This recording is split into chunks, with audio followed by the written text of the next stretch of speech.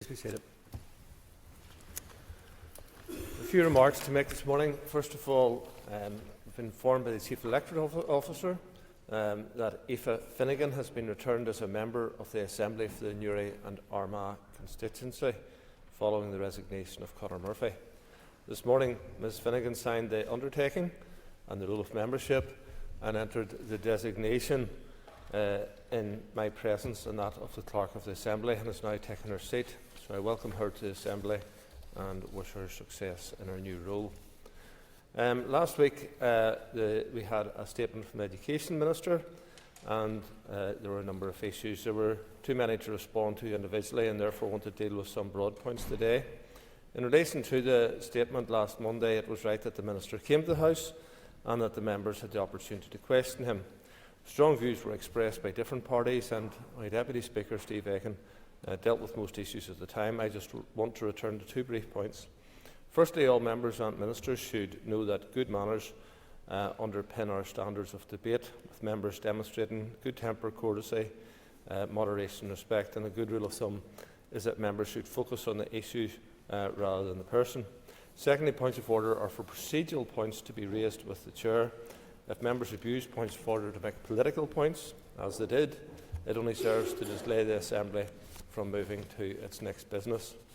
I want to comment on scope of debate as well. So, over the last few weeks, the Deputy Speakers and I have had to intervene on a number of occasions to ask members to bring their remarks back to scope of debate. The requirement to follow the scope of debate is important, and it comes in the wider context of our procedure and conventions. For example, the convention that the House should not debate the same motion within 6 months, and Standing Order 17.7, which provides for the Chair to intervene on a member who persists in irrelevance or tedious repetition. We have had a number of occasions recently when members have come to debate determined to make speeches on issues which are at best at a tangent to the specific contents of a motion, regardless of whether they previously have already spoken on that issue. If members could just speak about what they want at a given time, there would be no need to have an order paper or a business committee to agree it. I would advise members to note that it is not enough to seek to make a connection to one or two words within a motion without addressing its main thrust, which is commonly defined by the call made at the end of the motion. And some latitude can always be given from the Chair, but it does require members to have at least given some effort to address the main issues actually set out in the motion. And as for the Speaker, or indeed the Deputy Speaker, Principal Deputy Speaker and the Chair at the time, alone to make a judgment on whether a member's remarks are within the scope of a motion. If the Chair interrupts a member and asks them to come back, it should be generally taken as a helpful intervention to avoid the scenario that a member would be asked to take their seat. However, the Chair's decision is final. There is no debate to be had with the Chair in this matter, and I will not go back to revisit decisions made by the Chair of the day during a debate at a particular time. This leads me to my final point on the requirement for members to respect the authority of the Chair. Standing Order 1.2 provides that the decision of the Chair is final. That applies to whether it is myself and the Chair, or whether it is the Chair being occupied by the Principal Deputy Speaker or the Deputy Speakers. Members should focus on the fact that they are addressing the Chair. They are addressing the office of the Speaker, not a particular political personality. We as Speaker and Deputy Speakers have to set those things aside when we occupy this chair.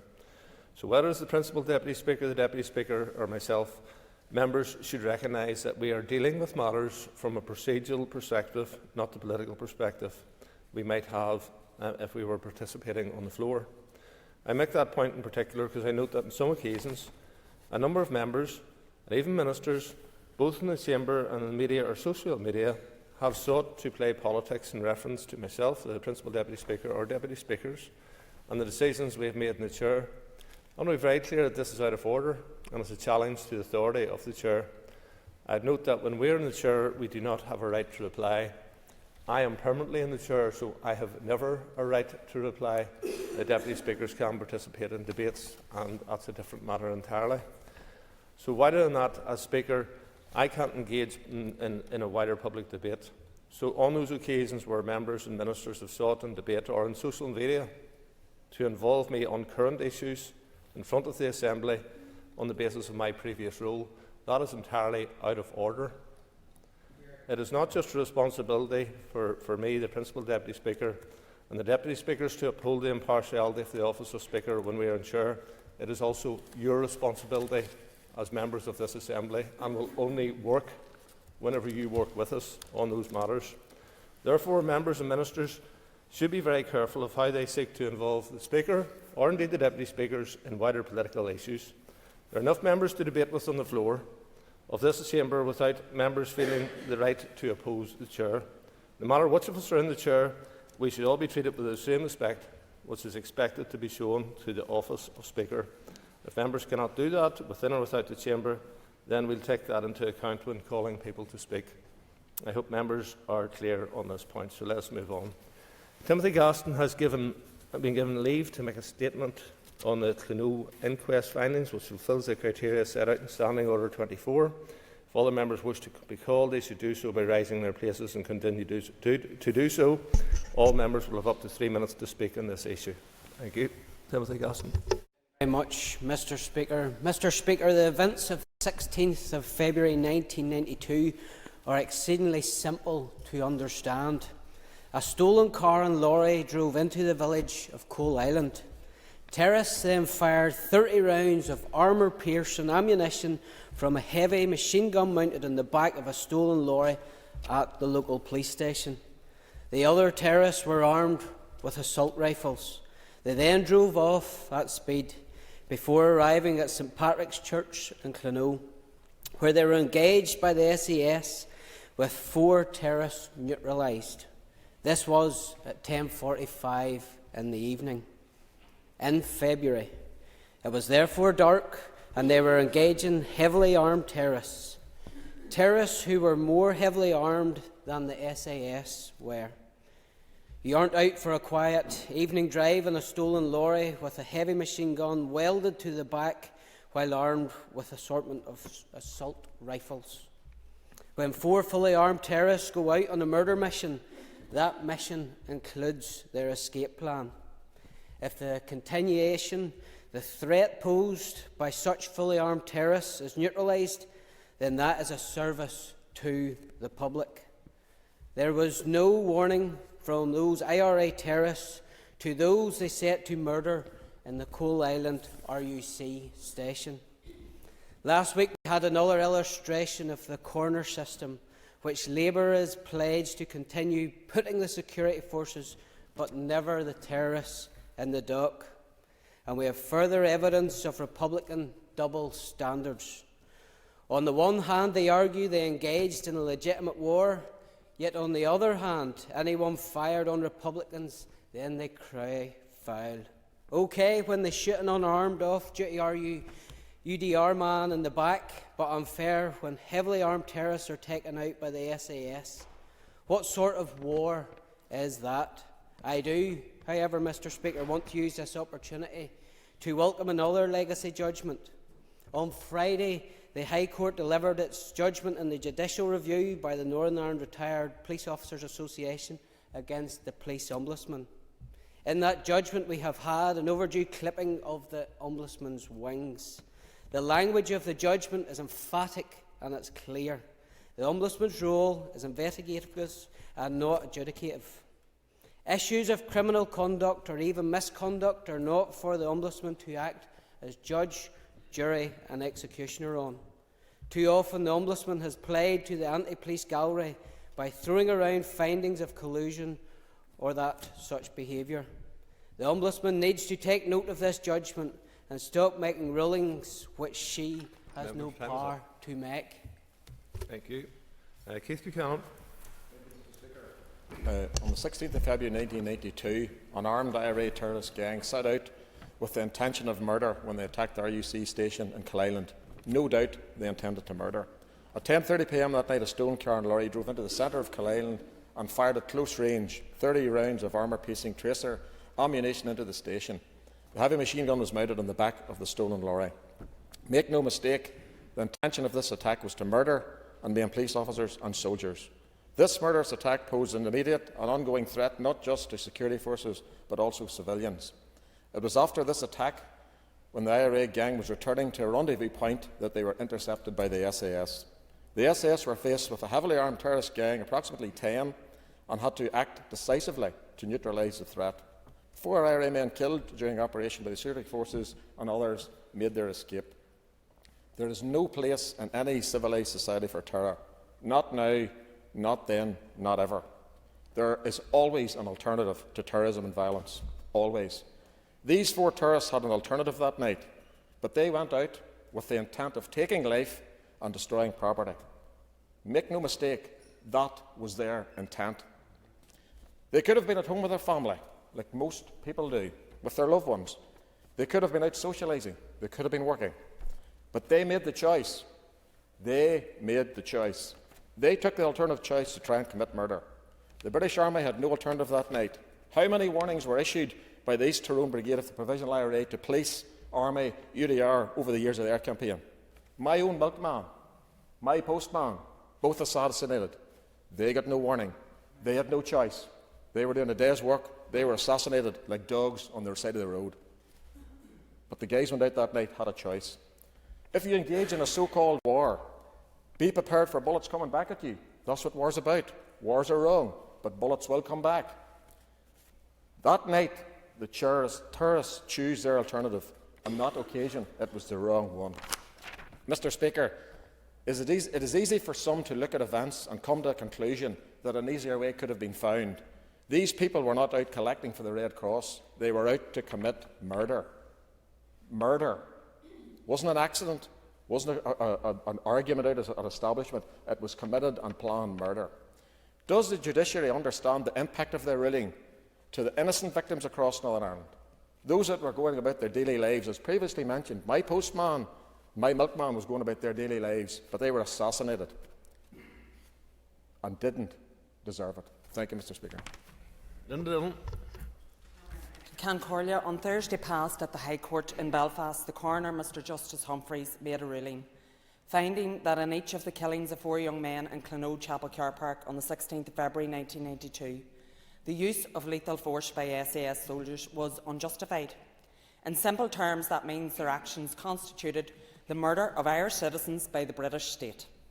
Shoot to kill was a policy decision taken in Westminster at the highest echelons of the British government. The hypocrisy of some on these benches and those who sit in other parliaments who attempt to convince us that the law doesn't apply to those very people who are supposed to uphold the law. Let me be clear, the law applies to us all. The irony of some of the commentary that Peter, Barry, Sean and Patrick were not held accountable for their actions on the night in question isn't lost on any of us either.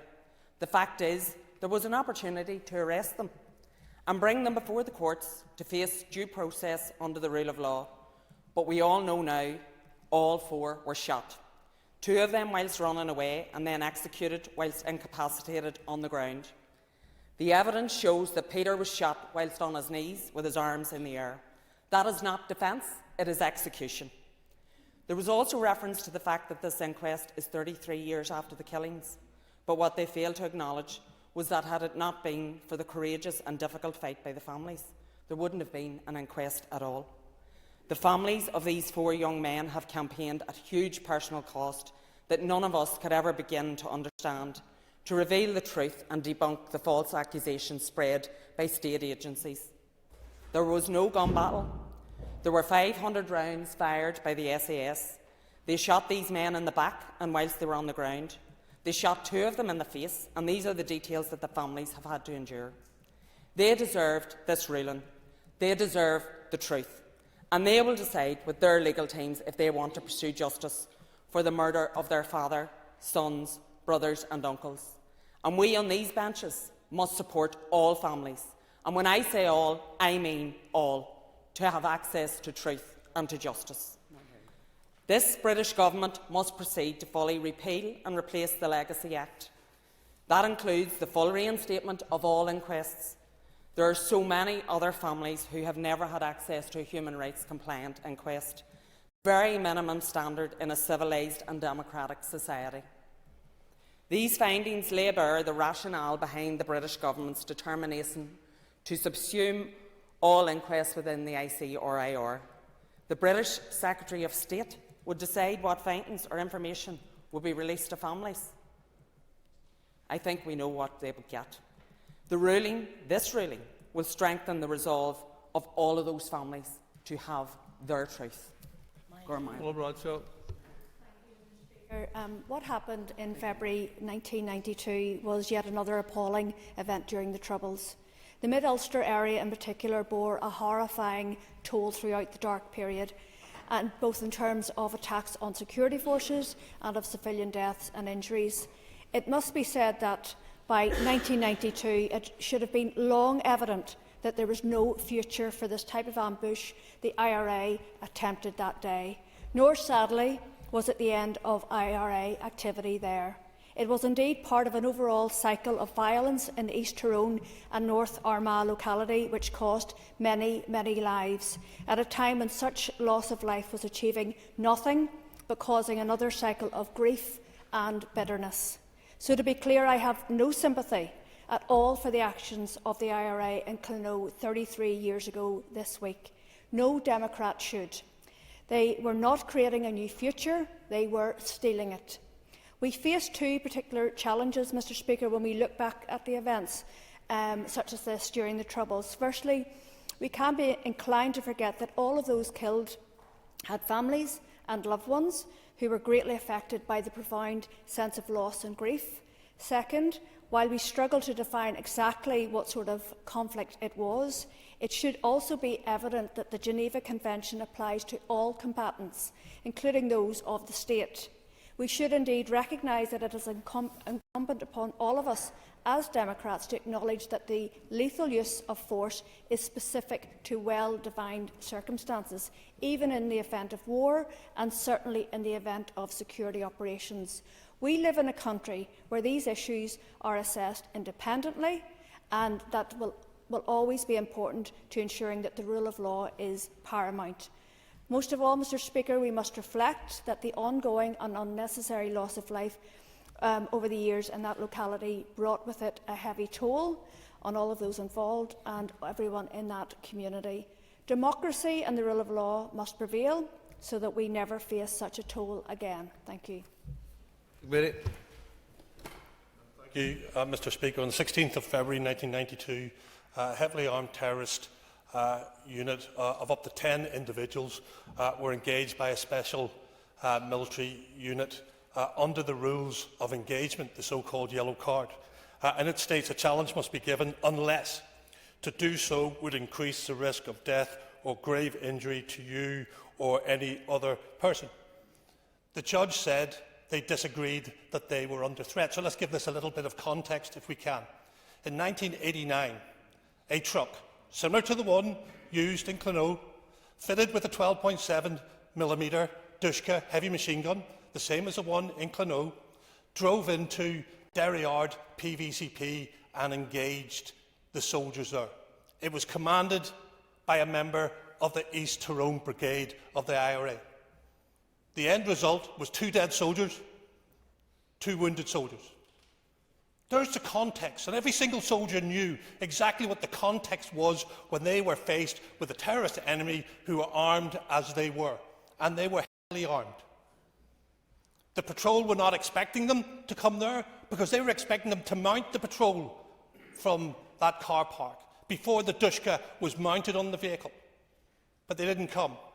But they came back and the weapon was mounted, and the commander at the time, in that cold night, and it was a cold, dark night that night, made a split decision that he had to engage. And it's very simple for people sitting in a warm courtroom or in here to say he made the wrong decision. He made a decision because he thought he was under threat, and therefore I disagree with the judgment by the judge. But let's remember as well, it was 4 young men who lost their lives. Their lives were taken by other equally young men. But somebody sent them out. Somebody sent them out. Somebody sitting in their warm office sent them out to do this. And they have blood on their hands as well. So when the families are grieving, they must look to those individuals and the party across from us who eulogised, prompted and justified these sort of actions They must look at them and say, you sent my young man out to die while you sat in your warm office. Split seconds are exactly that. We need to understand it. We could be talking about something different here, as we were in Derry Yard, which I know very well because I've been there. 2 dead soldiers, 2 wounded soldiers. There could have been more. So, on balance, the right decision was taken by the commander on the ground, and that was to engage, and we got rid of 4 terrorists.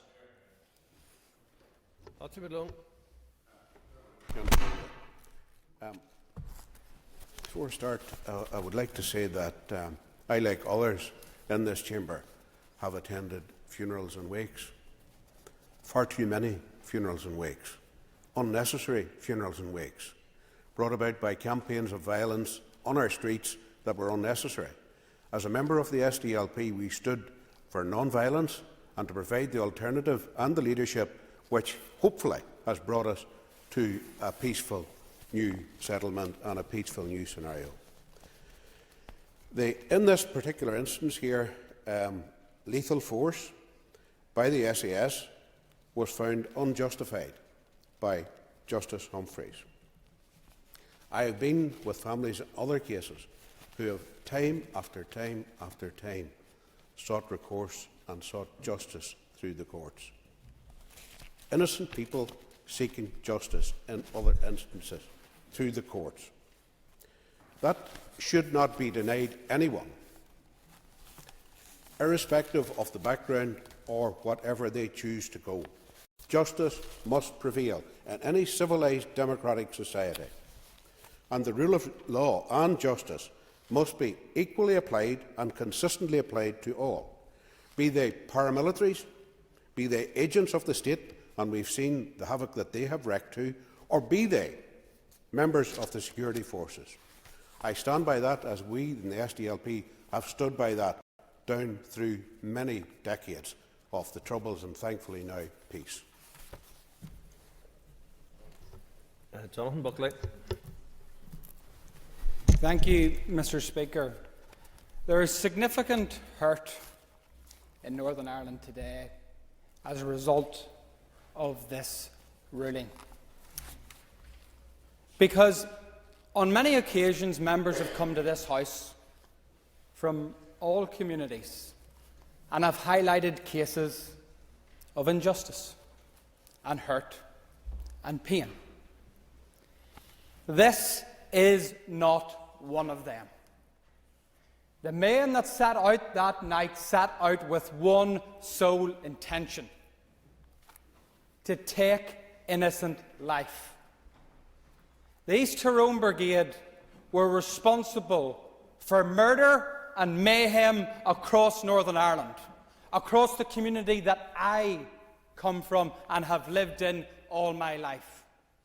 In 1991, my great-uncle, Lance Corporal Bobby Crozier, went to his place of work in Glenanne Army Barracks to have an IRA bomb put down the side of a hill, killing him and his colleagues in an instant. No inquiries, no inquest, no justice. Loved ones, 2 young girls, left with no father, a wife, no husband. That was the callous actions of the Provisional IRA. That was the callous actions that many members in Sinn Féin across this House set out to justify, not just on this occasion, but on many others. I can say this, Mr. Speaker. I am extremely proud, and I believe our society fortunate, for the intervention of the security forces on many occasions, and on this occasion in particular the SAS, because not just at Clonau, but at Loughgall, and indeed many other occasions where terrorists set out to take life and they were met with real soldiers. Because, again, each and every time we come to the lawfare that is being pushed upon us by some people in the media, by some people in the judiciary, they fail to mention the simple fact: if they had not been set out to take innocent life, they would have their life today. And I believe that we have to set this in context, because this is not justice. This is lawfare. These were not victims. These were not innocents. These were terrorists. And when Sinn Féin talk about hypocrisy, there was no engagement for Sinn Féin with Kingsmill's inquiry, where men were butchered on the side of a road. They have sat silent in every other sphere, and it's time that they look upon their own ranks, in particular those like Jerry Adams, who sent many of their young men to die, and what for? So they can sit here in this assembly in cosy, warm rooms. Move on. First item on the order, or next item on the order paper is member statements. If members wish to be called for a statement, do so by rising their places. Call Emma Sheeran. I just want to raise this afternoon very briefly to congratulate a school in my constituency, St Patrick's College in Mahara, on their successful attainment of the McCrory Cup yesterday. They came from behind to beat Abbey Vocational School in Donegal by 1 point, and in doing so won their 17th McCrory, a massive achievement for the school. And I just want to offer hearty congratulations to the management and the players and everybody involved in St Pat's. I'm sure they'll enjoy the celebrations, and rightly so. Gura Míle Maithagh. Guy Middleton.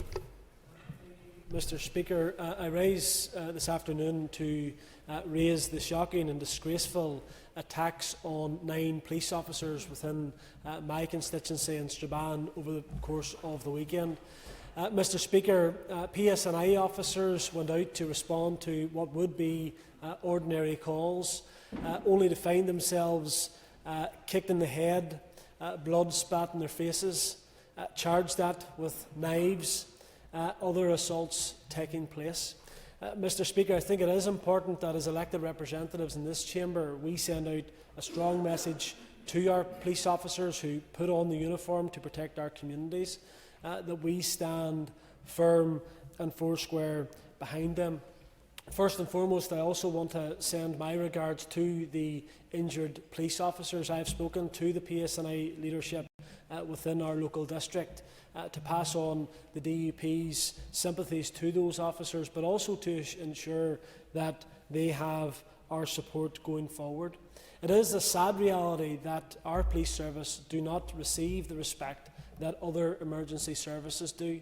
Our ambulance service, our fire service, our health and social care workers rightly deserve respect, and rightly zero tolerance towards attacks on them. Unfortunately, the PSNI do not receive the same respect.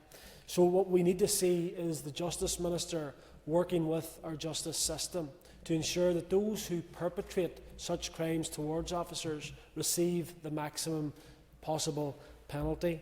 And I think there's an onus on all of us within this chamber to ensure that political leadership condemning those who attack our police officers, but also showing support to those men and women, those mothers and fathers, sons and daughters who put on the uniform, that they receive the support from us as elected representatives. Thank you, Mr Speaker.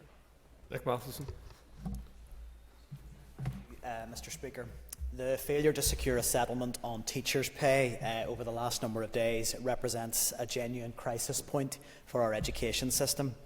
Following the restoration of these institutions and the delivery of a pay deal last year, we should have been building on a platform of trust to restore relations. But it's deeply regrettable that trust in this space now seems in such short supply. It seems clear that teachers simply did not trust management, and by proxy the Minister, when it came to requiring commitments to a period of industrial harmony if this deal was to be accepted. Teachers feel they've been asked to forfeit rights to give them up, but to take it on trust from the department that they are going to deliver on long overdue reforms around workload. And concerningly, it does seem that the unions have misjudged the strength of feeling among their own members on these issues. I think what we are looking at is the potential of a substantial overreach from the Minister in this negotiation. He seems to be insistent that the pay deal must have strings attached, and it's not being offered freely. For teachers who hear a lot of words in relation to workload, but very little in terms of evidence of real change in terms of their day-to-day pressures, this has proved to be a bridge too far. I want to be clear that action short of strike has a substantial and negative impact on our school system. I have no argument on that point. And the people who feel that impact most strongly are our children and young people. So it is in everybody's interest to avoid it. Teachers, school leaders, parents, All other stakeholders in the education system need to do the work to ensure that it can be.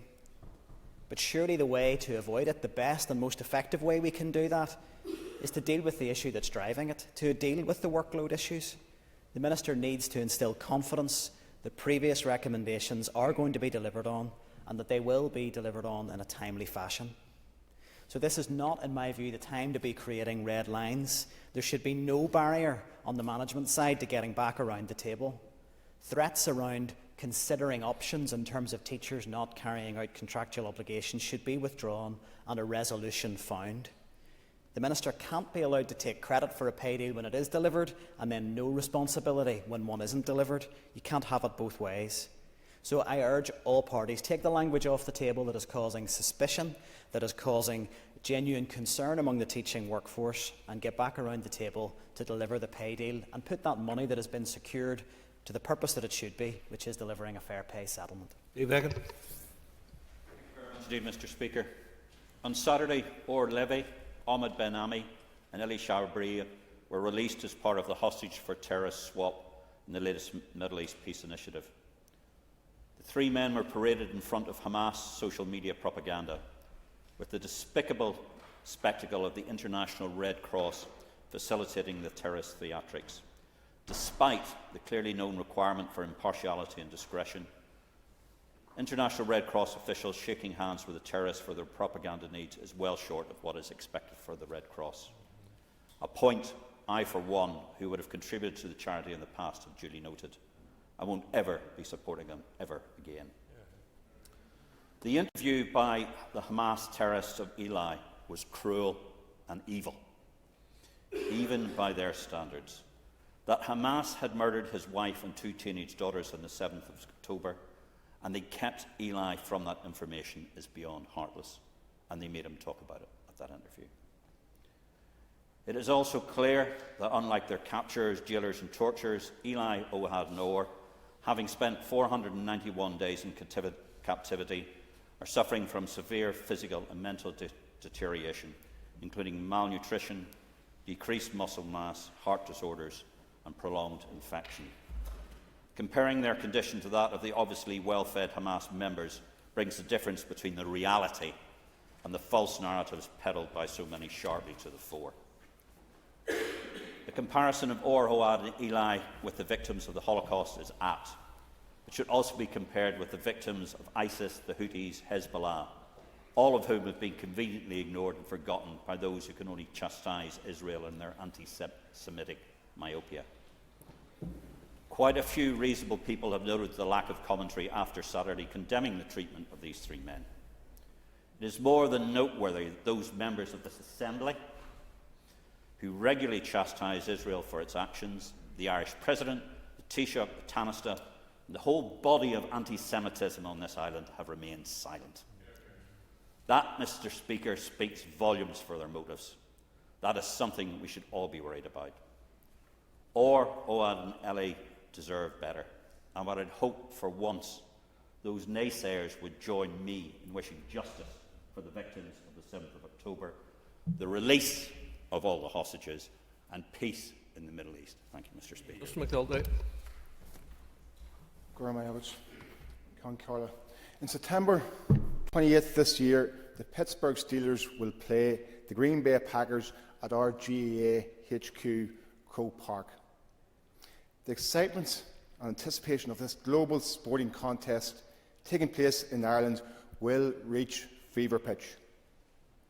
I met Don Rooney, as well as former quarterback Cordell Stewart in Newry, with Fergal McCormick, when the seeds were being sown for this fixture a number of years back.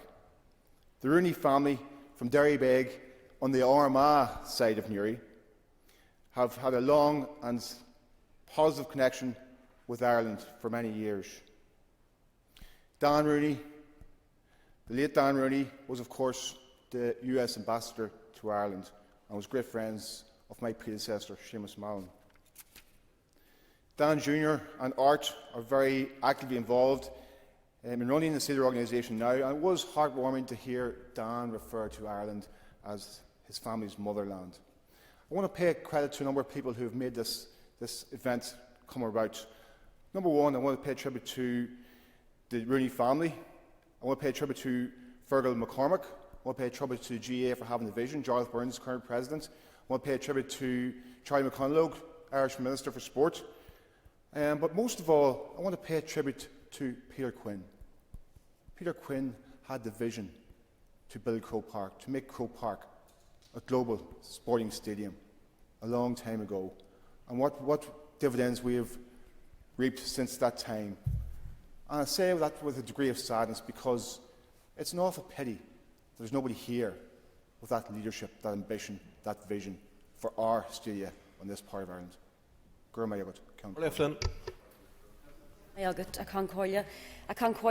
The weekend that's just passed marked 1 year since England's Patient Safety Commissioner published the Hughes report on options for redress for all of those harmed by sodium valproate and pelvic mesh. The Hughes report provided a redress blueprint for those who suffered avoidable harm caused by systematic failings within the national health provision frameworks. An initial recommendation was the provision of an initial one-off lump sum payment of £25,000 to mesh-injured patients to address delay. Subsequent payments would be subject to a more formalised administrative redress scheme, which would evaluate individualised payments.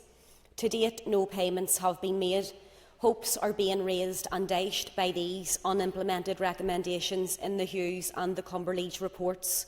On the 8th of July 2020, the then Health Minister Robin Swan issued an immediate apology to victims of mesh and sodium valproate. Minister Swan acknowledged the findings of the Cumberledge report and the need to explore financial and non-financial redress in 2020.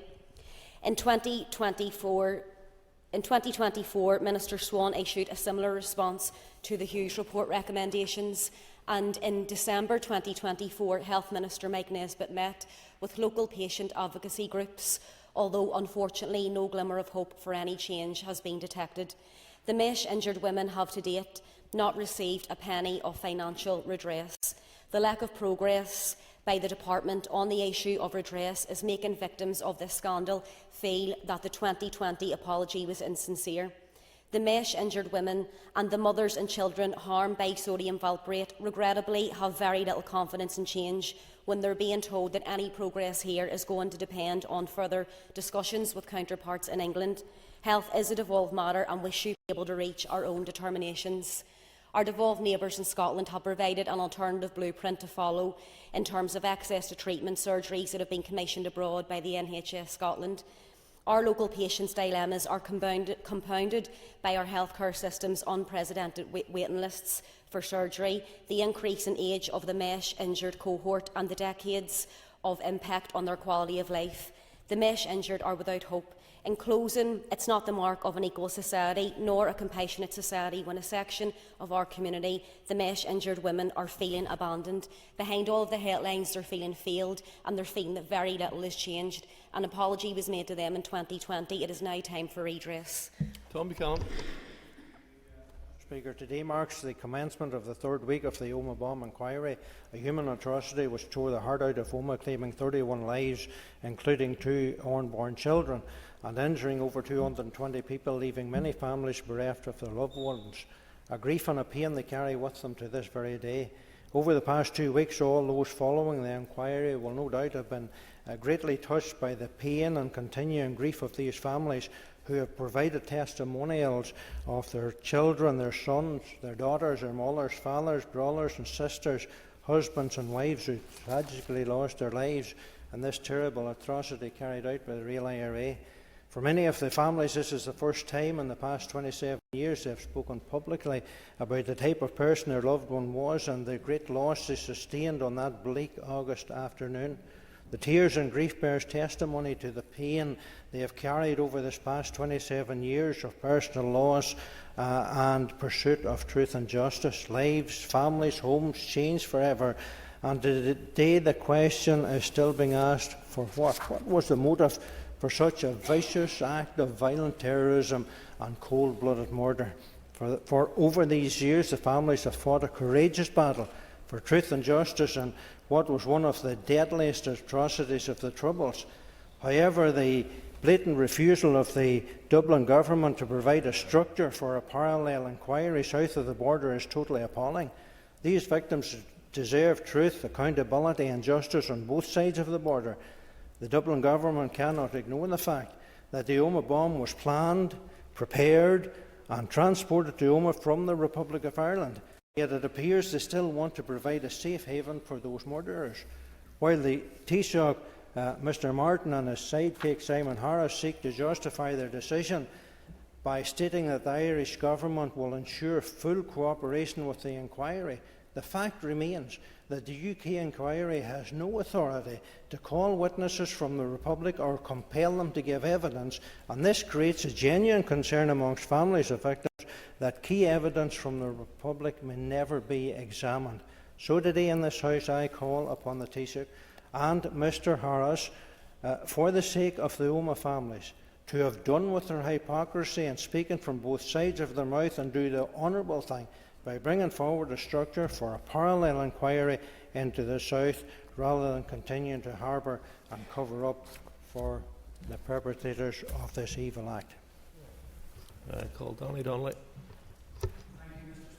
In February we acknowledge Heart Month, a time to consider the importance of taking care of our heart and a time to improve our understanding of heart and circulatory conditions. The statistics in Northern Ireland speak for themselves. Heart disease causes nearly a quarter of deaths in Northern Ireland, around 4,200 deaths every year. Today, around 75,000 people are living with coronary heart disease, and this will only increase with our ageing and growing population. Heart disease doesn't only impact older people. Around 1,100 people under 75 die from heart disease every year. Northern Ireland has led the way on cardiovascular research, most famously through the work of Professor Frank Pandridge and his team at the Royal Victoria Hospital, who invented the world's first mobile defibrillator, fundamentally changing heart care and saving millions of lives around the world.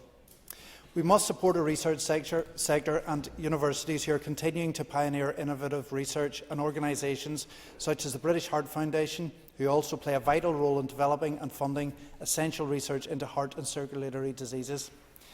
This year, the theme for Heart Month from the British Heart Foundation is Go Red, and they are running a number of fundraising events and are encouraging others to organise similar events.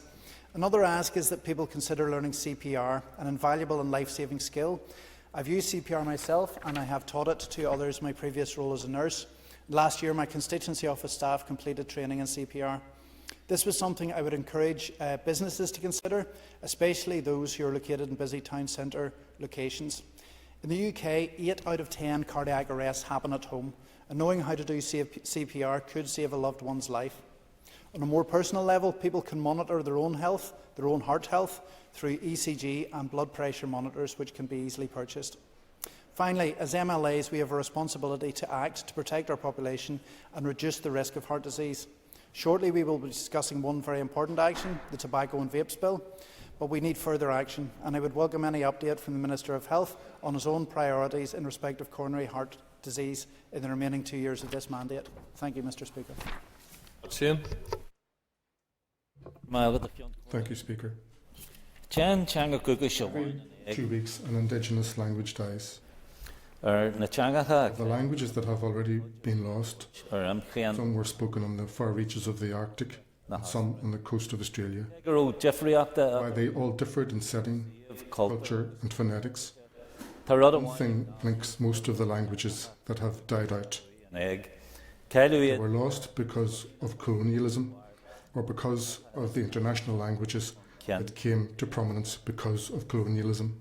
For centuries, our own native tongue has borne the brunt of attacks and attempts to eradicate her.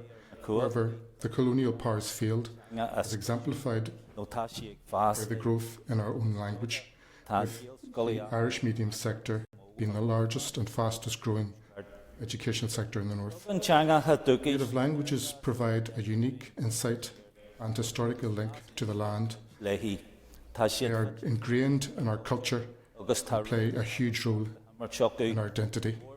And in it is predicted that between 50% and 90% of native languages will disappear within the next century. We on this island have made many efforts to revive our native language, efforts that have borne fruit. Efforts such as the founding of Conradh na Gaeilge in 1893, with the likes of Douglas Hyde and Patrick Pearse, to the learning of Irish in the cages of Longcash. The new revival is in full swing. In rooms such as these, in schoolrooms, in clubhouses of the GAA, in theatres and in concert halls. Let the revival of the Irish language be a guiding light for other minority languages fighting for their existence. The message is clear on this International Mother Language Day. Language lives by being spoken. Thank you. Mr. Speaker. One of the pillars of a democratic society is that of freedom of religion. From the Glorious Revolution until now, citizens in this part of the globe have benefited from individual rights and freedoms, not least in the area of faith. Sadly, this is not the case elsewhere, particularly for the global Christian community, who suffer the most persecution among the world's faith groups. Over 380 million Christians face persecution and discrimination. That's 1 in 7 believers worldwide. This figure represents an increase of 15 million since last year and represents 1 in 7 Christians globally, according to Open Doors Worldwide Watchlist 2025. At this year's parliamentary launch of the Watchlist on the 15th of January, MPs heard from speakers from Bangladesh, East Africa and Nigeria. Indeed, North Korea remains at number 1 on the watch list, a position it has held almost every year since 2002. In early 2024, the government there announced stricter regulations and increased crackdowns. It has been officially reported that North Korean authorities publicly executed about 30 young teenagers for watching a South Korean drama on a USB drive, and several 17-year-olds were sentenced to life imprisonment or death for similar reasons in June and July 2024. I want to pay tribute to the incredible work of Open Doors and other charities working in this space, raising awareness and supporting those being persecuted by governments across the globe. I also welcome the recent appointment of David Smith MP, UK Special Envoy for freedom of religion or belief, and wish him well in this important role. As leaders within our community, it is important that we all speak out against persecution internationally, and as local legislators we guard against any attempt to dilute freedom of religion and belief here, be it through word or action, however subtle it may appear. Thank you, Mr. Speaker. Claire Sugden. Thank you, Mr. Speaker. This year, my constituency is once again hosting the British Open, one of the world's most prestigious sporting events. More than just a golf tournament, the Open is a major opportunity to showcase the very best of our local area and Northern Ireland as a whole. I want to acknowledge the work of the RNA, whose commitment to bringing the Open back to Royal Portrush is a testament to the success of the event in 2019 and to the quality of our local courses.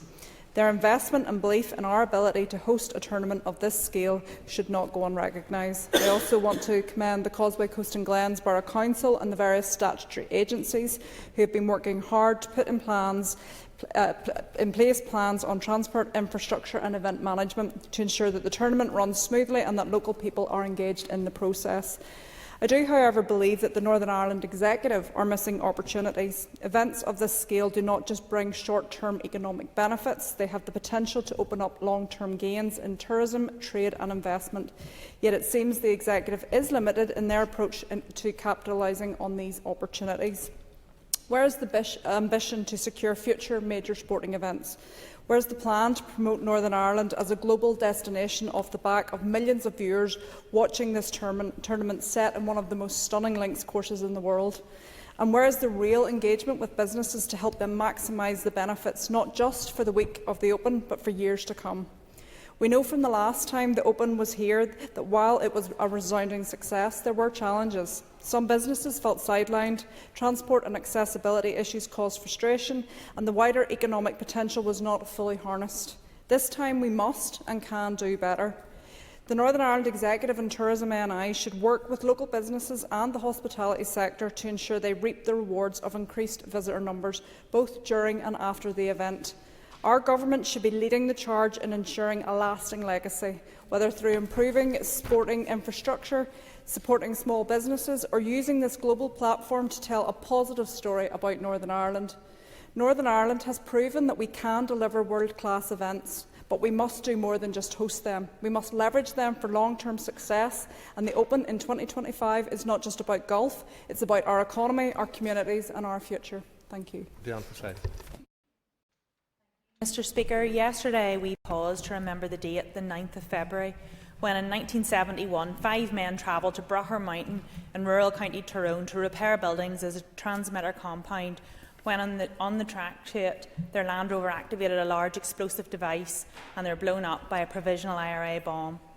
All 5 innocent men going to do their day's work were instantly killed by this IRA bomb in what can only be described as evil and harrowing. Those in positions of leadership who failed to condemn these murders of innocent people and say there was no alternative to this violence are disgraceful. History can never be rewritten. Today I remember these 5 men. The 2 BBC engineers from Great Britain were Malcolm David Henson, aged just 23, the youngest victim that day, and William Allen Thomas, aged 35. 3 of the men killed were from a Kilkeel-based firm in my constituency of South Down, and the families firmly uphold their memory within our community today. George Beck, aged 43, a devoted husband to Isabel, loving father to Nigel and Gillian, a member of Derryogue Flute Band, the Orange and the Black, an active member of Mourne Presbyterian Church, and a singer in the church and male voice choir.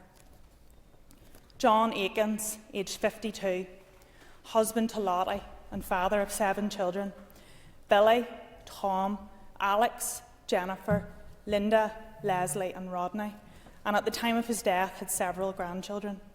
A family man and a hard worker, a keen churchgoer, sexton of Cardgany Church, a member of Derryogue Orange Lodge and the local Black RBP 208. Harry Edgar, aged 27, the son of Robert and Thelma, and loving brother to Phyllis, a devoted family man, quiet and unassuming, loved horses and football, which he enjoyed playing at Ballyardle. The funerals of these 3 Kilkeel men all took place on the 11th of February, where the entire population of Kilkeel lined the streets. SEF, the South East Fermanagh Foundation, has worked with the families of these innocent victims of this terrorist atrocity. They have worked with the families to dedicate a memorial stone and represent them in a tapestry.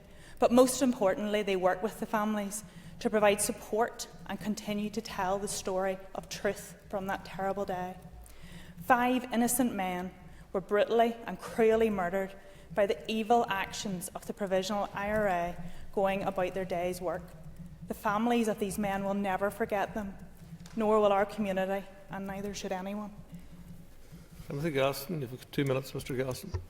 Mr Speaker, I want to briefly touch on the underhand manner in which the Assembly Commission have progressed the bill designed to give MLAs a massive pay increase. Why were only the parties on the Commission consulted? Why, even prior to the debate last week, were MLAs outside of Sinn Féin, Alliance, the SDLP, the DUP and the Ulster Unionists totally in the dark as to the actual contents of the bill? I was only aware of the projected 19,000 pay bonanza for MLAs because I read the briefing to assist the Audit Committee's scrutiny of the Assembly Commission's budget for 2025-26. I was totally in the dark as to the contents of the bill prior to its publication on the Assembly website. One suspects that the parties on the Commission hoped that I hadn't read the Audit Committee's briefing note. It was never sent to me and I only received it after my office asked the Business Office if there were any papers which could be studied ahead of the debate to approve the Commission's budget on the 9th of December last year. Mr Speaker, guidance from the UK Government is clear. Consultation should take place at a stage when there is scope to influence the policy outcome and should normally last for at least 12 weeks. The Executive Office guidance and consultation also sets the standard for consultation at 12 weeks. Consultation should be an important part of the legislative process, as it permits all parties, organisations and the public to feed into policy-making process.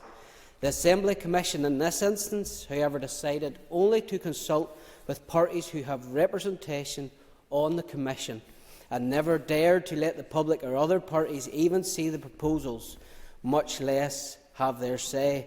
Frankly, this whole process stinks from beginning to end, and I look forward to debating the amendments that will be tabled when this bill returns to this House. Thank you, members. We now move to the next item of business, and the members just take the reins for a moment while we change the chair. Ladies and gentlemen, the next item of business is a committee membership motion from Sinn Féin. Clerk, could you please read the motion? That Ms Emma Sheeran replace Mr Philip McGuigan as a member of the Committee for the Economy. That Mr Danny Baker replace Ms Gemma Dolan as a member of the Committee for Justice. And Ms Gemma Dolan replace Ms Nicola Brogan as a member of the Committee for Finance. That Ms Nicola Brogan replace Mr Danny Baker as a member of the Committee for Infrastructure. That Ms Anya Murphy replace Ms Emma Sheeran as a member of the Committee for the Executive Office. That Ms Gemma Dolan replace Mrs Ciara Ferguson as a member of the Audit Committee. That Mrs Sinead Ennis replace Ms Anya Murphy as a member of the Assembly and Executive Review Committee. And Ms Carol Naculan be appointed as a member of the Assembly and Executive Review Committee. And that Mr Declan McAleer be appointed as a member of the Committee on Standards and Privileges. Thank you. I call on Sinead Ennis to move the motion. Moved, Deputy Speaker. Thank you. The question is that the motion standing in the order paper be agreed. All those in favour say aye. Any contraries? The ayes have it. The ayes have it. Move on to the next item of business. Is a motion to approve a draft statutory rule. Clerk, could you please read the motion? That the draft Waste, Fees and Charges Amendment Regulations Northern Ireland 2025 be approved. Thank you. Can I call on the Minister of Agriculture, Environment and Rural Affairs to move the motion? I beg to move. Thank you. The Business Committee has agreed that there should be no time limit in this debate, and I call on the Minister to open the debate on the motion. Minister. Thank you very much, Mr Deputy Speaker. I am grateful for the opportunity to bring this motion forward today. The Northern Ireland Environment Agency, hereafter referred to as NEEA, operate an annual charging policy for their regulatory activities. The charging policy covers 8 separate charging schemes, of which the Waste Management Charging Scheme is one. The Waste Management Charging Scheme requires legislation to be laid to make it operational. The NEEA charging policy is governed by the principles of managing public money in Northern Ireland and operates under a full cost recovery model. This means that NEEA charges operators of regulated activities the full costs of those regulatory activities and that they are not subsidised by the taxpayer. The fees and charges covered by the charging policy are uplifted annually. They are normally uplifted by the GDP deflator figure, which is issued by His Majesty's Treasury in December each year.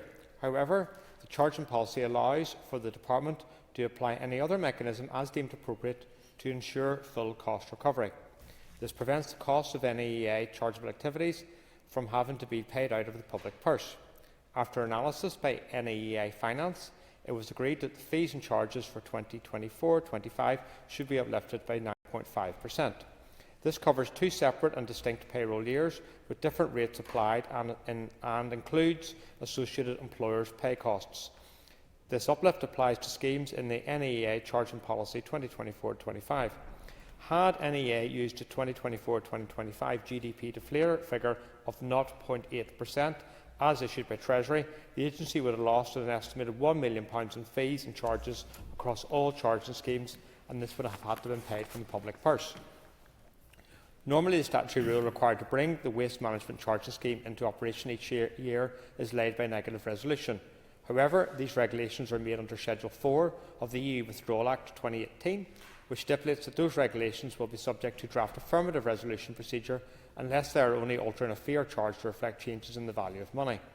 Therefore, because the fees and charges are being uplifted by using a figure that is not a statutory inflationary measure, the Waste Fees and Charges Amendment Regulations Northern Ireland 2025 are required to be laid by draft affirmative resolution. As an executive agency of the Department of Agriculture, Environment and Rural Affairs, NEA is a key contributor to the Department's vision of sustainability at the heart of living, working and active landscape valued by everyone. Its aim is to protect and enhance Northern Ireland's environment and in doing so deliver health and wellbeing benefits to support economic growth. This uplift to the agency's fees and charges are essential if this work is to continue. Accordingly, I commend the statutory rule to the House. Very much indeed. I call on Robbie Butler. Deputy Speaker, the Committee for Agriculture, Environment and Rural Affairs met on the 23rd of January and received an oral briefing from officials from the Waste Legislation Branch and the Environmental Resources Policy Division on the SL1 regarding this draft statutory rule. The committee heard that the Northern Ireland Environment Agency operates an annual charging policy for its regulatory activities, covering 8 separate charging schemes, one of which is the Waste Management Charging Scheme. We heard that legislation is needed to bring the scheme into operation each year. The committee noted that the NIEA charging policy is a model of full cost recovery, so that those activities are not subsidised by the taxpayer, and also that the fees and charges are actually just uplifted annually. The committee heard that these are normally uplifted by the GDP deflator figure that the Treasury issues in December, but that after analysis by the NIEA Finance Branch, it was agreed that the fees and charges for 24 to 25 should be uplifted by 9.5%. The uplift applies to the schemes in the NIEA charging policy for 24-25, covering 2 distinct payroll years with different rates applied, and includes associated employer pay costs. The committee heard that if the NIEA used the 24-25 GDP deflator figure of 0.8%, it would have lost an estimated £1 million in fees and charges across all the charging schemes. The officials advised that usually the SR to bring the Waste Management Charging Scheme into operation each year is led by negative resolution. However, that these regulations are made under Schedule 4 of the European Union Withdrawal Act 2018, which means that they are subject to the draft affirmative resolution procedure unless they are the only altering a fee or charge to reflect changes in the value of money. The committee noted that as the fees and charges are being uplifted beyond a statutory inflationary measure, the SR was required to be led by a draft affirmative resolution.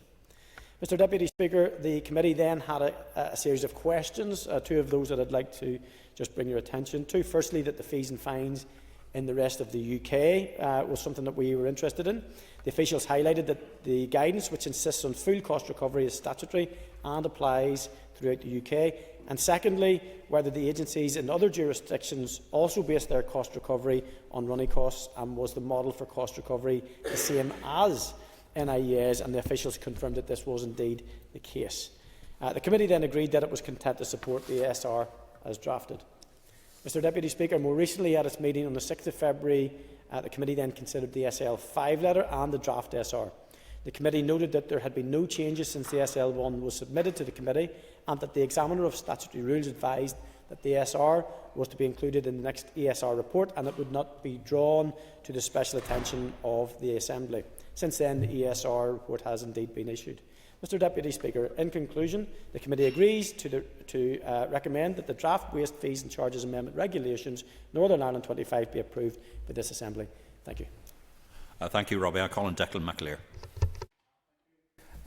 Whilst these increases are higher than usual, they are a result of both increased staff costs and further projected increase in staff costs at NIEA. As an adherent to managing public money policy, which sets out the main principles for dealing with resources used by public sector organisations, NIEA is required to seek full cost recovery for these services. By not introducing these would result in a £1 million shortfall for NIEA, affecting its ability to carry out its vital environmental role.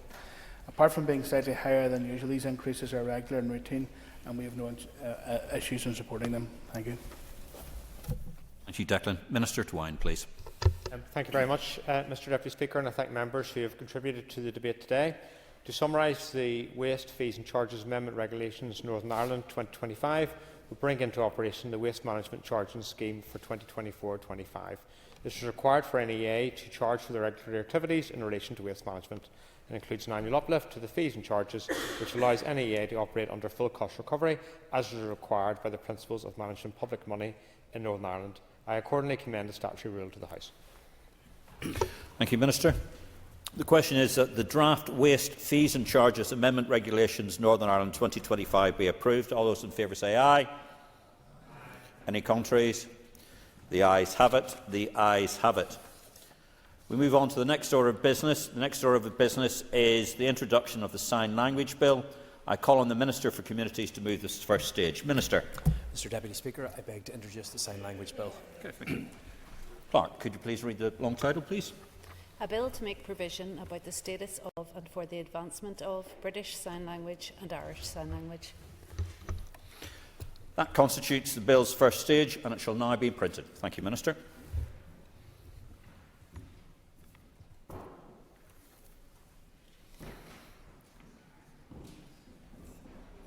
Philip, you ready? Minister, ready? Okay. The next item of business is a legislative consent motion for the Tobacco and Vapes Bill. Clerk, could you please read the motion? That this Assembly endorses the principle of Northern Ireland's inclusion in the UK Tobacco and Vapes Bill to introduce a progressive smoking ban across the UK and to stop vapes and other nicotine products being branded and advertised to appeal to children, insofar as the provisions of that bill relate to matters falling within the legislative competence of the Northern Ireland Assembly, and agrees to the bill's extension to Northern Ireland. Okay. Thank you. I call on the Minister of Health to move the motion. Minister. So moved, Deputy Speaker. Thank you. Thank you. The Business Committee has agreed that there should be no time limit on this debate. I call on the Minister of Health to open the debate on the motion. Minister. Deputy Speaker, thank you. Among the many and indeed varied challenges that I accept as Minister of Health, addressing health inequalities is perhaps the most difficult, as nobody has shifted that dial on healthy life expectancy since devolution in 1998-99.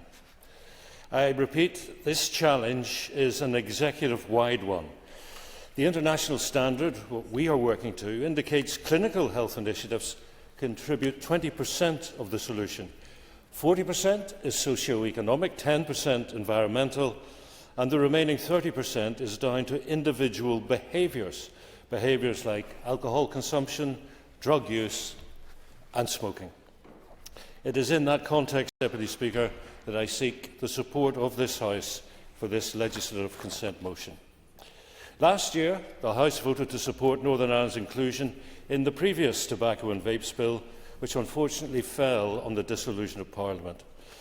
This new Tobacco and Vapes Bill, introduced last November, is broadly the same. It will create a smoke-free generation, making it an offence for anybody born on or after the 1st of January 2009 to be sold tobacco products. Going further than the previous bill, it seeks to address the deliberate marketing of vapes to children, and that's nicotine and non-nicotine vapes. Consequently, in respect of vapes and other nicotine products, the bill will ban their sale to under 18s, and that includes from vending machines. It will ban advertising and sponsorship and ban their free distribution. The Tobacco Retailers Register will be extended to include retailers who sell vapes or other nicotine products. The bill also provides a power to introduce a licensing scheme. Each of the 4 nations will have powers to extend smoke-free places and to designate them vape and heated tobacco-free. So why do we need these measures? Because smoking kills. It is the #1 cause of preventable illness and premature death. Each year, 2,200 people here in Northern Ireland die from smoking-related conditions. It increases the risk of over 50 serious health conditions. Smoking is also a major cause, as I said, of health inequality. Smoking rates in the areas where deprivation is highest are 3 times that in the least deprived areas. This bill's generational approach to eliminating tobacco use offers a groundbreaking way to address this public health threat. Smoking also impacts on non-smokers who are exposed to second-hand smoke and on families who have to deal with the illness or the death of loved ones. Smoking affects us all. Members will be all too aware of the financial pressures facing our health service, In 2019-20, Northern Ireland hospitals spent £218 million treating smoking attributable conditions, and there were 38,617 smoking attributable hospital admissions. And there are growing concerns about the harms of vaping.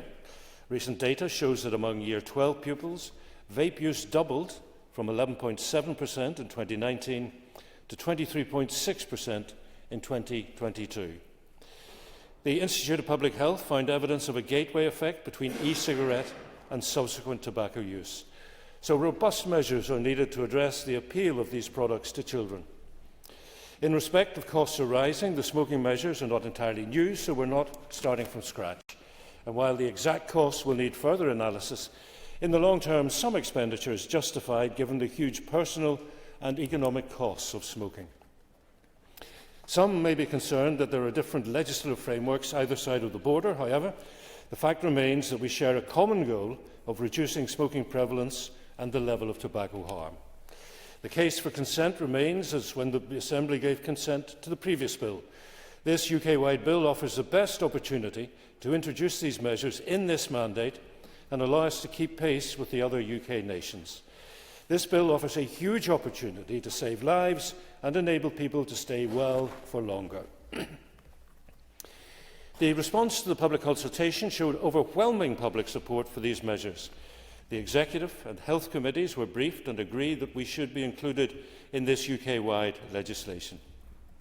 It's the right thing to do, Deputy Speaker, and we would face considerable public criticism if we were to reject this once-in-a-generation opportunity. Let me say I am grateful to Professor Sir Michael McBride for his support for the bill. Indeed, the bill is supported by all 4 UK Chief Medical Officers. So, in closing, Deputy Speaker, I ask members to support this motion to best serve our families, our friends and future generations. The bill is an opportunity to save lives. I urge members to take that opportunity. Thank you, Minister. I call on Philip McGuigan.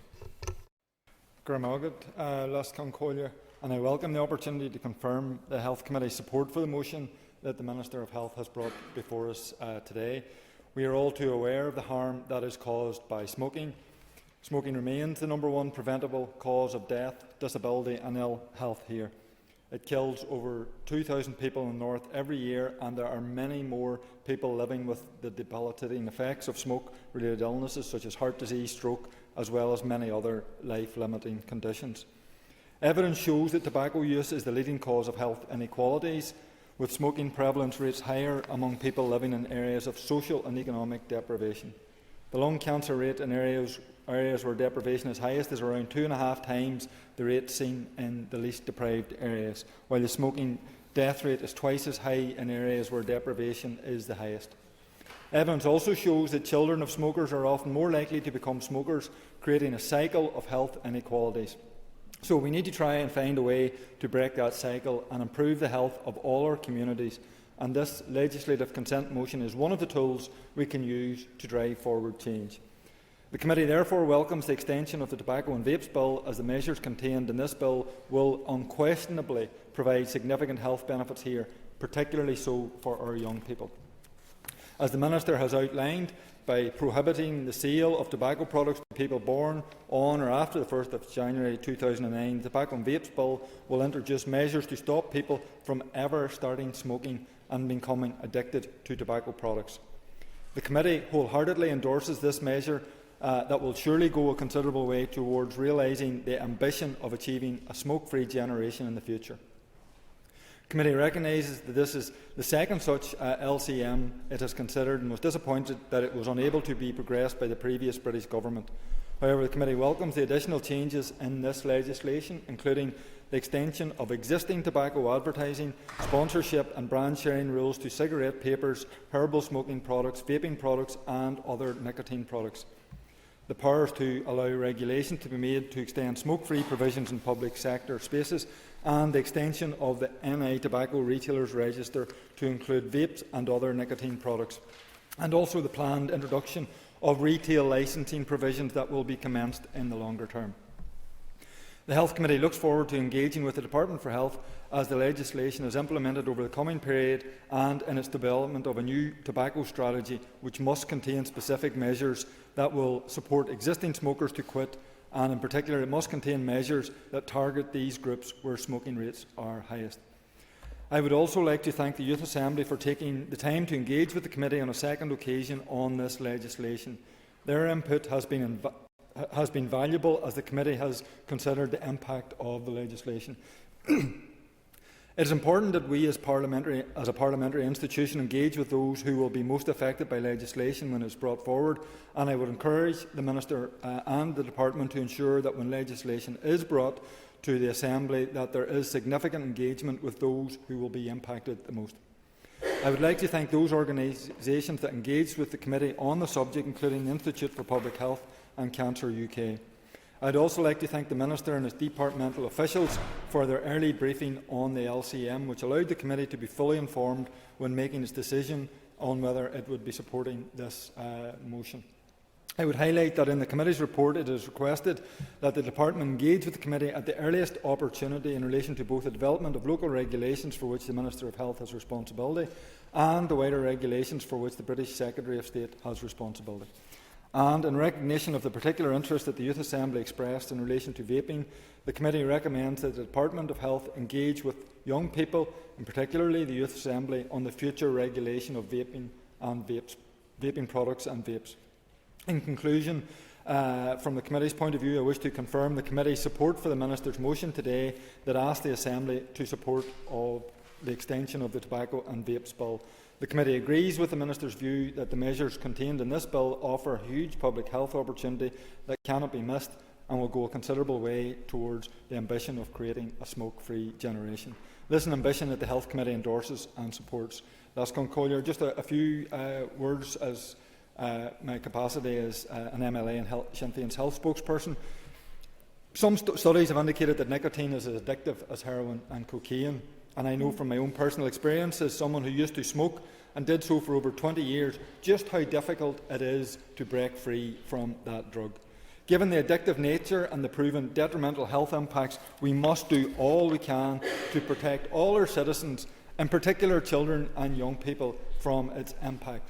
Over 200,000 people still smoke here in the north, with a risk of 16 various types of cancer, heart diseases, strokes and other related illnesses. So this LCM is a worthwhile first step, Minister, but we can and do need to do more. We need, for example, a renewed tobacco control strategy, and we need that urgently. We need more funded tobacco cessation services, and we need a long screening programme here in the north. With regard to vaping, parents, teachers and health organisations have all raised concerns about the current availability of these products to minors. The rise in youth vaping is a major cause for concern, and immediate steps are needed to inform children and young people of the long-term harm that can be caused by this. The Royal College of Paediatrics and Child Health have called the use of vaporised nicotine products by children an epidemic, and have stated that these products not only cause more damage to children's lungs, but also are just as addictive, if not more so, than traditional cigarettes. Asthma and Lung UK have stated that vaping, despite its relative harm potential, is increasingly being used recreationally by young people rather than solely as a cessation tool. And the British Heart Foundation have said that increasing the age of sale will protect future generations from the devastating impact of smoking. Reducing the prevalence of CVD risk factors like smoking is also crucial for alleviating further strain on our overstretched health and social care services. So, despite the law stating that these products cannot be sold to anyone under 18 years, it is clear that children are consuming these products. I know teachers have raised this issue of underage vaping with myself, and I'm certain that that is the case for other elected MLAs in this chamber. The use of these products has unfortunately become commonplace in our schools. So we absolutely do need to do more. We need to stop vapes and other nicotine products being branded and advertised to appeal to our children. The array of colourful vapes that come with sweet-like flavours is an obvious draw to children. These usually come with colourful package, and some even light up. Disposable e-cigarettes are relatively inexpensive, costing around £4 to £5, and therefore are affordable to many children. So Sinn Féin welcomes the efforts being made within schools to inform and educate young people about the dangers of tobacco use, about its addictive components and about the long-term effects it can have on health. And we welcome the proposals to make it illegal for anyone born after January 2009 to buy cigarettes, but also recognise there's a question of enforcement and how this might work. In particular, living on the island of Ireland, we need to see good cooperation north and south and implementations of these changes to ensure that it isn't as simple as people crossing the border to buy products. Before finishing, Lascan Collier, I want to recognise the work and thank the health organisations who made contact and provided helpful briefing papers in advance of today's debate, such as the British Heart Foundation, Asthma and Lung UK, the BMA, and also Cancer Research, who I met this morning and whose members are in the public gallery. So, in conclusion, Sinn Féin believe that all efforts should be made to reduce the prevalence of smoking within society, and that this bill goes some way towards realising this. Thank you, Philip. I call on Colin McGrath. Mr Deputy Speaker, and listen, just to endorse all of the remarks that have been made so far. We've discussed this in committee. It's a fairly much a no-brainer. Smoking does kill, and it kills lots and lots of people. It's not killing as many people now as it used to. Why? Because not as many people smoke. So therefore, if we do everything that we can to provide the leadership and the guidance that is necessary, then that will hopefully help future generations to completely hopefully eradicate it one day, smoking, so that nobody is, and that will help. Like the Chair of the Health Committee, I was also a smoker previously. I'm over 20 odd years off them at this stage, although with my current cold it sounds like I actually have back on them again. But it is really, really difficult to give up smoking. And I started smoking as younger people where we lived because we could get access to a vending machine, and that's where we were able to sneak in and pool our money together to be able to purchase a pack of cigarettes. So the inclusion of elements about removing vending machines as points of sales as well is really important. If it needs to be, if it has to be sold, then it must be sold to the appropriate age people and in an appropriate way. So, and also the issue of health inequalities. We know that smoking is more prevalent in areas of deprivation, and we know that the sheer cost of cigarettes nowadays means that is putting a substantial drain on the income that some families have. So by trying to eradicate smoking for future generations, that might take a massive cost out of some households. But I would like to see that as matters continue, I know it's going to be incredibly difficult to police it, to have two people that are maybe just 1 year apart, one can smoke and the other can't. We know that there may be some ways that cigarettes will be passed around, and of course everybody knows in every town right across the north there are places that sell cigarettes at knocked off prices, and if it still continues to be the case in the future, that will provide that additional access. So I hope that something can be done to really try and clamp down on the access that those that are able to get the cigarettes, that they don't avail of that opportunity. But I welcome that this legislation has been passed here today. Thank you. Thank you, Colin. I call on Alan Robinson. Mr Deputy Speaker. Similar to a couple of other speakers, as a former 30-a-day smoker, I can stand in this House and say it was the most positive, health-defining decision that I made over 15 years ago. I fell under the category of the almost 9 in 10 people in the UK who took up smoking before the age of 21.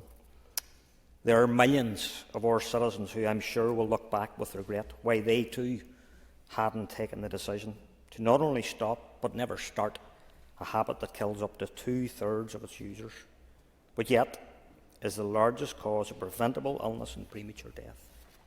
My own smoking habit took many, many attempts to crack, and I do often wonder, had vaping been freely available back then as it is today, would it have made the process to quit easier? While smoking damages both the heart and the lungs, it is a key cause of many cancers, has been linked to diabetes and dementia. So too stillbirths, miscarriages, it damages teeth and gums. Quite simply, there are no good uses for tobacco. There is no one who can argue against the significant harms caused by smoking. And during the recent debate in Westminster, it was noted that it costs the average smoker £2,500 a year. money that those people could spend on other goods and services. The Health Committee has had a number of presentations, all supporting moves to address smoking and vaping in the young, and had written representations from Diabetes UK, Asthma and Lung UK, the BMA, Chest, Heart and Stroke, who kindly provided briefing materials. The Youth Assembly broadly welcomed the bill and were supportive of attempts to create a smoke-free generation. We didn't, however, hear from the smoking or vaping industry, or in a series of emails from GTI, warning that under the UK's withdrawal agreement from the EU, that this bill may not comply here.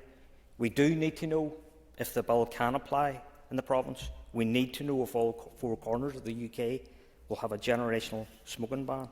And we encourage the Minister to detail his discussions in this regard, that he seeks out a definitive response.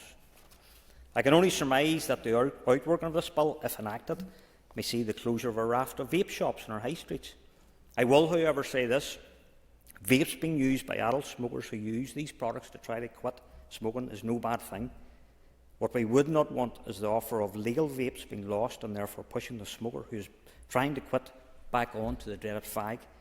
The unintended consequence of the bill concern me a little.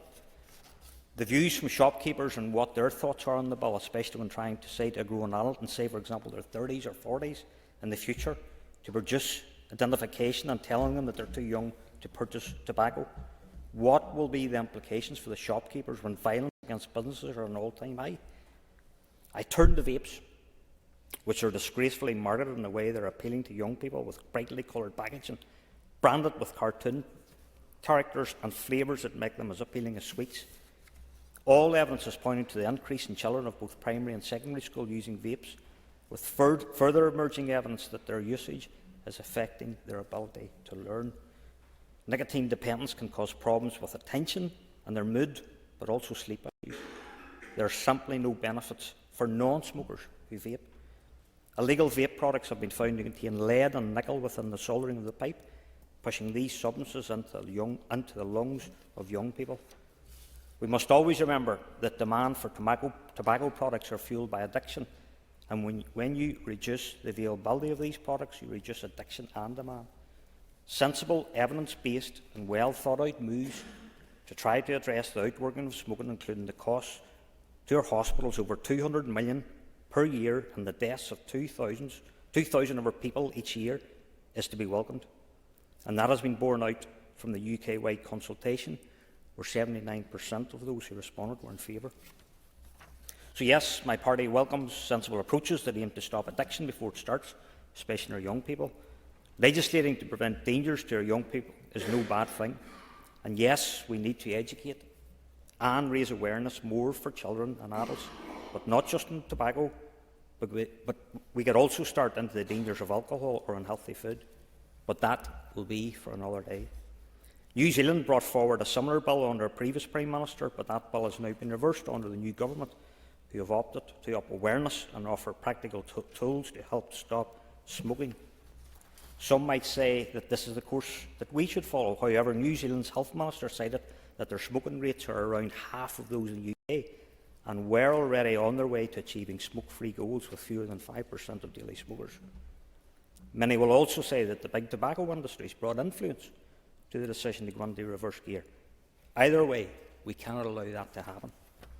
While yes, there may be unintended consequences within the bill, however, the consequence of saving tens of thousands of lives, deterring any young person from taking up the habit, as I did, reducing tobacco-related cancers and heart disease while shifting healthcare from sickness to prevention, is a LCM and broad principle that my party will be supporting.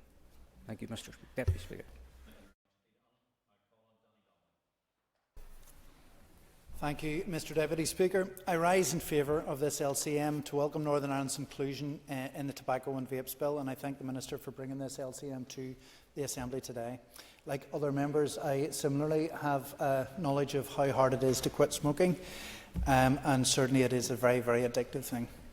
The main purpose of this bill is to introduce a new offence to prohibit the selling of tobacco products, as well as herbal smoking products and cigarette papers, to anyone born on or after the 1st of January 2009. Section 68 of this bill introduces this provision into the Northern Ireland law. If passed, this bill would lead to Northern Ireland and the UK as a whole becoming a world leader in tackling the dangers posed by smoking and moving towards a smoke-free society. It should be said that this bill would not ban smoking for anyone who can buy cigarettes today, but increasing the age of sale will protect future generations from the devastating impacts of smoking and tobacco and prevent the cycle of addiction which has damaged our society for too long. It is estimated that approximately 13% of Northern Ireland's population smoke today, which is around 200,000 people. There are around 2,300 deaths every year from heart and circulatory diseases, which are directly linked to smoking. Smoking is also more prevalent in more deprived areas, where people are 2 to 3 times more likely to smoke than in less deprived areas. This exacerbates the existing socio-economic divide in our society, which is already worse than other parts of the UK as a consequence of a recent conflict. Smoking also causes huge damage to our economy. It is estimated to cost the Northern Ireland economy €0.4 billion each year, specifically €0.2 billion to the Department of Health. The massive strain on our health service is also worsened by smoking, with around 18,000 annual hospital admissions in Northern Ireland being attributable to smoking. A generational smoking ban would greatly alleviate the social and economic damage that smoking causes on a regular basis, and we will see both the immediate and more long-term benefits through passing this legislation. We know from experience that the use of regulation against smoking works, and that the situation was much worse in recent decades. 50 years ago, 45% of the UK population smoked. It is now less than a third of that. One of the main reasons for this substantial decline is the use of regulation to remove smoking from vulnerable places and to increase public awareness of the dangers of smoking. The Smoking Northern Ireland Order 2006 came into operation on the 30th of April 2007, nearly 20 years ago. This introduced measures to ban smoking in workplaces and enclosed public spaces. This has largely removed indoor smoking, which is particularly dangerous due to the risk of second-hand smoking. Second-hand smoke exposure was responsible for around 3,000 deaths in the UK in 2021, and without this 2006 order and its equivalents in England, Scotland and Wales, that number would be much higher. There have been attempts to reduce people smoking beginning at a young age. Two-thirds of smokers start smoking regularly before the age of 18, and most of those will continue to smoke for the rest of their lives. Till the 31st of August 2008, the minimum age to purchase and consume tobacco products was 16, and this was changed by the Children and Young Persons Sale of Tobacco, etc. Regulations Northern Ireland 2008, which brought the minimum age up to 18. This bill represents a more significant step to prevent those who currently cannot buy tobacco from ever buying them, therefore ending the early exposure to tobacco which has been so prevalent in our society for so long. While the UK Government could have considered increasing the age of sale again, for example to 21, as the Republic of Ireland has been considering, or higher to 25, there is still a risk that it will only reduce the age that people start smoking as opposed to stopping people from ever beginning smoking.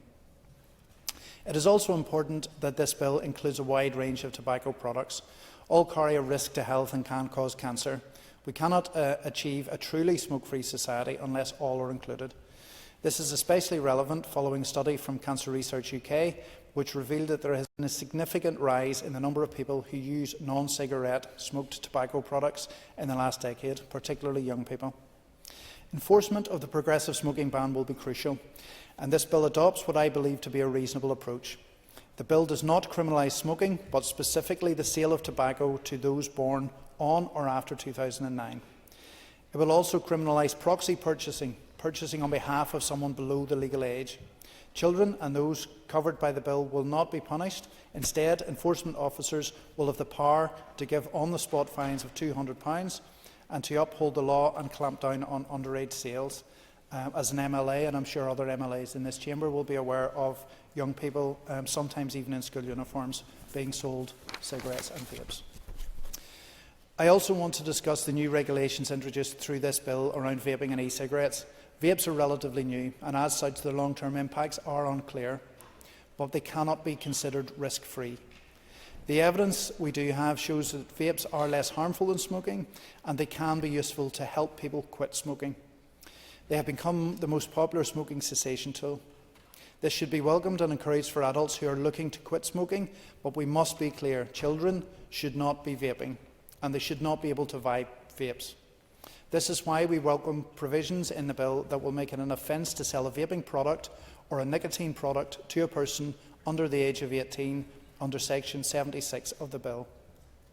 As previously mentioned, the flavours, the names and the branding of some of these products would suggest that they are being marketed directly at young people. This section of the bill introduces a new enforcement powers on the Department of Health, and I would appreciate more detail from the Minister of Health on the steps his department will take to ensure these provisions are fully implemented and enacted by his department. We also need district councils to ensure that they carry out a programme of enforcement action in their areas, if appropriate, as added under Section 81 of the bill. This is important in relation to vapes because, although we welcome adults using vapes as an alternative to smoking, there is a risk of the opposite occurring, in which young people try vapes and then escalate to smoking, and there is a growing body of evidence to suggest that this is the case. In conclusion, Mr Deputy Speaker, I want to welcome this LCM, and particularly the urgency of which the new Labour government has brought it to Parliament, along with previous efforts of the former Conservative government. It is welcome that there exists a broad cross-party consensus on this issue in Westminster, with 415 MPs voting for the bill at its second stage in November and only 47 against. I hope we will see a similar consensus in this Assembly.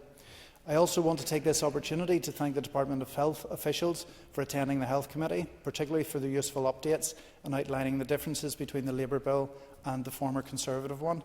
And again, I want to thank the members of the Youth Assembly for their valuable engagement on this issue. I would also like to thank the organisations who have been in touch about this bill, particularly Asthma and Lung UK, the British Heart Foundation and the BMA have all provided useful briefing papers. And I look forward to continued engagement with the Department and with the UK Government on how Northern Ireland can become a world leader in tackling the huge damage caused by smoking. Our goal must be a smoke-free society, which is defined by less than 5% of our population smoking. This bill is a key step to get there, and I would encourage all members to support it today. Thank you. Thank you. I call on Robbie Butler. Thank you, Mr Deputy Speaker.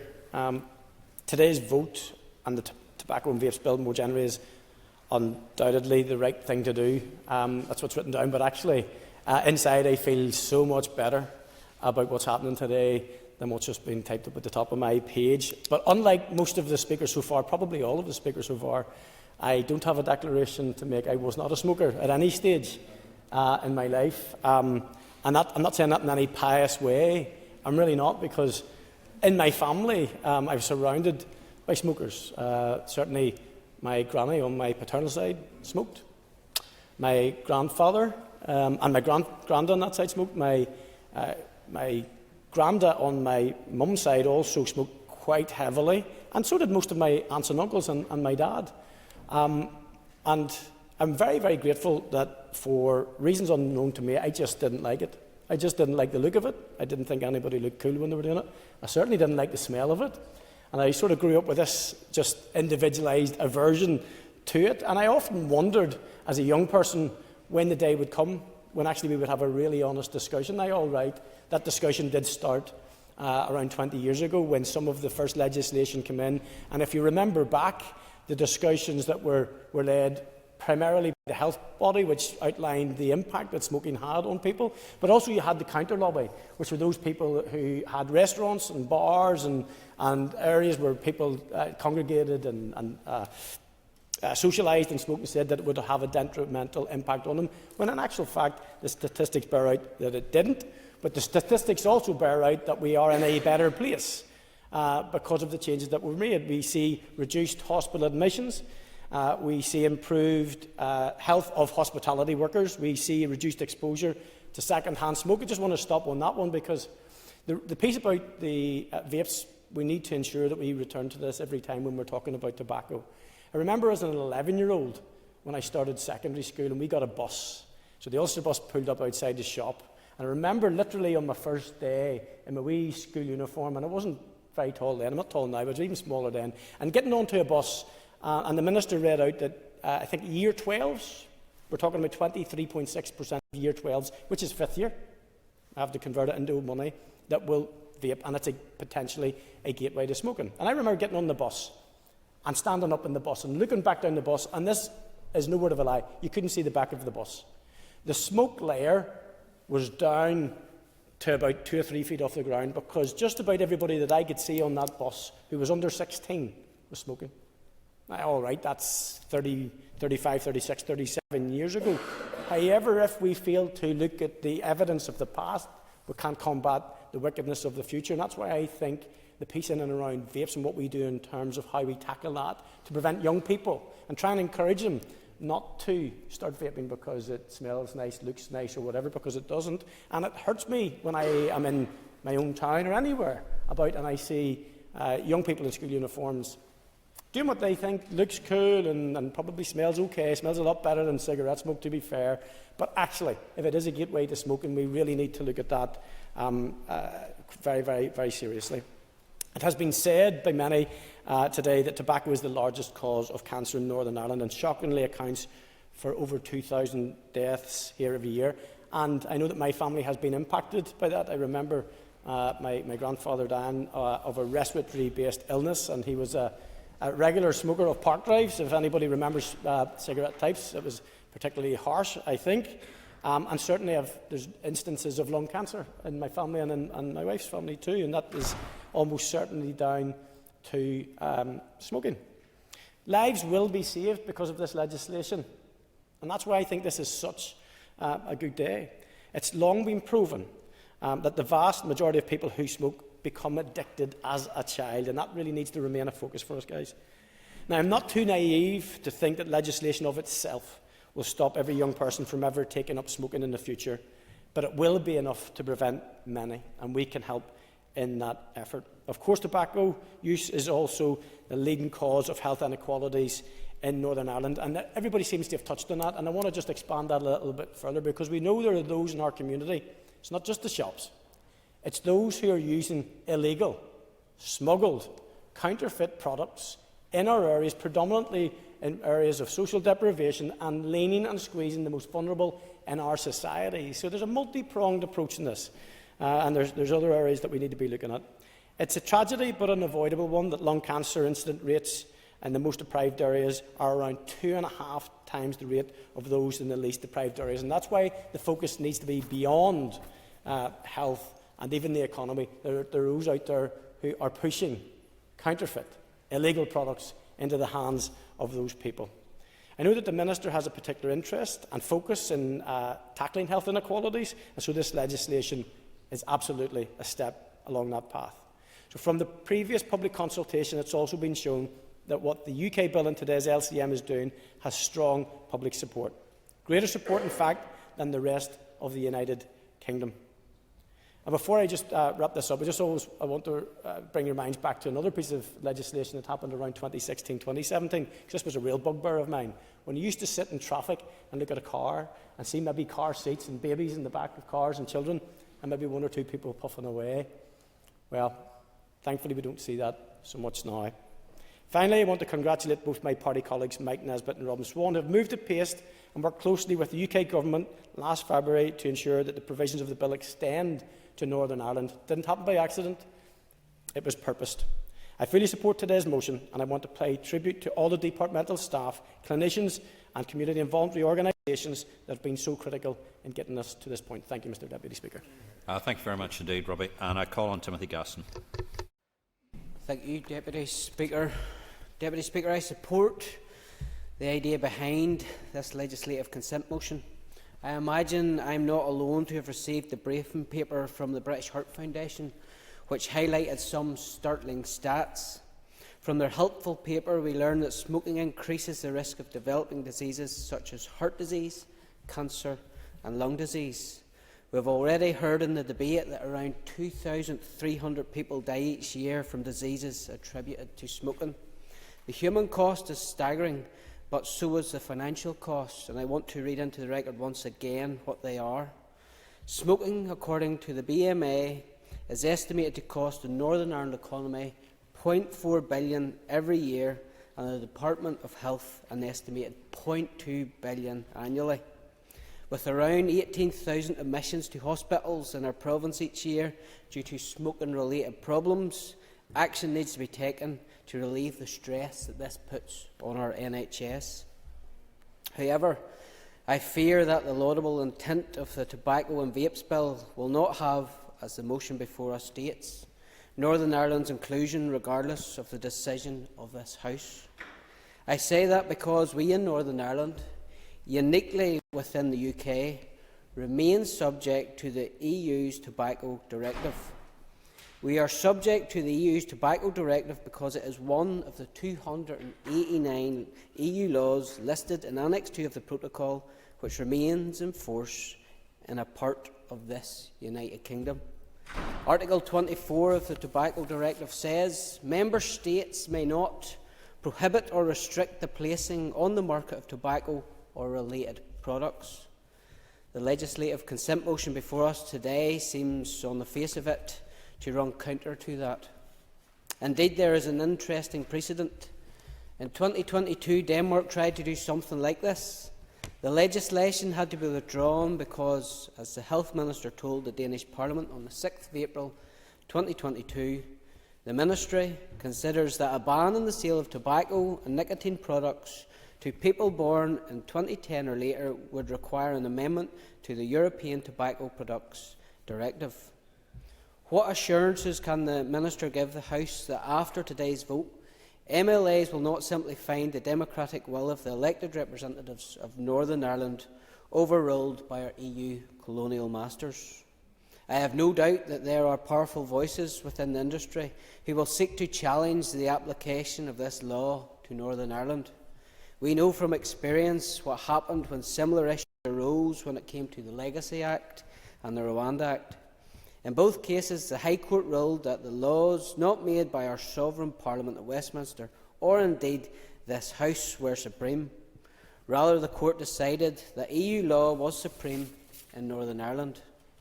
If, as I suspect it will be, this proves to be the case again with this law, it will be scandalous, as only the people in Northern Ireland within our United Kingdom will be denied the protections offered by this bill. I trust the Minister will address this issue when he responds to this debate. Thank you, Timothy. I call on Jerry Carroll. Deputy Speaker, this bill features a few welcome provisions, including the tackling the unacceptable marketing of vapes and other nicotine products to children. However, the bill's key proposal, a progressive smoking ban, is essentially a prohibitionist approach to a public health issue, and I believe this is a recipe for disaster. The most glaring example of the failure of prohibition is the ban of alcohol in the US at the start of the 20th century. The policy didn't have widespread acceptance from the outset. People wanted alcohol for various reasons, and they found ways to get it. Criminal organisations thrived in the black market. The things the state were trying to prevent, organised crime and corruption. Yeah, I'll give away, sure. I think he was putting. Thank you very much. I'm attracted to the question about prohibition because some of these things fundamentally a bit more libertarian, certainly when it relates to certain other substances. But it's also the case that smoking does not have some of the social or community upsides that people see from, for example, consumption of alcohol. Does he think that would he offer a comparison with the smoking ban in pubs, which came in when I was still working in pubs 20 years ago, and at the time was thought to be another example of prohibition that wouldn't work and was very negative, but has actually probably saved lives? I thank the member for his intervention. I don't think it's like for like, and I think the comparison to alcohol is quite apt in this debate. So the things, I'll make some progress and I'll hopefully give way, okay? The things, that, as I was saying, Deputy Speaker, that the state were trying to prevent organised crime, corruption, ended up thriving during prohibition, and I have a concern that the same is going to be the case around vape and other products for people who are who are affected by this LCM. And the lesson is clear: prohibition doesn't work. It is a draconian policy that forces the sale of products underground, where there's a complete there's no regulation whatsoever. And there is no doubt, that smoking, Deputy Speaker, is seriously harmful for human health. Smoking, as we've heard, is the leading cause of preventable death, responsible for 1 in 4 deaths from cancer. But the bill, as the member on the Health Committee, and I give way to him a second, stated, the bill actually doesn't ban anyone from smoking. It only bans shops from selling cigarettes to an ever-expanding group of people. Give way to the member, Mr Donnelly. Thank you. Just to come back to your previous point, just the comparison with alcohol and tobacco. Would the member agree with me that alcohol is regulated? You know, we can only buy alcohol in certain places. We can only buy alcohol above a certain age limit. And like tobacco, regulation of alcohol has made this dangerous product safer for people and saved hospital admissions and saved diseases. Exactly. My point is it is regulated, but obviously banned it will force it underground and there'll be no regulation whatsoever, like alcohol in the 20s and I think 30s in America. So that's the point that I'm making in the debate. And obviously it's worth looking at the data, Mr Deputy Speaker, which I don't believe has been said already, but maybe I missed it. 50 years ago, 45% of the population smoked. Today it's around 12%, which is a huge drop. And I would suggest, unusually so in this House, that the current approach is actually working. It's actually working. It's leading to a dramatic fall in smoking. And this has been achieved by adopting a public health approach to tobacco, including banning smoking indoors, as was referred to earlier, and around children, as well as banning advertising and vending machine products. And I want to commend those in the PHA and in the trusts and various organisations who are advocating this public health approach issue to this very serious and important issue. And the age at which a person could legally smoke was raised from 16 to 18, which saw a 30% reduction in smoking in that age group, Deputy Speaker. The next logical step, many would suggest, in an effective public health approach would be to increase the minimum age from 18 to 21. There's data showing that this could potentially really work, and to further develop prevention and education programmes.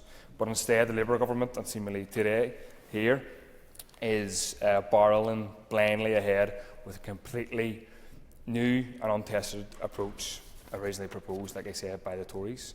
So I think this bill, Deputy Speaker, is a regrettable move away from treating smoking as a public health challenge and an issue, and towards treating smoking as a new chapter in the war on drugs. The global war on drugs has totally failed. It has failed largely because efforts are focused on a hard-line, law and order approach to reducing the supply of drugs. And in the North, attempts to curb the supply of drugs via criminalisation have actually seen paramilitaries thrive and grow, and jails filled and families absolutely destroyed. But a public health approach would instead focus on the demand for a drug such as tobacco, the demand and the pressures of everyday life. A focus on demand rather than supply would involve measures like licensing, taxation, product and advertising regulation and education. That is what is proven to show, that is what's proven to work. That is a public health approach. This bill represents a dangerous move away from what's worked, a public health approach to tackling smoking and towards a prohibitionist approach with untold negative consequences. And whilst I may be in a minority of one, I do not give my consent to it. Thank you.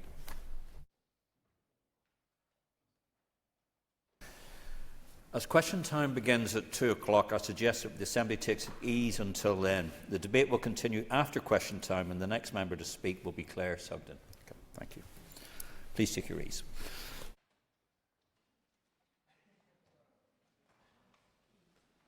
I move to questions to the Minister for Communities, Nicole Cathy Mason. Question number 1, Laidhill. Minister. Mr Speaker, with your permission, I wish to group questions 1 and 4 and would like to request an additional minute for the answer. Regretfully, neither my department nor Sport NI have any funding opportunities currently open which grassroots sports clubs could apply to. However, I can announce that Sport NI will reopen its popular crowdfunding programme in March. I recognise the important role that grassroots sports play across our communities, including junior football. The physical health and well-being that sport and physical activity provides cannot be underestimated. Promoting the active living strategy, opening up participation opportunities in sport and physical activity, and developing and improving sporting facilities are key areas for my department. Grassroots sports are the first step in this lifelong journey to more people being more active more often.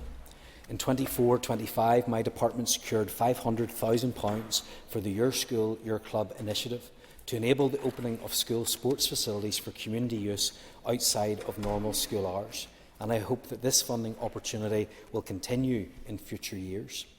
Despite the challenging budget position, I will continue to make the case for funding to support clubs across all disciplines of grassroots sport, including junior football. I encourage my officials to meet with any grassroots sports clubs to understand sector need, either in terms of funding opportunities or for additional facilities to meet demand. Mrs Mason. And thank the Minister for that answer. Is the Minister aware of the current project that's taking place in Ballykilner? Camp Down GAA County Board are undertaking a project there. It's a centre of excellence and a sporting and community facility. What support can the Minister give to that, and will he engage with those that are involved in that project? More than happy to engage with that project.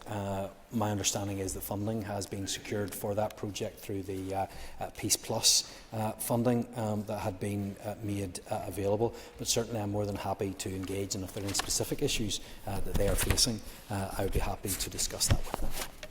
Peter Martin.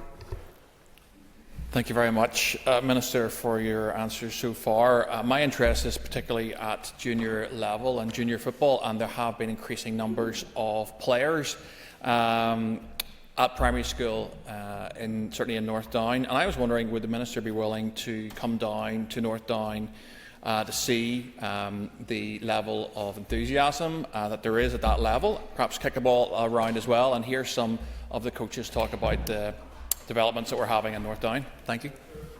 Mr Speaker, I'm always happy to visit at North Down and to join the member wherever it is he is wanting to show me around. In many ways it's a good problem that you're experiencing, that there is additional need. However, we know that exists right across Northern Ireland, so I'd be keen to better understand the issues and see what my department can do to help in this situation. Thank you, Minister, for the answers so far. Minister, where a school and a sports club share facilities and those facilities require upgrade, do you routinely direct them to the EA's minor works funds for funding? Look, there are a number of ways in which we can help when it comes to improving sporting facilities at schools. Often that is the case, that the Education Authority has a role to play. As I've previously outlined, we have the Your School, Your Club programme, which helps make sure that we're making the best use of the facilities that we have as well, and that so much of our sporting estate is found within the school estate. And I'm very keen to make sure that we can open that up where possible to make sure as many people have access to facilities that are used and funded through public funds. Does the Minister have any opportunities at all in the future for those hardship funds which we've previously run through the department up to about £500,000, but for small grassroots groups? Because the difference between those organisations folding can often be a couple of £100. It's not a big amount of money, but it gives them the lifeline to be able to survive and then grow into the future. Mr Speaker, I'm always happy to work with those clubs that are in need, that are looking for some support, either for me to be able to direct them to funding or to make use of the funding streams that may come available within the department. I'm a big advocate for sport, all sports. I want to make sure that we have the opportunity for as many people as possible to play and to take part, because I believe that that has benefits that go way beyond just my own department, but we can think of the health and educational outcomes that can come from that as well. So certainly I will always be someone that will be looking for additional investment in that way. He will understand the limited budgets that we operate currently, but I think that it is an investment, therefore a good use of money, and I will always be an advocate for that. Alan Robinson. Question number 2, Mr Speaker. Mr Speaker, my officials are working at pace to put in place the IT and other logistical arrangements necessary for making the one-off £100 pension age fuel support payment, and that payment remains on schedule to be paid before the end of March 2025. Mr Robinson. Mr Speaker, and I thank the Minister for his response. What longer-term support is there, Minister, going forward for those in the greatest need to get what they need? Minister. Well, first of all, Mr Speaker, and I hope the whole House will be behind me on this, We want to see the UK Government change course. It has made a mistake. It has decided to take £1.4 billion off those in our society that need help to heat their homes. That overall is a small amount that I believe the government should have kept in place. It is small in this way, in regards to the additional costs that will be coming to the government because of this decision, additional costs to the health service, additional people who have applied for pension credit, which is also a passport to other benefits as well. This is actually nonsensical. It's not going to end up saving the government money, so I hope that they will actually change course. However, I recognise that that way may not be the place. That's why we are taking the action that we can to help those who are in need. And that's what we're doing through the Fuel Poverty Strategy. That is currently out to consultation. It will be out to consultation until the 6th of March, and I hope people will respond to that consultation. But I hope through that we will have a strategy in place that provides support to give immediate relief to those in need, but that we also put in place a longer-term strategy to make sure we're putting in place those measures that can help, that we invest in energy efficiency, for example, to make sure that less money is spent by people in Northern Ireland having to heat their homes. And Minister, the scheme, the £100 scheme, is very welcome. However, will those who receive the scheme who live in residential settings, maybe multiple people, be expected to pay any additional charge to the residential setting they're living in? Minister. No, that is not my understanding. Any additional charge will have to be paid. And of course there is, importantly, no application process either. Thank you, Minister. Minister, have you explored the opportunity of creating a Northern Ireland version of the Warm Homes Discount Scheme? Sure. Mr. Speaker, all of these issues can be brought into consideration through the development of the fuel poverty strategy. And thank you, Minister, for your answer so far. I'm just wondering what engagement either you or your department have had with the counterparts in DWP to ensure that our unique circumstances here are taken into account with the pending UK Government's Green Paper on welfare reform. Sure. I have met with Liz Kendall and others within the ministerial team at DWP, and my officials have continued engagement at that level to make sure that our particular circumstances are taken into consideration. I have to say, though, there are similarities with what the UK Government are trying to do and what we are trying to do here as well. It is in everybody's benefit that more people get into work, that we break down those barriers that exist, that prevent those that aren't currently in work getting into work. So we do have common cause. I want to make sure that we're working closely together to get the maximum benefit. Ultimately, our aim should be to protect those that need help and ensure that we give the assistance necessary to get those who are currently not in work into work. Please. Sure. Mr. Speaker, this will be part of the ongoing fundamental review of allocations. My officials will work with the Housing Executive as it carries out modelling, stakeholder engagement and appropriate consultation to inform its considerations. It's anticipated that the fundamental review, including the consideration of primary social need points, which is a new addition to the review, will be completed by autumn 2026, if not sooner. Ms McLaughlin. It's clear that the current system is not fit for purpose, and this review is urgent and very necessary. Is the current timetable sufficient to address these challenges quick enough? Minister. Well, Mr. Speaker, I want it to be done right now, but I also want it to be done right. And there is a balance there to be struck, but I have full confidence in officials in this role and in the Housing Executive to make sure that we have in place a system that, as the member describes, is fit for purpose. Thank you, Mr. Speaker, and I thank the Minister for his answers so far. As an MLA who receives reports of people who've been intimidated, antisocial behaviour and sadly domestic violence within homes, it's important that we're able to support these people. But can the Minister outline how common intimidation is versus domestic violence? Minister. Well, Mr. Speaker, in the 10-year period from 2014 to 2024, cases due to intimidation fell from 380 in that year to 226 last year. domestic abuse cases rose from 721 in 2014 to 1,146 in 2024. Mr. Speaker, that is a damning indictment on our society, that in that sector alone, in social housing, the total number of reported cases were 1,146. It's very clear that there's wider work for this executive and society as a whole to do to tackle this issue. Armstrong. Thank you, Mr. Speaker, and thank the Minister. Minister, can you confirm with the review of primary social needs, now we know it will be out about 2016, October 2016, will that review include co-production with victims, or will the consultation be purely based on what the current framework is and add something to it? Minister. Well, just for clarity, it'll be 2026, not 2016. I can do many things, but I can't travel back in time. But what I want to do is to make sure it's as comprehensive as possible, and that we consult as many people as possible. As I said in my previous answer to Sinead McLaughlin, I want to make sure that we do this right, and that means that we have to make sure that we speak to as many people as possible and make sure that we have all of the information at our disposal. Doug Beattie. Speaker, number 5, please, Minister. Minister. Mr. Speaker, my department has issued guidance notes to all eligible applicants to the performance programme of the Northern Ireland Football Fund. The guidance notes are also available on the department's website. Applicants will need to satisfy the department that investment in artificial grass pitches with rubber infill will offer value for money.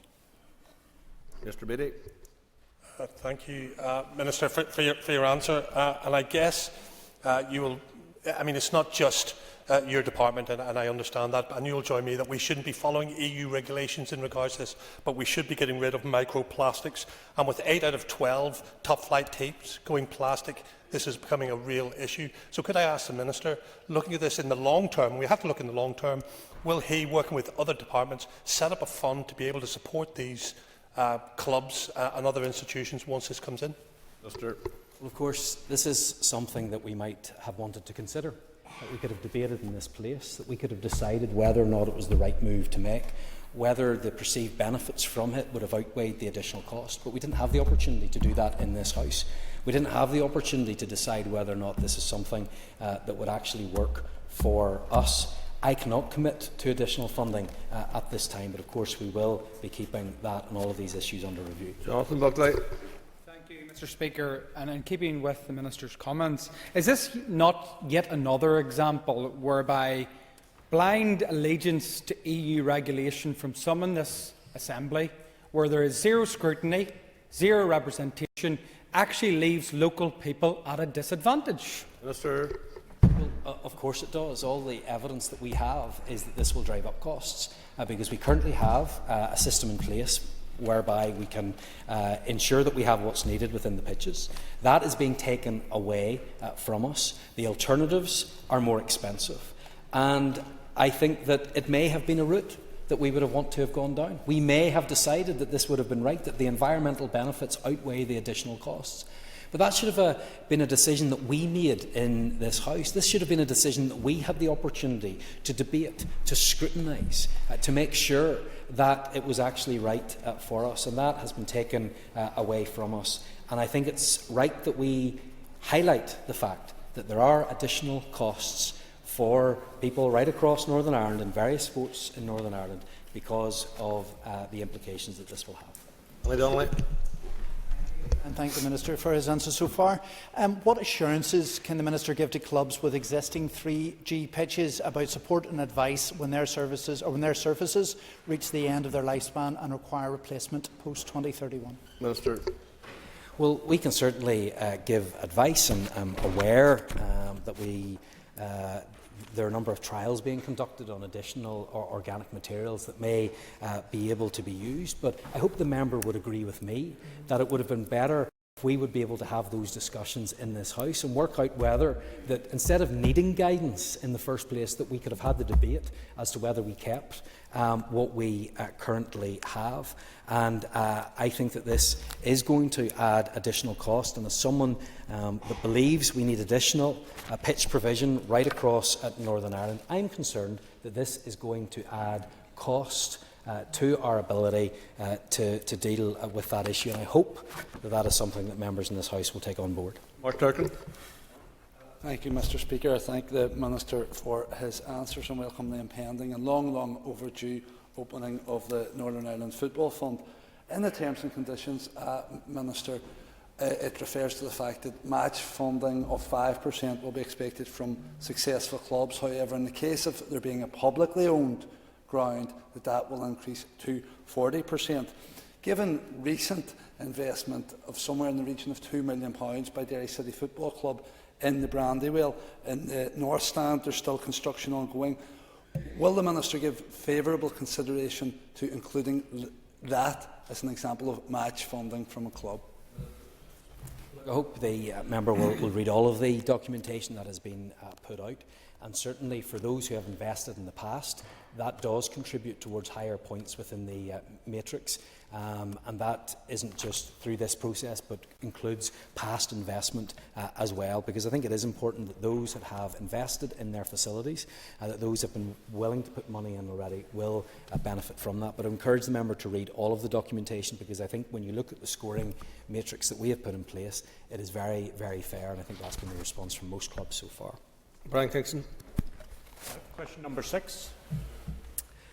Mr. Speaker, my department's plans for the Clifton Gateway Public Realm Scheme have been significantly impacted by the work being undertaken by the Department for Infrastructure to develop the Eastern Transport Plan 2035 and proposals for the next phase of the Belfast Rapid Transit Programme. Donegal Street, Clifton Street and Carlisle Circus, which represent major sections of our proposed Clifton Gateway Public Realm Scheme, are vital parts of the infrastructure network and are integral to proposals within the Eastern Transport Plan 2035 and form part of the proposed route of the Belfast Rapid Transit 2. For these reasons, my department is unable to further develop its plans for Clifton Gateway Public Realm Scheme, and progress will not be possible until there is more clarity around the Department for Infrastructure's proposals for this area within the Eastern Transport Plan 2035 and its delivery programme for Belfast Rapid Transit 2. Mr. Kingston. I thank the Minister for that answer, and indeed it reiterates what we had heard previously, that the uncertainty over the rapid transit scheme was holding up the progress of Clifton Street Public Realm Scheme.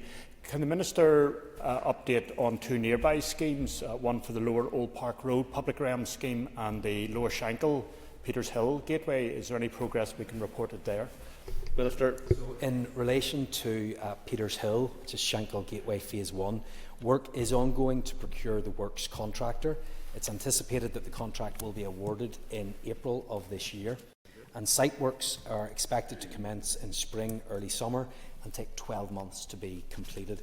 And that is investment in the Shankill of £3.6 million. In regards to the Old Park scheme, the Lower Old Park Road Public Realm Scheme area commences just beyond the junction with the Crumlin Road and proceeds along the Old Park Road, finishing at Deanby Gardens. Since these plans were developed, the Department for Infrastructure has identified Lower Old Park Road as a route within the Belfast Cycling Network delivery plan. Officials from both departments are working together to explore any opportunities for collaboration to deliver improved pedestrian and cycling infrastructure within the public realm project in a way that avoids nugatory works, minimises the impact on the local community, maximises the benefits gained from public investment in the area, and achieves value for money. This has had a significant impact on the planned DFC Lower Old Park Road Public Realm Scheme design, for example, in planning permission, budget and programme. John Blair. Mr. Speaker, the Clifton Gateway area is key in delivery of the Belfast Rapid Transport 2 scheme, hopefully serving North Belfast, of course, but also some areas of my own South Antrim constituency. Can the Minister give any further information on any snag issues that might have arisen around the Clifton Gateway scheme that could be impacting on the delivery of that transport scheme? Prior to the Clifton Gateway Public Realm Scheme being paused, design proposals had been developed, including engagement with key stakeholders. So I suppose the snag is that these design programmes will need to be reviewed and updated to take account of the Eastern Transport Plan, and Belfast Rapid Transit outcomes when this scheme is progressed in the future. Minister, just down the hill from the Clifton Gateway is what is called the Tribeca Quarter. It's falling into dereliction. It's shameful. In a written answer to me last year, spring last year, you said your officials were meeting with Belfast City Council to discuss the vesting of that site. That was in July. What's happened since then, and what is your department doing? Bit off topic, Minister, but it's up to you. Well, Mr. Speaker, as you've pointed out, that is not related to the question at all, but I think it's a very good attempt from the member to try and connect it. So perhaps I could write to the member with that detail, but dereliction is an issue. It's one that needs to be addressed, and I look forward to seeing the dilapidation bill coming forward from the Department for Agriculture. Declan McAleer. I'll get a case to shout to question 7 of the Hall. Mr. Speaker, the Department for Communities Regeneration policy focus is on urban settlements with a population of 5,000 or more. As rural villages and small towns have populations of under 5,000, they sit outside DFC's urban regeneration policy remit. These smaller settlements fall within the remit of the Department of Agriculture, Environment and Rural Affairs. However, my department has led on the delivery of the COVID Recovery Small Settlement Scheme, which was jointly funded by the Department of Agriculture, Environment and Rural Affairs and the Department for Infrastructure. In total, almost £29 million worth of projects are being delivered to smaller settlements across Northern Ireland. And my officials are also currently working with officials from DAERA and DFI, as well as local councils, to develop a long-term, community-led approach to regenerating our cities and towns, which would also include rural villages and smaller towns. And I intend to make a joint announcement on this programme later in the year. Mr. McAleer. His response. Obviously, the Minister may not want to reveal details of his proposals, but would it likely encompass a successor to the small settlement scheme? Well, the member's right. I don't want to be giving too much away on that. However, I hope that he recognises my commitment to making sure that we are leading when it comes to regeneration of cities, towns and villages of all sizes. Obviously, there are different responsibilities that fall in within the limits of different departments. But I'm pleased with what we were able to do under the COVID Recovery Small Settlement Schemes, and will continue to make sure that we are delivering. And we have already delivered in the West Tyrone constituency in this regard. We're providing funding of over £6 million towards the planned public realm scheme in Strabane, and there's significant city deal investment of £102 million planned for Strabane to include the Canal Basin and neighbouring sites, and that will make a real difference in the member's constituency. Well, Brett. The Minister will agree with me that the best small town in the North Belfast constituency is that of Glengormley. Just before Christmas, the Minister kindly listened to representations to award £2.5 million to Glengormley Town Centre for a public realm scheme. Does the Minister still stand over that important commitment of regeneration of that part of North Belfast? Minister. Yes, of course, absolutely. I know that's an area that is very dear to the member's heart, and I thank him for the continual, constant lobbying that the member has been involved in up until this point, but certainly the commitment from the department stands. Patsy McDonald. Thank you, and thank you, Minister. Minister, in 2023, your department funded a £110,000 scheme to explore regeneration projects in 10 rural villages. Can you give us an update on those specific locations, please, Minister? I don't have that detail with me right now, but of course I'd be happy to write to the member outlining what it is that we have done in regards to that. And thank you to the answers so far. Also communicated with you on this subject as well. The Village Catalyst programme was welcome. It concentrated on historic buildings. I'm just wondering, can the Minister confirm are there any plans in the rest of the mandate to support bringing empty buildings back into use in rural villages and towns? Absolutely. This is important part of what we're trying to do through the housing supply strategy. We need to make sure we're doing everything that we can to make use of the buildings that we have that are already in place. Sometimes that involves extra cost However, it is still beneficial for us to make sure that we are using the buildings that we already have. And so I've engaged with HED in relation to this and other interested stakeholders who have had experience of converting and reusing existing buildings. And I hope that we will see more of that to tackle not only the issues that we have in Northern Ireland in regards to housing, but also other ways in which we can reuse existing buildings for the benefit of our economy and our people more widely. Forsyth. Thank you, Mr. Speaker. Question 8, please. Mr. Speaker, with your permission, I wish to group questions 8 and 11. I understand and acknowledge the sector's concerns about the impacts of recent UK Government budget decisions, including the increase to employers' national insurance contributions. My department currently has 2 contracts with the voluntary and community sector organisations. Both contracts provide demand-led services, therefore contractual targets are not suitable for these contract types. My department also provides grant funding to a number of voluntary and community organisations. These funding relationships do not involve contractual targets. Instead, organisations are funded to deliver agreed objectives in line with an outcomes-based accountability approach. My department adopts a flexible approach to grant making. Where delivery partners working with my department are facing significant unexpected cost pressures, my officials are willing to consider all reasonable requests for changes to agreed objectives. Organisations grant-funded by my department can retain the full amount of any employer's allowance received, which offsets some of the employer's national insurance contributions burden for small organisations. The substantial increase to employers' allowance included in the Chancellor's recent budget announcement is expected to offset some of the increase, and my department encourages all eligible organisations to claim this allowance. In recognition of the impact of the announcement, alongside the Minister of Finance and Minister for the Economy, I have met with the NICFA Chief Executive and voluntary and community sector representatives to discuss this issue and the wider financial challenges faced by the sector. The Finance Minister subsequently wrote to the Chief Secretary to the Treasury, outlining the pressures that will be faced as a result of this policy decision. The correspondence requested that HMT consider providing support to those outside the central government sector who provide vital public services and who receive funding from central government. Mr. Speaker, and I thank the Minister for his answer and his ongoing engagement with the voluntary and community sector, in particular coming to the all-party group meeting recently to hear directly the voice from the sector. And I just want to ask the Minister, is the Department currently providing any additional support to the sector given the challenging current environment?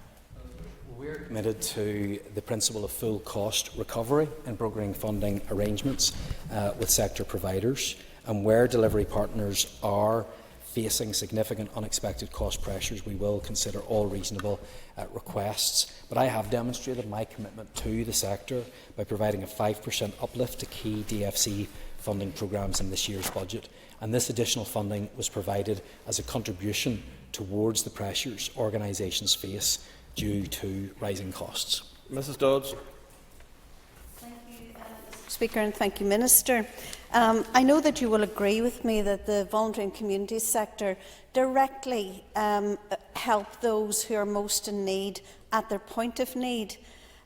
We listened with interest to the Secretary of State's speech last week. Do you think he has any idea of the impact that his government's budget decisions will have on the voluntary and community sector here in Northern Ireland, and particularly on the most vulnerable people in Northern Ireland? Mr. Speaker, I don't think this government have any idea about the implications that its decisions are having for people right across Northern Ireland, whether it's farmers, whether it's pensioners, or whether it's the voluntary and community sector that are doing key work in making sure we tackle some of the most pressing issues in society. All they are doing is making it much more difficult, and that includes the voluntary and community sector, which is why I will continue to make the case against it. Moving to topicals, Daniel McCrossan. Thank you, Mr. Speaker, and I thank the Minister for the answers to the questions so far. Minister, Men Shed are with us in the Assembly today, and as you'll know, they play a huge role in tackling isolation, especially for men in rural communities, and improving their mental health and well-being. But unlike in the South, where the government funds them for this important work, they receive no central support or funding here. Minister, will you meet with the Irish Men's Shed Association to discuss providing them with some modest funding? Minister. The member will be aware of the very tight budgetary conditions that we find ourselves in and the significant cost savings that I have had to make in the last 12 months in order to deliver a balanced budget. However, I'm always willing to meet with those in our society who are making requests of government, and especially so if they are lining up with the objectives that we are trying to achieve as an executive. Mr McCrossan. Minister, for the answer. And Minister, I also welcome that you will meet with Men's Shed should they seek that meeting. In fact, it would be great if you could see them today if they're in the building, just briefly. It will take a small amount, as I'm sure you'll understand, with the budget constraints even in consideration, to fund this important organisation and the work that they do. Can you and the Health Minister maybe work together to see if we can find some form of funding, no matter how modest, to at least assist them in the important work which will have considerable benefits for the health and well-being of those involved? Minister. Mr Speaker, I'm happy to look at any proposal that comes from the organisation that he mentions, and if appropriate, I'm more than happy to write to the Health Minister to see what can be done jointly if the objectives which they are outlining align with the programme for government. Thank you, Speaker. This past week has seen a huge victory for common sense in the United States, with President Trump signing an executive order protecting women from biological males competing in their sports. Women have had their dignity taken, records stolen and safety compromised in the advancement of these cultural woke ideologies. So can I ask the Minister, what assurances will he give women's sport in Northern Ireland that they will be protected in a way that ensures fairness, safety and integrity? Well, Mr Speaker, let me make this very clear in terms of my own position. I don't believe that there's any room for men in women's sport. I think for two reasons. First of all, fairness, and secondly, in terms of safety. Sport is inherently physical. The physiology of the sexes matter, and I think that everyone should be getting behind the notion that women's sports are reserved for women. I think most people will agree with that, and in fact it's very regressive to think anything else. Mr Buckley. Thank the Minister for his answer. Minister, these same woke ideologies are being advanced and made available through libraries NI to underage children. What will the Minister do going forward to ensure that children are safeguarded and protected from inappropriate and dangerous content? Well, Mr Speaker, I've made my position on this very clear. I believe that libraries and I should be a safe place. I think that parents should and must have confidence in the books that are available, and we need to be making sure that we do everything that we can to protect children. I have made my views clear to the Board of Libraries NI, to the Chairman and to the Chief Executive, and I hope that people that would agree with where the member and I are coming from would also make sure that their views are made known, because I do not believe that the vast majority of parents would agree with some of the literature and books that have been made available in our libraries, and it is right that we stand up and speak out against it. Trevor Clark. Thank you very much, Mr Speaker. Minister, can I ask you, in terms of your office and the funding for the Arts Council of Northern Ireland, what you are doing to address the regional balance? Well, I'm grateful to the member for raising this question, because it is a really important one. We must have regional balance when it comes to funding for the arts. Everyone deserves to have access to the arts, and this will be a central theme of the work that I am undertaking to develop a new arts policy, which I announced in July 24. That's a policy that's going to fill the long-standing vacuum, and it will be an important step forward in articulating and realising the benefits that the arts currently deliver and the potential that we have to do more and to go further. It will be based on several core principles and priorities which I set out in my written statement in July last year. Clark. Can I thank the Minister for that answer, and indeed the importance that you're placing onto that. And I'm sure you're like me, you'll be forgiven for believing that arts only seems to focus in a very small number of places. So what can you do to assure all of those other groups who do deserve equal funding and equal balance that this what you're introducing now, will address that? Well, Mr. Speaker, I want to find new ways to support the arts, to maximise the contribution that it can make in terms of driving equality of access and opportunity across socio-economic groupings, age, geography and so on. I want to encourage greater participation, particularly from people and communities that might feel that the arts are not quite for them, or that their cultural or artistic activities and traditions don't quite fit. So I've written to the Chair and Chief Executive of the Arts Council with a letter of expectations. We can't maintain the status quo and simply hope for change. The arts should be enjoyed and experienced by every community equally in Northern Ireland, and that is not always the case. I recognise that some realignment of funding will need to accompany a realignment of priorities, and I also realise that this realignment will have implications for some existing plans and programmes. So it's for that reason that I thought it was reasonable to give the Arts Council timely notice in form of this letter of expectations. And in all of this work, I will continue to advocate for the arts and to make the case for more investment, but importantly, well-targeted investment as well. Philip Rep.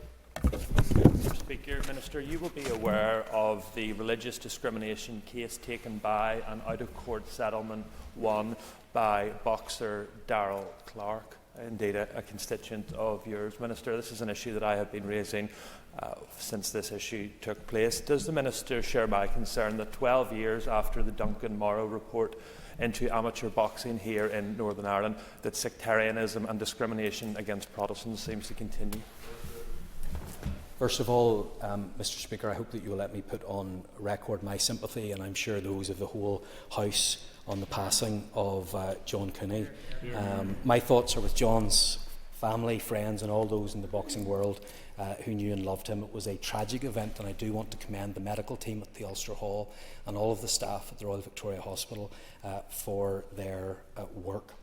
Can I thank Mr. Brett for the issue that he raised, and I noted with interest the recent case which was settled between Darrell Clark and the Ulster Boxing Council. I put on record I do know Darrell in a personal capacity. I have heard his story. As part of the settlement agreement, the Ulster Boxing Council committed to an Equality Commission comprehensive review of the governance practices and procedures applicable to the Ulster Boxing Council to ensure that they are compliant with the Fair Employment and Treatment Northern Ireland Order 1998 and any relevant codes of practice. It's important that this work is carried out by the Equality Commission urgently, because no matter who you are or where you're from, you should be able to progress in your sport if you have the talent and the ability, and no one should feel as if they don't belong. Mr. Speaker, and amateur boxing is vital in my constituency in North Belfast, but the clubs that I speak to on a daily basis, their confidence in the leadership of these organisations is completely shot. Once again, we have a religious discrimination case against a Protestant. What proactive steps will you take, Minister, to ensure that regardless of class or creed, that any young person here in Northern Ireland has access to the exact same opportunities? I completely agree with the member, and following a meeting with Sport NI and officials from sports branch within my department, I have made clear the urgent need to progress this work and make sure that recommendations from the report are implemented. But I am also considering what implications this may have to current and future funding arrangements. Sporting bodies should only be receiving taxpayers' money if they meet their equality obligations. Nick Matheson. Thank you, Mr. Speaker. Can the Minister outline what support his department provides to housing associations in Northern Ireland to deal with the impacts of paramilitarism in their housing schemes? Minister. Well, the member will know this is an issue we've been working on lately. In terms of, I don't know whether it's financial support the member is referring to, I can certainly provide that information, because through the Housing Executive and Housing Associations there are a number of programmes in place to deal with that, but I can get him the specific information that I just don't have on hand right now. Mr. Matheson. thank the Minister for his answer. The Minister will be aware of certain housing schemes where the influence of paramilitarism is really significant, such as Weaver's Grange in Newton Ours, where Clonmill have been dealing with long ongoing issues in managing the influence there.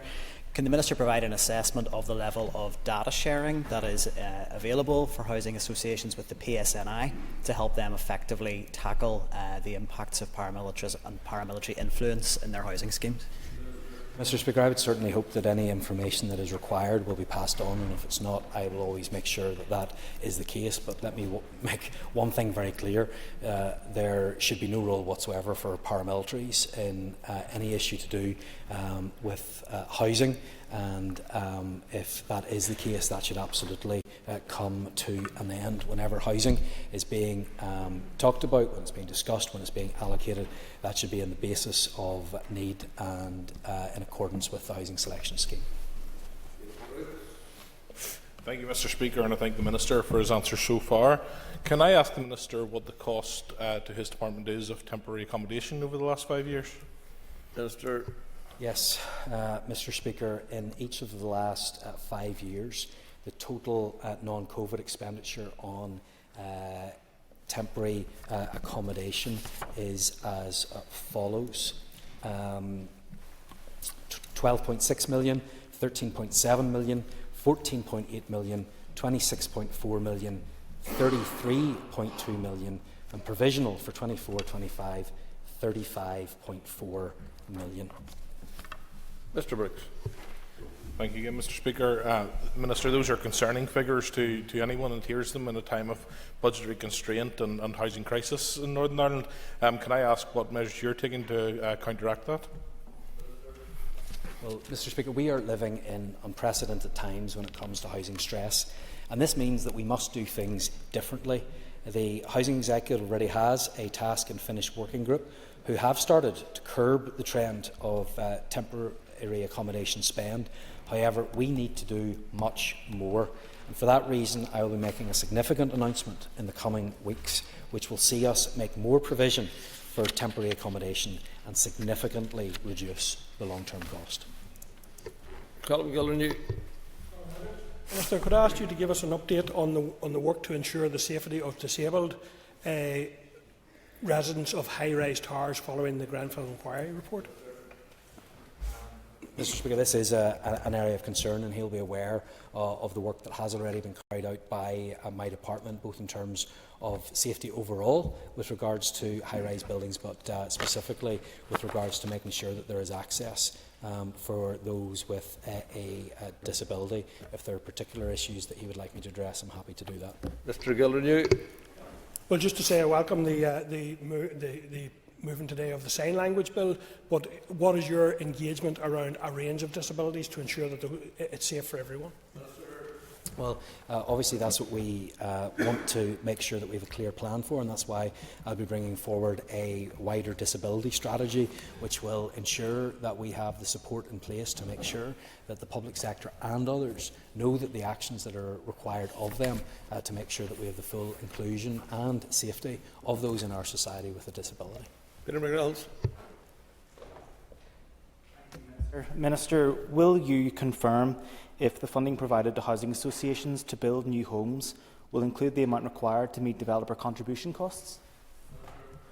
Mr. Speaker, that is currently under review, and look forward to making a further announcement on that soon. Thank you, Minister.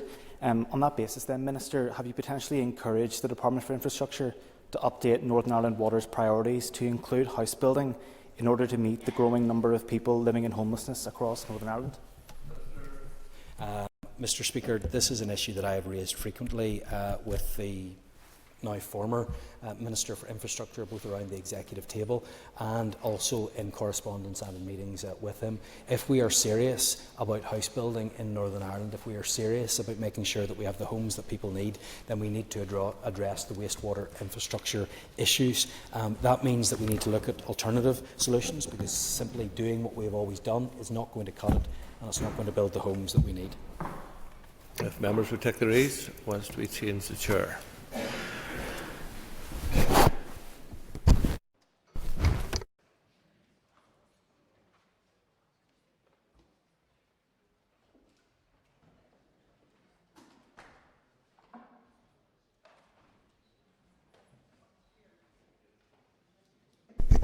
Now question time for the Minister for the Economy, and I call Steve Aiken. Minister. My predecessor identified the aerospace sector as a strategic sub-sector in the Advanced Manufacturing Materials and Engineering Action Plan, which was published last year. This sector offers strong growth potential, and the Action Plan sets out a range of activities, including investment in people, skills, innovation, trade and investment and collaboration, which aim to support the growth of the sector and help provide high-quality, high-productivity jobs across the region. InvestNI's dedicated aerospace team works closely with the sector. The team provides advice, guidance and support to companies to help them create good jobs, improve productivity, increase export growth and support net zero ambitions. InvestNI also partners with DBT and the sector trade body ADS to showcase the sector capability internationally and help companies explore export opportunities in new markets. Thank you, Minister. Steve Aiken. Thank you very much indeed. And may I thank the Minister for her remarks so far. And I meant to make a declaration of interest as the Chair of the All-Party Group on ADS. Minister, you will be aware of the importance of apprenticeships, and indeed we have the apprenticeship meeting of ADS here last week within the Assembly. But there are real issues with apprenticeship training schemes and the ability of our further education sector to support those apprenticeship training schemes. And one of the reasons for that is the lack of support coming through from organisations like InvestNI to be able to remove these bottlenecks. Could the Minister say what she's going to do to try and sort out these bottlenecks and actually to make sure our apprenticeships are capable of delivery?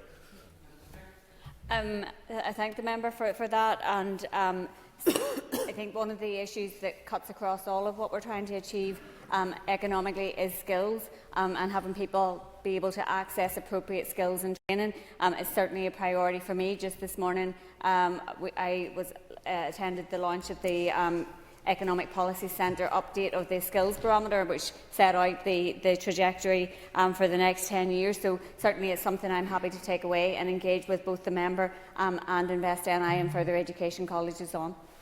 Pat Sheehan for supplementary. Thank you, Madam Principal Deputy Speaker. An assurance that InvestNI does not support projects that help arm Israel. Sir. Well, first of all, I think it's important to say no government should be arming Israel. InvestNI have assured me that they do not support projects that arm Israel, and no evidence has been presented to the contrary. However, I have asked InvestNI to review its investments to make absolutely sure that this is the case. It's important that I, as Economy Minister, and the general public are reassured on this matter. Thank you. Brian Kingston for supplement. Madam Principal Deputy Speaker, I thank the Minister for answers so far. The Minister will be aware that the Spirit Aerosystems are a major employer in Northern Ireland, and also that there is potential interest from other companies. Will the Minister be doing all she can to ensure that the entire operation here will have a viable future? And I thank the member for his question. My predecessor has engaged with senior representatives from both Boeing and Airbus regarding the sale of Spirit's local operation, and my officials and I will be continuing to engage with all interested parties, including with TEO, the British Government, the business and other stakeholders, to ensure the best possible outcome for the operation here in the North. Obviously, there's commercial negotiations are ongoing, so it's inappropriate for me to comment any further in relation to those at this point. I call Jerry Kelly. Thank you. Question 2, please. Minister. All departments' budgets are extremely challenging, as I'm sure the member will be aware. The Executive's fiscal position is extremely difficult due to years of underfunding from the British Government. Indeed, my department's resource baseline for 2025-26 is 5% less than for 2020-21. DFE has £83 million of resource pressures after the additional allocation of £24.9 million, which leaves a funding shortfall of £58 million. DFE was allocated £150 million capital for general allocation. Bids of £145.7 million could not be met as a result. Nevertheless, I will work within the budget available to deliver the best outcomes for the economy and for our citizens. Jerry Kelly for supplementary. I thank the Minister for her answers.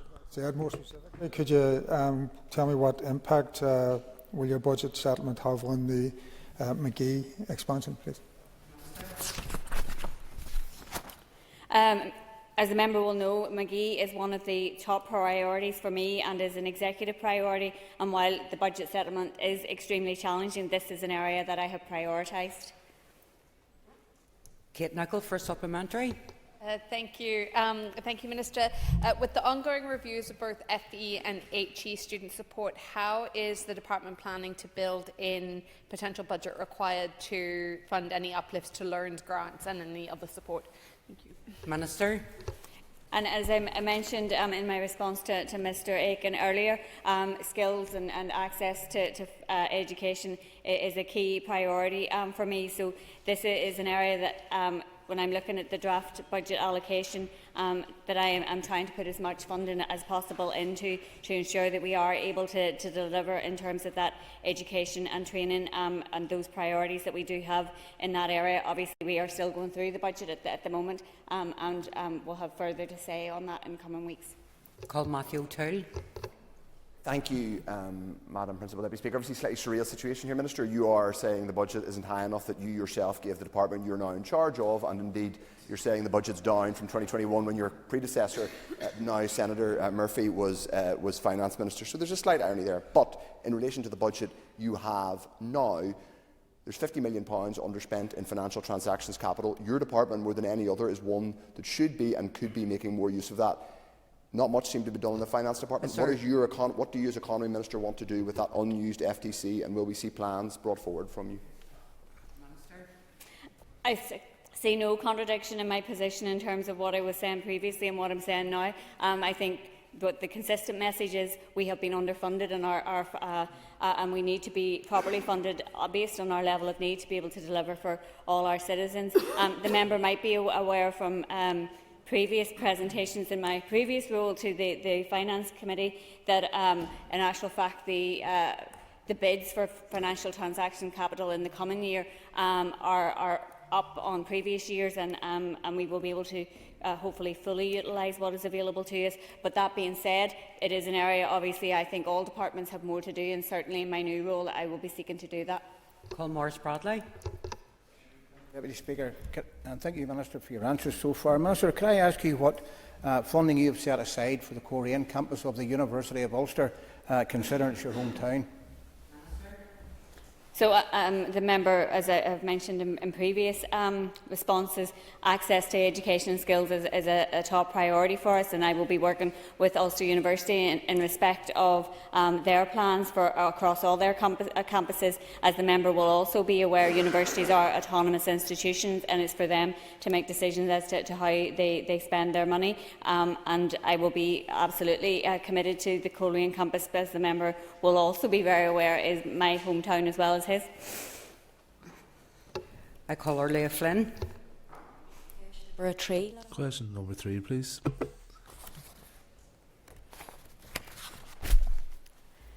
So we continue to make positive progress around community wealth building, and the 9 recommendations outlined in the 2022 Community Wealth Building Report that I am responsible for taking forward.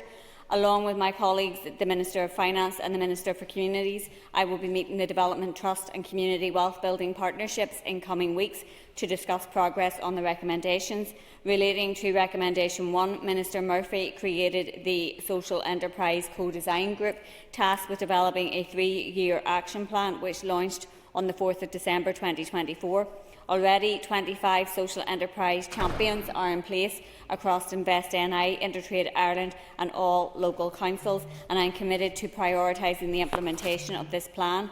In August, my department published significant research on the benefits and potential of growth of employee ownership models in line with Recommendation 4. For Recommendation 10, a credit union working group was established to improve the legislative framework for credit unions, and this work will be completed within this mandate. Orlia Flynn for supplementary. Yes, thanks very much, and I thank the Minister for that response.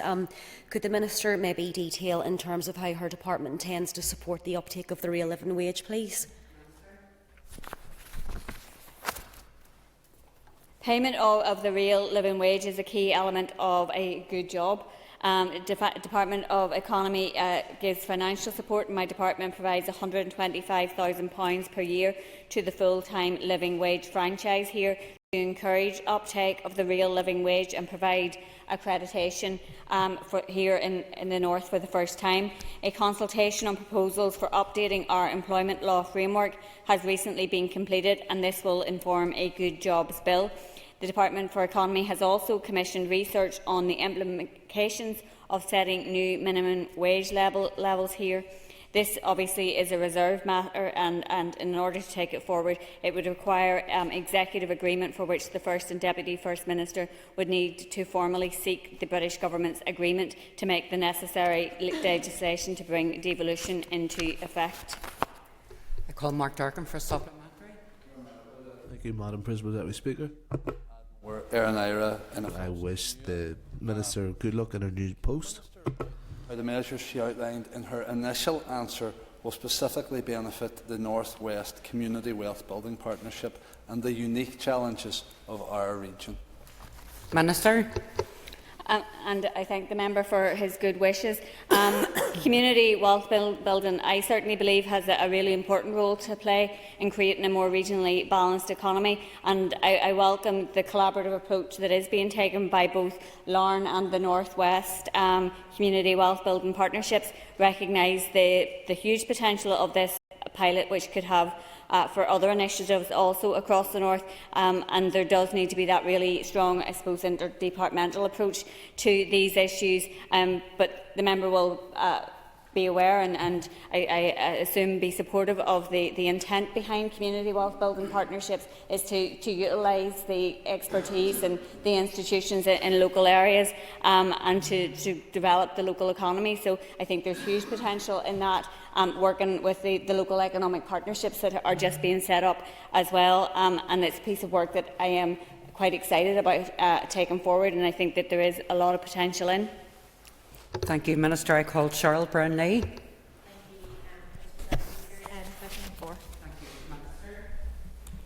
NISRA's Labour Force Survey reported that in 2023, approximately 40% of people here aged 16 to 64 held a qualification at level 4 or above. East Antrim compares favourably to this with a rate of over 43%. I am committed to continuing the work of my predecessor in addressing sub-regional disparities, such as in tertiary education attainment rates across the North. Last October, my department published a sub-regional economic plan. This is a locally led approach which places regional balance at its heart and enshrines partnership working. As part of this plan, 11 new local economic partnerships are being created. These partnerships will identify local economic priorities, and my department will work collaboratively to deliver these. The partnerships have also dedicated funding of £45 million to help pump prime projects. Thank you, Minister. I call Chair Burnley for a supplementary. Thank you, Madam Principal Deputy Speaker, and thank you to the Minister for her answer. Just in terms of that, I recognise the rate, but how is your department supporting people with disabilities or special educational needs to ensure that they also have the opportunity to gain this education and support at this level? Minister. I thank the member for that question, and I think it's a really important issue that we need to address, and certainly one that I am committed to taking forward. I think ensuring that skills and training and education opportunities are available to everybody regardless of their ability is really important, and in particular in relation to apprenticeships. Last week was Apprenticeship Week, and I had the opportunity to go out and to meet some of the training providers and some of the mostly young people that were partaking in those, and one of the key things that we have put a focus on is exactly that, ensuring that there are opportunities for people with disabilities, for women, for people from less disadvantaged or from more disadvantaged backgrounds to take up those opportunities. So it's a piece of work that I think there is a focus on, but one that we will continue to have. Thank you, Minister. I call Cathy Mason for supplementary. I thank the Minister for her answers. Can I ask, Minister, how is the Skills Fund in particular supporting education attainment rates across the North? The Skills Fund, which aligns with the economic vision, is already supporting a range of initiatives. This includes a new Skill Up programme, which aims to develop our workforce in priority sectors for those aged 18 and older eligible to work here. Skill Up courses range from entry-level to level 7, are fully funded and are primarily delivered online, allowing for access across all regions. The Skills Fund is also focused on ensuring there is support for those with additional barriers to access learning and employment. A number of new initiatives are being supported to provide training and additional support to individuals who have barriers to work and training.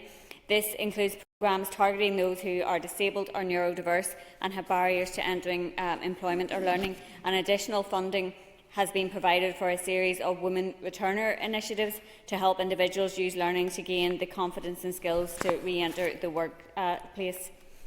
Thank you, Minister. I call Sinead McLaughlin for supplementary. Thank you. And Minister, can I wish you all the very best in your new role and look forward to working with you.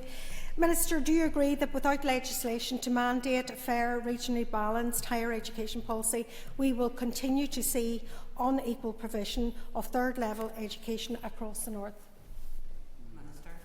I think that the work that is being done through the local economic partnerships and the particular focus that we have put on the development of the Magee campus and ensuring that we reach the target of 10,000 students and the task force that was put in place to report in relation to that has been really positive and constructive.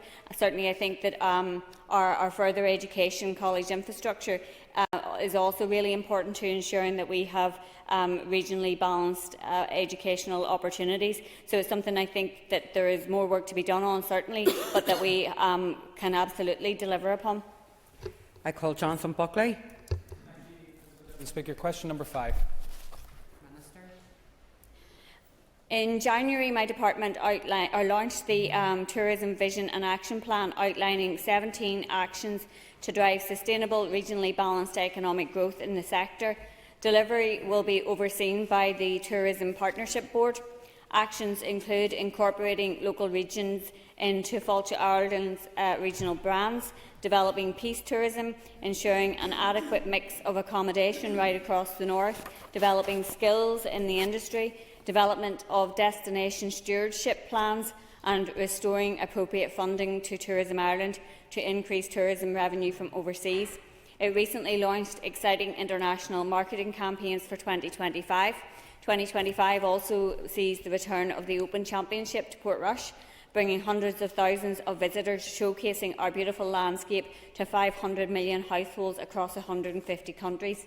Tourism NI will work alongside Invest NI to maximise the benefits to act as a catalyst for future economic investment. Jonathan Buckley for supplementary. Thank you. We know that tourism is crucial to the Northern Ireland economy, and we know that the Northern Ireland tourist offering faces particular challenges when competing with the Republic of Ireland, who are sitting on VAT of 9%. So with that in mind, how on earth is it appropriate that Northern Ireland Tourism's website for its marketing campaign and spring marketing toolkit has placed the Republic of Ireland and its offering before and more prominently throughout the Northern Ireland? Is the Minister aware of this? She is a Minister for Tourism in Northern Ireland. Will she ensure that her department reflects that reality? Minister. And Tourism Ireland is responsible for marketing the entire island of Ireland, and I am aware that one of your colleagues had asked a written question on this matter, so I will share the answer with the member. Excuse me. Kelly Armstrong for supplementary. Thank you, and thank you, Minister, and congratulations on your new post. As Sinead has said, I look forward to working with you as well. Minister, you've mentioned the Open. One of the things about the Open and bringing so many tourists into the area is the pressure that it can put on accommodation and public transport.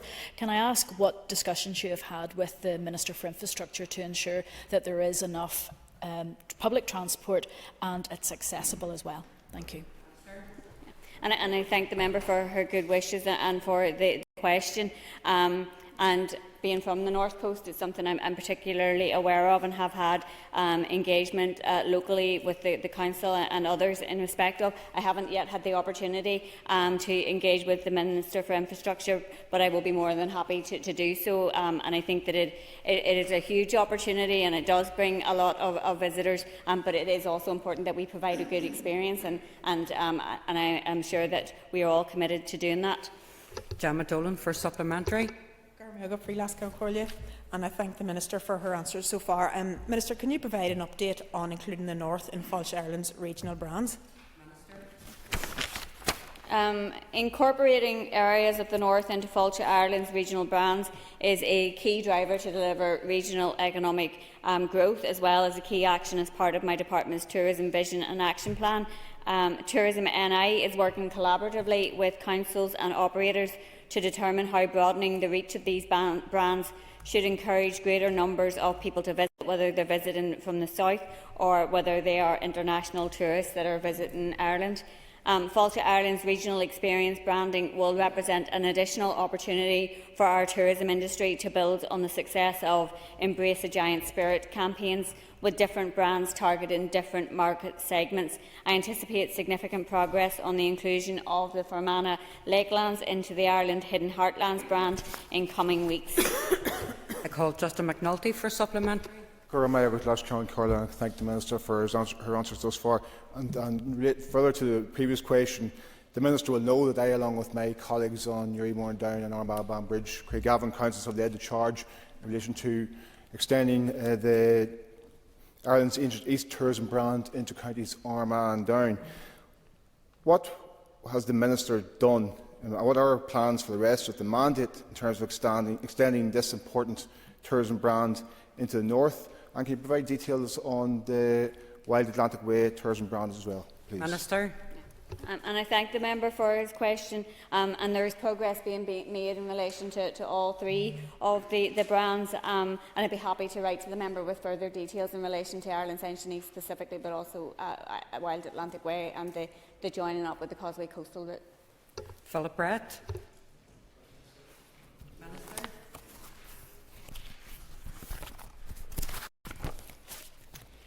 My officials continue to work closely with the Ministry of Housing, Communities and Local Government through a joint working group to co-design the North's £150 million Enhanced Investment Zone programme.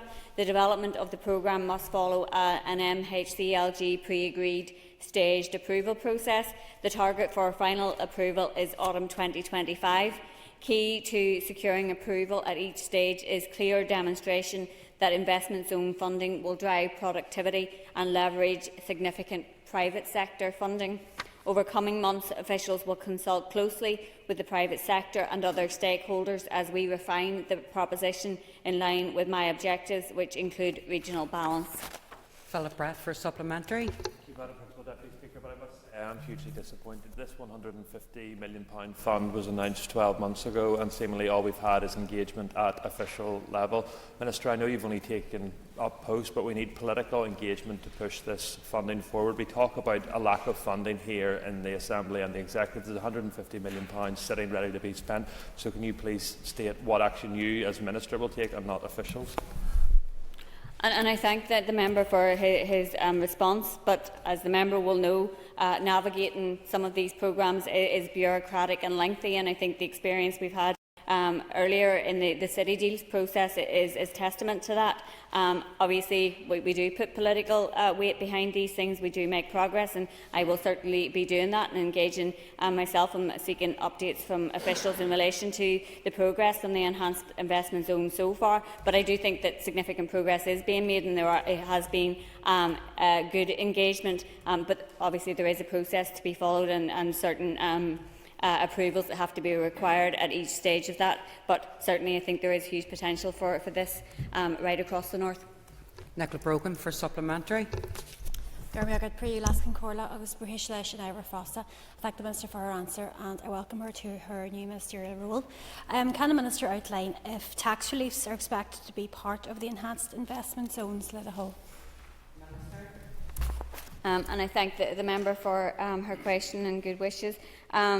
The Tax reliefs do remain an option, but due to the complexity of modelling the tax relief itself and the need to change legislation that would be required, I think it's unlikely to form part of the overall programme, but I think there will be sufficient alternative interventions that can be delivered more quickly and efficiently that will deliver the outcomes that we wish to see. Call Peter Martin. Question 7, Madam Principal Deputy Speaker. Industrial land is an important element of our investment proposition, as it can enable the establishment and growth of locally owned businesses and attract inward investors. InvestNI's total land holding is 2,700 acres, the majority of which has been sold and developed. Since 2020, InvestNI has sold approximately 208 acres of its land, which has facilitated the expansion of 62 businesses. InvestNI currently has 475 acres of land available to support business investment. However, there are some areas where this is limited or there is no supply of available industrial land, and we are working to address that in partnership with local stakeholders through the Regional Property Programme. This 10-year programme gives a clear commitment to partnership working at a local level to identify specific industrial land and property needs. Peter Martin for supplementary. Thank you very much, Minister. I just want to point out to you that there is industrial land at Bellew South in Bangor, which is owned by InvestNI and has been left undeveloped for about 10 years. I can't hold you responsible for that. I know many businesses in North Down, however, would want this issue progressed. Will the Minister commit to meeting local stakeholders, as she sort of indicated in her answer, including Ards and North Down Borough Council, to take this matter forward? Yeah, and I'm aware of the issue in relation to Bellew South, and that there has been no land sold there in the past 10 years. InvestNI will, however, continue to market the estate as an attractive investment location and pursue property interest from those businesses that meet its intervention criteria. There is land still available at Bellew South, and I think the Regional Property Programme does give that commitment to partnership working to identify land and property needs, and InvestNI is happy to explore those development opportunities, and I'm happy to engage in conversations in relation to that. David Honeyford for supplementary.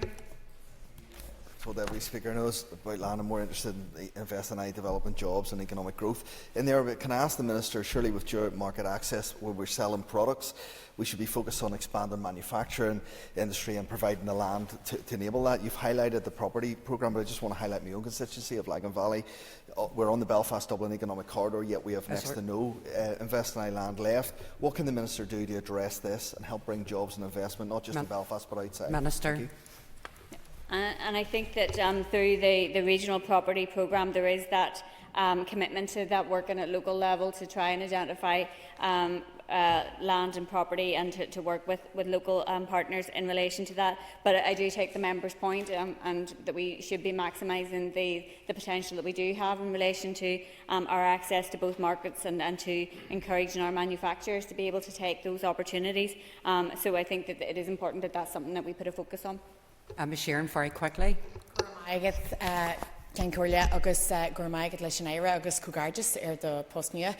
Minister, can I ask what steps InvestNI are taking to develop industrial land in Mid-Ulster? 1 minute, Minister, to respond. I thank the member for her question and good wishes. I'm aware of proposals to develop Desert Crete and the opportunity that this site offers to deliver much needed industrial land in the Mid-Ulster area. I understand that InvestNI have been working with the Council to assist that development of their proposals for the site, and that work is ongoing. Thank you, Minister. That ends listed questions. We're now moving on to topical questions, and I call Sinead McLaughlin. Minister, can I refer back to your previous question just for clarity? As you're aware, it has been widely reported that InvestNI supports a number of companies involved in the manufacturing of parts for F-35 fighter jets used by Israel in the bombing campaigns that have razed Gaza to the ground. Your predecessor, Conor Murphy, stated that this was not taking place. Do you still stand by what he said? And I thank the member for her question, and she's quite right. I have already addressed that particular issue. Invest NI have assured me that they do not provide support for projects that arm Israel, and no evidence has been provided to the contrary. But as I indicated to Pat Sheehan earlier on, I have asked Invest NI to review its investments to make absolutely sure that that is the case, because I do think it is important that we have that reassurance. Sinead McLaughlin for supplementary. Thank you, Minister. I'm glad you have given that assurance, and I hope it's true. Minister, the public is rightly outraged that public funding could be used in any way to arm Israel, and will be wanting transparency in this. Can you explain why this confusion has arisen? And I echo the member's sentiments, and I understand the public sentiment behind it. I think that we all abhor the horrifying scenes that we have seen in Gaza and Palestine over the past year and a half. And I think most right-minded people think that. And certainly we have consistently challenged the US, the British government and others who are providing arms for Israel, and urging them to suspend all arms sales. But as I have said, we have sought those reassurances from Invest NI, and I have been assured that that is the case. And I think it is important that we do get that clarity. Mr. David Brooks. Principal Deputy Speaker, the previous member and the Minister certainly don't speak for me on that issue. Could I ask the Minister what engagement she has undertaken with the Trump administration or the State Department around encouraging the appointment of a special economic envoy for Northern Ireland? Minister. And I haven't yet had the opportunity in my role to have engagement with the Consul General here, but I'm sure that I will have in coming days or weeks. Supplementary. Thank you, Minister. I'm sure at a time whenever the US is negotiating its economic relationship with other nations, and it's perhaps causing concern in the South regards their ongoing operation as a tax haven of sorts, it would be an advantage for us to maintain the relationship that we've had with the United States. Will you be undertaking that engagement, and will you do so in Washington this St. Patrick's Day? And I'm sure most people recognise that the US is an important market for us. We export over £1 billion worth of goods and services there, so clearly it is an important relationship, and certainly I will be seeking to have that engagement with the US representatives, as I said, in coming days and weeks. Ciara Ferguson. Thank you, Principal Deputy Speaker, and can I too wish you well, Minister, in your new role. Skills from entry level right through to level 7 are all hugely important for the economy. Can I ask the Minister for her assessment of the Skills Barometer report which was published this morning? Minister. Thank the member for the question, and I was delighted to attend and speak at the launch of the Skills Barometer this morning, and I was encouraged that the sectors that were highest forecasted growth rates in the Skills Barometer align well with my department's 7 priority sectors. However, the Skills Barometer also highlights long-term challenges posed by our ageing population, that quite simply the number of young people coming into the labour market isn't enough to meet the increased demand for jobs, and given that Brexit has limited our ability to attract workers from the EU, and British government immigration policy makes it difficult to attract workers full stop, it's vital that we help get more people into work. Also makes it all the more important that we remove barriers cross-border to workers, so that we can access a larger pool of talent across this island. But I think that it's also really important that we are supporting people who face barriers to work, to back into employment. And I noted at the launch of the Skills Barometer this morning that our skills base and opportunities to access skills underpin all of our economic objectives that have been set for the department, and that we really need to be equipping people with the right skills and to be able to deliver upon that. Ciara Ferguson for supplementary. Can I thank the Minister for her answers thus far? Minister, I understand that the Skills Barometer will soon be published at a sub-regional level, which I very much welcome for the constituency, particularly of Foyle and the North West. Does the Minister agree that this will benefit the work of our local economic partnerships and drive towards regional balance? and I thank the member for that follow-up. And I do think that local economic partnerships will help give us a better understanding of the economic needs and priorities at local areas right across the north. Skills are clearly a critical part of our economic infrastructure, so this information will be really valuable for local partnerships. And once we are equipped with this information, we will be better able to tailor skills interventions to meet those local needs, in turn driving that regional balance. In October 2024, my predecessor launched a sub-regional economic plan, and I am committed to developing a regionally balanced economy where everybody shares the benefits of prosperity.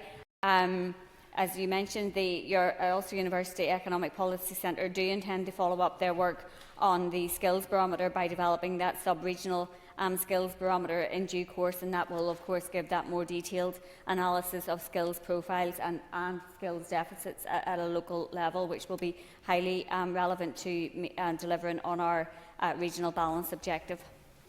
Thank you. I call Maurice Bradley.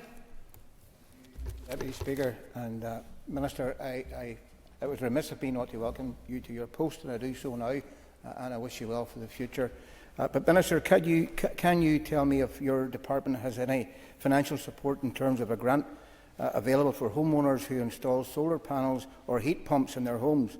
It's just that there's a grant across in the mainland of some 7,500, and I was wondering if your department had any plans to introduce the same here in Northern Ireland. And I thank the member for his good wishes and for his question. There are differences, I suppose, in terms of the structure of the energy markets between here in the north and in Britain, and there are schemes that are provided there that aren't provided here, and likewise, and clearly, obviously, energy policy has devolved, so we do have the opportunities to respond to the needs of people here locally. As the member will know, the Department for Communities has lead responsibility for fuel poverty and any mitigations that might be put in place to assist with rising fuel costs. Department for Economy assists in that in terms of developing the energy policy. And it's something that I know that the Communities Minister has indicated that he is committed to bringing proposals forward as soon as possible in relation to that particular issue. And I am more than happy to work with him in relation to that. Maurice Bradley for supplementary. Thank you very much for your answers, Minister. But surely this is a priority funding stream that should be in place to augment the climate change targets of this Assembly. Such a grant would aid low-income households and become part of the climate change initiative that is in this House. And I don't disagree with the member in any way in respect of that. Obviously, we have the energy strategy and we have targets that we need to deliver upon that, but also for the people that we all represent and the costs that it has to them. And I think we've all been acutely aware of that over the past number of years when we have faced the cost of living crisis. And we, of course, do have higher levels of fuel poverty here, even preceding that. So it is an important piece of work, and I, as I say, will be working in collaboration with the Communities Minister in respect of it. Thank you. I call Claire Sugden. Well, Deputy Speaker, and congratulations, Minister, on your new role. I'm really pleased for our constituency. Minister, Ulster University recently expressed an interest in developing a veterinary school at the Korean campus, but they suggested that they would need funding from the Northern Ireland Executive to take that to completion. So will the Minister confirm that she's having these discussions, and will she look to find funding to develop the course at Korean? Minister. And I thank the member for her good wishes and also for her question. And as a constituency representative, I have had engagement with Ulster University around these matters, and I know that they are introducing a new veterinary nursing course for the incoming academic year, and I think that's a really positive development. And the conversations around a veterinary school, I suppose, have been going on for some time. I think the Department of Agriculture, Environment and Rural Affairs is leading on that particular issue. So I'm happy to be engaging with the Minister in respect of that. Claire Sugden for supplementary. Thank you, and I thank you for the Minister's interest. It doesn't seem like anyone from the Northern Ireland Executive is leading on it, and indeed I have questioned both departments in that respect. Northern Ireland needs a veterinary school, and Corian is the most obvious place for that. So, will the Minister, I suppose, reconfirm that she will commit to that if that's what Ulster University wants? Minister. And I thank the member for the follow-up question. And as I said, I, as a constituency representative, have had those conversations. I haven't yet had the opportunity to be briefed on that matter in my ministerial capacity. Obviously, I'll be happy to do that. And I am happy to work with Ulster University in respect of any proposals that they may have. But clearly, I think there is that need for cross-departmental working on this particular issue as well, and the demonstration of how that can be achieved and affordable. Connie Egan. Congratulations, Minister, and I wish you well in your new post. The Northern Ireland Skills Barometer 22 to 23 was published earlier today and identified that we need 5,400 people per annum to fill all vacancies under the high growth scenario. What role does the forthcoming legislation have in encouraging people who are currently economically inactive into work to help fill those gaps? Minister. Yeah. And I thank the member for her good wishes and for her question. And as I mentioned earlier, I was at the launch of the Skills Barometer this morning. And I think it's a really important piece of work, really insightful and really useful to a number of different audiences. But for us as policymakers, it does pose some questions to us as well in terms of how we are going to meet those needs in relation to our workforce, when clearly there isn't enough people coming through in terms of qualifications and training pathways. So it is really important that we do touch into those people who face barriers to employment and training, and to try and support them back into pathways and into jobs ultimately. So there is opportunities, I suppose, legislatively, certainly in terms of the policy intent of the Good Jobs Bill, but also the kind of policy initiatives that we will take as well in respect of improving access to pathways and training, and ensuring that there is appropriate support provided. Egan for follow-up supplementary. Thank you, Minister. Can I ask you further how you're going to drive productivity within our economy, which has been at persistently low levels over recent years? Minister. And I think that is an issue that has been very persistent over a long period of time, that we have performed poorly in relative terms in terms of productivity, and it will require different policy interventions to be able to improve that. Skills is one particular aspect to it, but also ensuring that we are appropriately supporting our businesses in terms of ensuring that there is a policy environment right across the board, whether that's environmental or our business or our employment law as well, to ensure that we are able to support the improvement of productivity. And I think that we have been making progress. I think we have actually outperformed other regions this year in terms of economic growth, but there is clearly ongoing and persistent work that needs to be done in terms of driving productivity. Sinead Ennis.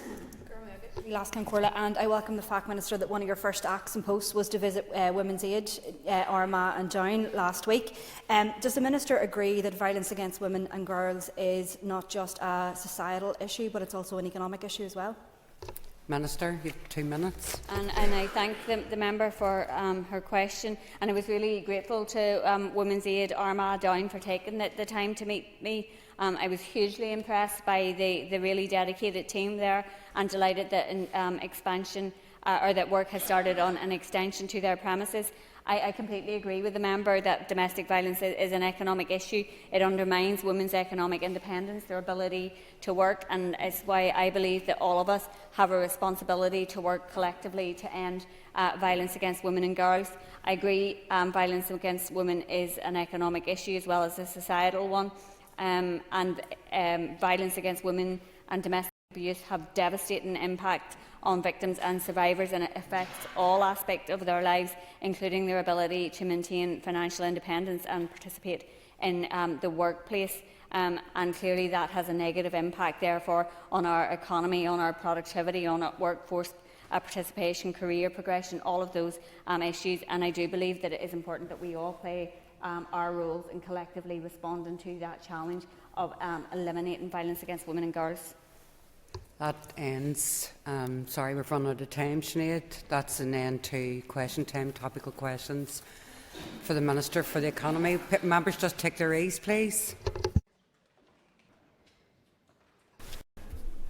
Okay, honourable members, Trevor Clark has given notice of an urgent oral question to the Minister of Justice.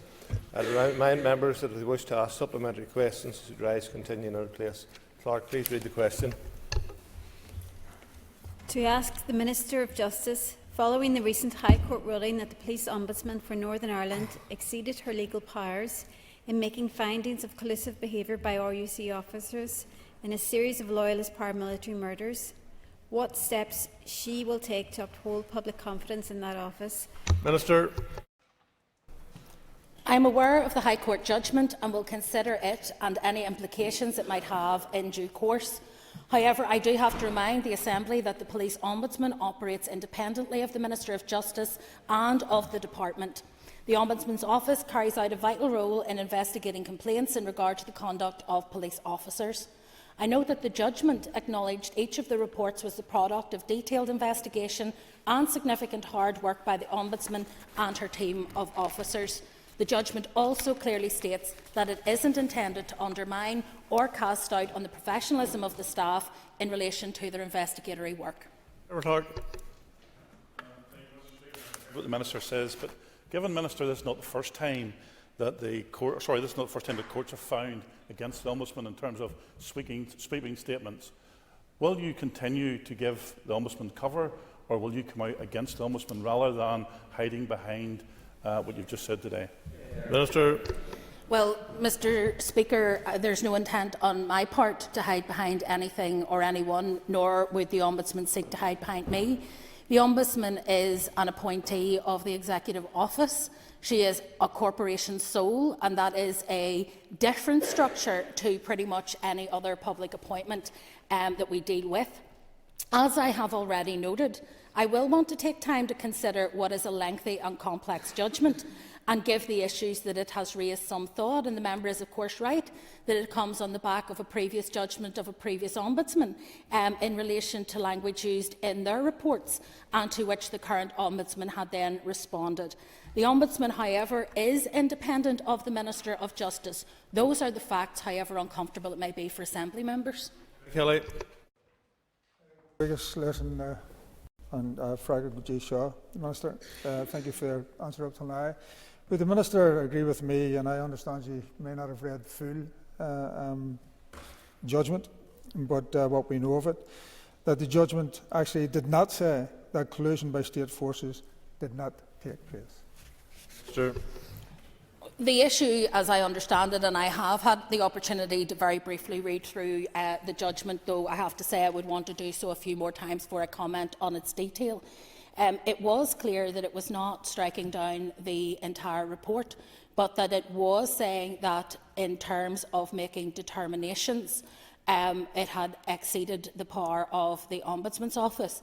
The Ombudsman will now require time to consider and reflect on that finding by the courts, as will the Department of Justice, in order that we're able to reach the right conclusions. However, to be clear, the judgment has not struck down the statements in question, and how the Ombudsman chooses to respond to the court judgment is a matter for her and her alone to consider.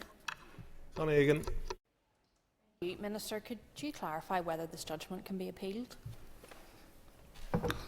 With any court judgment, that is always an option that is available to the person about whom the judgment has been made. It would not be appropriate for me to seek to influence the Ombudsman or her office in that regard.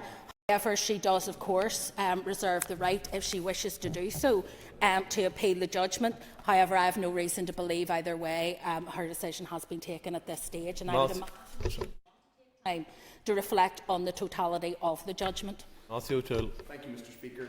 For the record, and in contrast to some of the chuntering we're hearing in the chamber today, it's worth putting on the record the people to bear in mind are the innocent men who were gunned down at the Heights Bar in Loughlin Island, Sean Graham's bookmakers and other locations. There is clear evidence of collusion in the security forces. That's not to smear everybody who served in the police and the security forces, but there is clear evidence. Will the Minister agree with me that the way to deal with these issues is for the British Government and others to agree and deliver a proper Article 2 compliant process which achieves justice and decency for the families of those innocent people? Minister. Well, on reflecting on all of these issues, I am conscious that the most controversial interventions that the Ombudsman's Office makes tend to be with issues that are about historical legacy cases. And that was not the purpose of the Ombudsman's Office when it was designed, but it became the purpose of the Ombudsman in lieu of anything else that would actually give people the answers they were seeking. I have said many times on the record that I would much prefer that the legacy structures were a separate structure, that they were fully comprehensive and looked at all of these cases properly and with due process, rather than infecting the policing and the oversight structures of today with problems of legacy in the past, and that remains my position. John Buckley. Speaker, the Court has ruled that the Police Ombudsman reached conclusions outside her legal scope of office, and in effect, Marie Anderson has acted illegally and clearly from a politically motivated way. I believe she has compromised her office. I believe also that she has brought dishonour on that office in more ways than one. So can I ask the Justice Minister, does she agree? And if so, what process can be put in place to remove Marie Anderson from office, because it's clear it is no longer tenable? Minister. Well, the first thing is I don't agree with the member, because the judgment doesn't say that it was by political motivation. It does reflect the reality, however, that the determinations reached exceeded the scope of the Ombudsman's powers in the view of the courts, and therefore that is something that we will have to reflect on. As I have already said, the Ombudsman is a corporation sole. She is appointed by the Executive Office acting jointly, and to the best of my knowledge, the Department of Justice has no powers to remove or dislodge the Ombudsman from office once appointed by TEO. Thank you, Mr. Speaker. Minister, the Ombudsman is there to hold the police to account, and that's fair enough, but we've now got to a stage where the police has lost trust in the Ombudsman, and indeed what I'm hearing from and you graciously were out and condemned the 9 injured police officers of Londonderry, but what I'm hearing is police officers are failing to defend themselves because of fear of what happens through the Ombudsman's office. Could I ask the Minister, does she think it's time to have an independent review of the office of the Police Ombudsman? Sir. Well, with respect, I think the question that the member poses is one that is, whilst it's a valid question, it is way outside the scope of this particular issue. This is about the varies of the Ombudsman's office and their legal responsibilities. It's not about wider concerns about the operation of the office in modern day cases. And I think it's important that we keep focus on the narrow point of this question, which Trevor Clark has raised, rather than going on a further fishing expedition to undermine anybody's office. Philip Rudd. Minister, you may not agree, but there clearly is a public concern on this issue in relation to the Police Ombudsman, be it the failure of her office to release the Keynes Mill report, a 17-month police investigation by the West Midlands Police, or now a Diamond Court judgment. Do you, as Minister of Justice, simple yes or no question, have confidence in the Police Ombudsman? Minister. Well, Mr. Speaker, we always know we're being lined up for one of those gotchas when somebody says that it's a simple yes or no answer. But of course, it isn't. Because first of all, it would be entirely inappropriate for me to make any comment on an ongoing police investigation, and so I will not be drawn to do so either in a single word or in multiple words. It would also be inappropriate for me to reach conclusions about this most recent case before the courts until we have had the time to reflect on the implications of that for the Ombudsman's office and for her responsibilities. And so we will reflect on all of these issues, and will do so in due course. Paula Bradshaw. Sorry, I wasn't down to ask. Timothy Gaston. Thank you much, Mr. Speaker. Mr. Speaker, does the Justice Minister believe the Ombudsman should apologise to the officers she unlawfully defamed, and will she ensure all reports are speedily amended? Minister. Well, the issue of whether someone owes somebody else an apology is one I'm not going to dip into. I think the issue here is about the court judgment. the robustness of that judgment and the response of the Ombudsman to it will be known in due course when she, like I, have had adequate time to reflect on that judgment, and she will reach her own conclusions as to what is required in terms of response to it.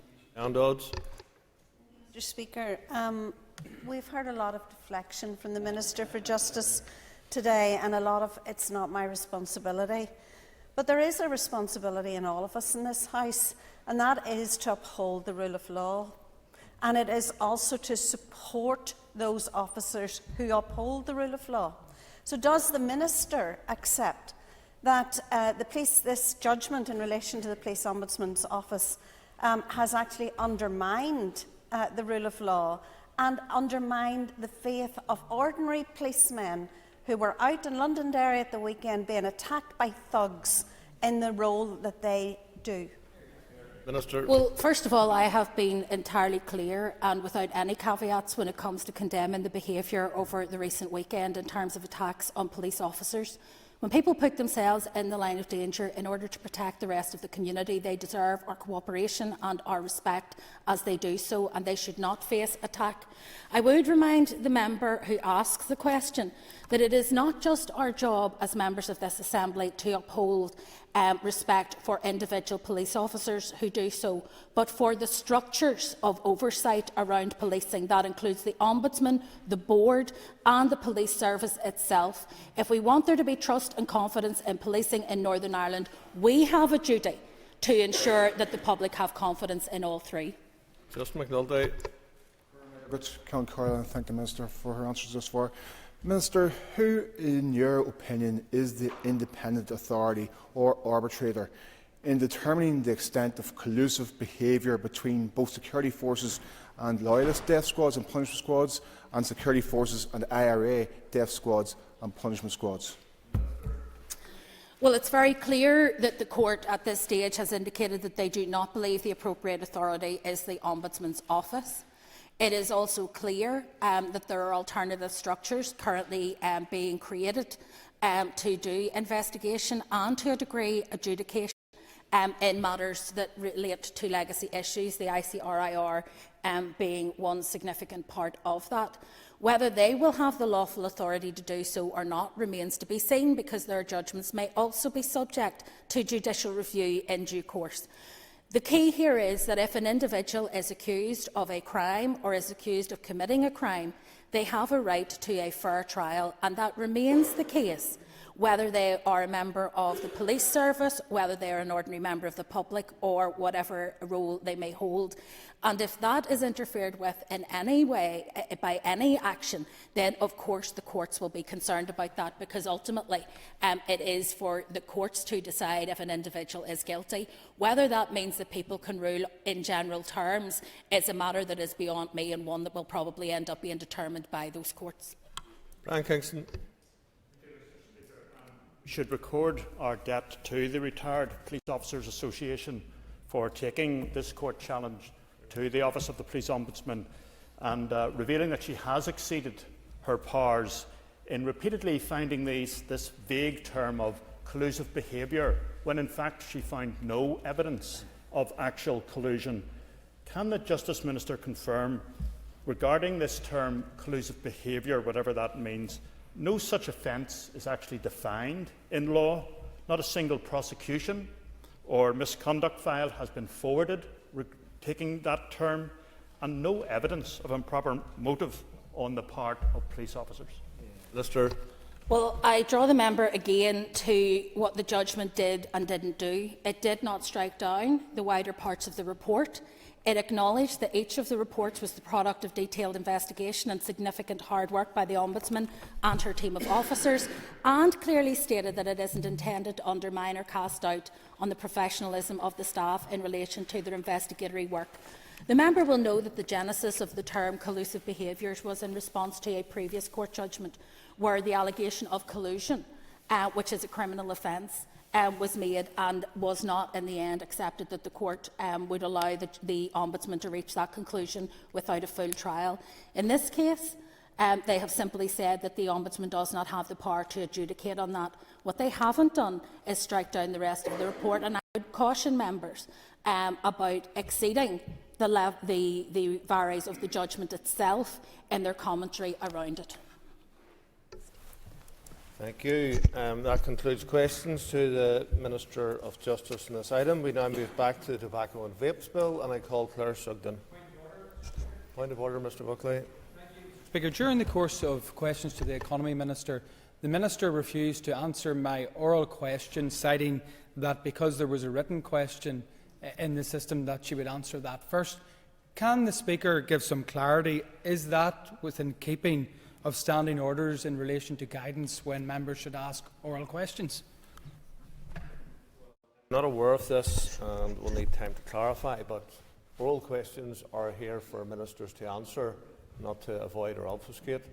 And if there's a written question, in the system, that should not override the ability of a minister to respond to an oral question. We expect whenever members ask questions that ministers answer them.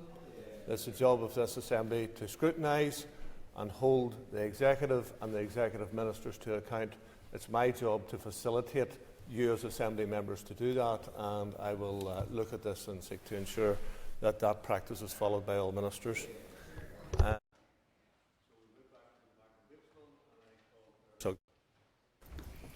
Thank you, Mr Speaker. I rise to support the legislative consent motion. Through this LCM, I see opportunity for better public health, particularly in Northern Ireland, where smoking continues to be one of the leading causes of preventable death.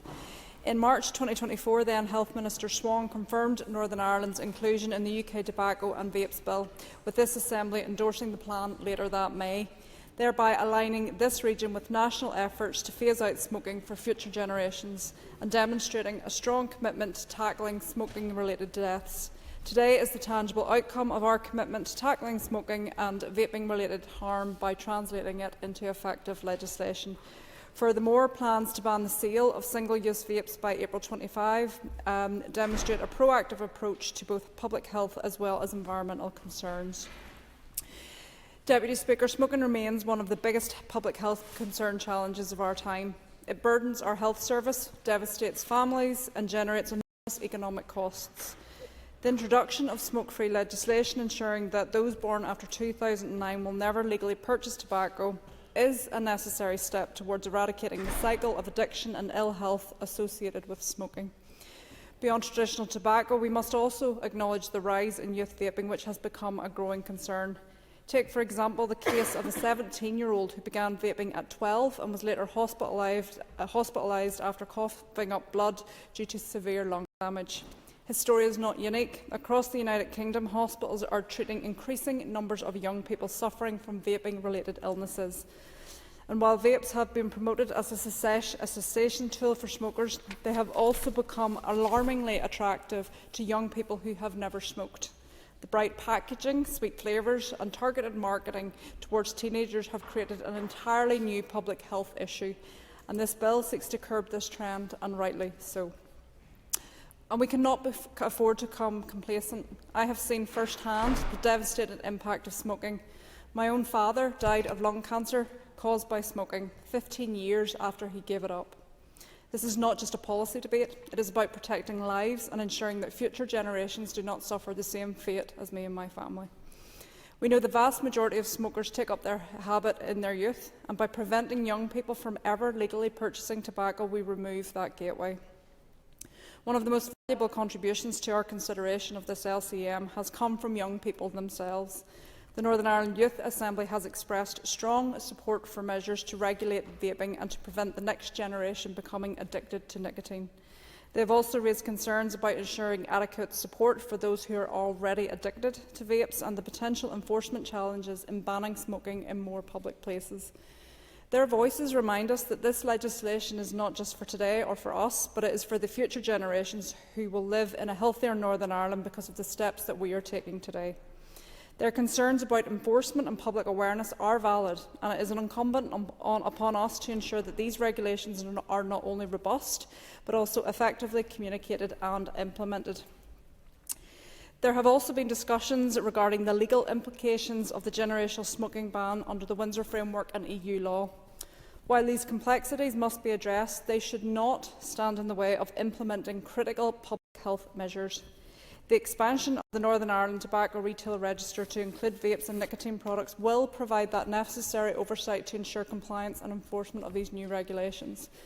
And as for the legal complexities, the Windsor Framework, once again, is highlighting how Northern Ireland is uniquely constrained compared with the rest of the United Kingdom. Whilst England, Scotland and Wales can take decisive action on matters of public health, we remain bound by EU directives without democratic input or control. This is not just tobacco legislation. Northern Ireland has diverged from the rest of the UK on multiple policy fronts, creating a situation where we are unable to implement laws that benefit our citizens. The fact that we must navigate EU rules while the rest of the UK is free to act underscores a wider issue of fairness and sovereignty. We should have the same ability to enact legislation that protects lives, yet the Windsor Framework is limiting us in doing so. And it's not a technical issue, it's a fundamental failure of democratic representation. If those legal challenges arise, they will be addressed, but we must recognise how serious this situation is becoming. Northern Ireland risks being able to implement vital public health policies while the rest of the United Kingdom moves forward. It is unacceptable a constraint on our ability to protect lives. The legislation alone will not solve the problem. We need to ensure that enforcement mechanisms are properly funded and that public awareness campaigns accompany these changes. Retailers must be supported in complying with the new regulations, and public health messaging must continue to evolve, particularly in relation to vaping. As others have said, education is also key. In GB, clinics have been set up aimed at treating nicotine addiction amongst children as young as 11 years old. This highlights the scale of the issue and the need for intervention both at legislative and public awareness levels. We must ensure that schools, parents, young people themselves understand the risks associated with nicotine addiction and that cessation support is readily available for those who need it. Mr Deputy Speaker, I support this motion because it is the right step towards a healthier Northern Ireland. It protects future generations, strengthens regulation and addresses the evolving challenges of tobacco and nicotine use. While there are complexities and challenges, we must not lose sight of the fundamental goal, which is about reducing addiction, saving lives and easing the burden on our health service. Thank you. Thank you, Mr Deputy Speaker. I just wanted to rise to talk a little bit about the generalities of this legislative consent motion, which we obviously support, but also some of the ways in which this debate has been used to have to complain about the Windsor Framework / protocol. But clearly that's been a significant part of the debate. I recognise and agree with many of the comments that have been made today about the importance of this provision and dealing with both tobacco regulation, moving towards a smoke-free society, and also better regulating and tackling the issue of vapes as they affect particularly young people, and the fact that vapes are in many ways a gateway to smoking. And we found that, and those statistics have been quoted. It is also true that Northern Ireland is bound, under the terms of the protocol, by certain provisions under the European Union. You would think, from listening to some of the members today, that this was a vast public health risk to Northern Ireland. They have not provided any evidence for it being a public health risk to people in Northern Ireland, and there is no sign that it is going to be. There have been reports about that. There's been speculation about what might happen, but it is also the case that some of the public health and environmental regulations that we enjoy in terms of product safety standards and public health and the environment over the past half-century have been because of EU regulations. They weren't delivered from London, let alone from Stormont. Can I also give a bit of personal experience? Not personal experience. People shake their head, but it's true. It's true. The personal experience that I want to give is, in my old life, when I was still a UK government official, I remember one of the very first things that happened after the Brexit vote was there was discussion about what were the Brexit freedoms that people could avail of. They couldn't think of any. These are Brexiteers inside the Tory party. One of the most recent... Matthew, could you take a seat, please? I'm happy to take my seat. You'll no doubt have heard earlier on today that the Speaker was very clear about when we were getting into debate and where it was likely to lead to, and also the fact we would keep on to the message and what we're trying to do. This debate is very particular about these issues in front of us on this measure that the Minister is bringing. And the member will also be aware that we do have a degree of leniency. But I think in this case you've strayed way beyond what's required. So either bring it straight back to what the Minister said in part of the motion that's coming through, or finish your contribution. Mr. Speaker, the previous speaker gave a long disquisition on public health and tobacco as relates. So I think it is reasonable for me to make that contribution to the Tobacco Products Directive, which came into force in 2016, which is the thing that people have said, which we are still partly bound by as a result of the Protocol/Windsor framework, also banned menthol cigarettes. The reason you can't go into a tobacconist in Northern Ireland and buy menthol cigarettes, which is a bit like vapes, one of those products that people think is a kind of tobacco light product, even though it's as cancerous and carcinogenic as a normal cigarette.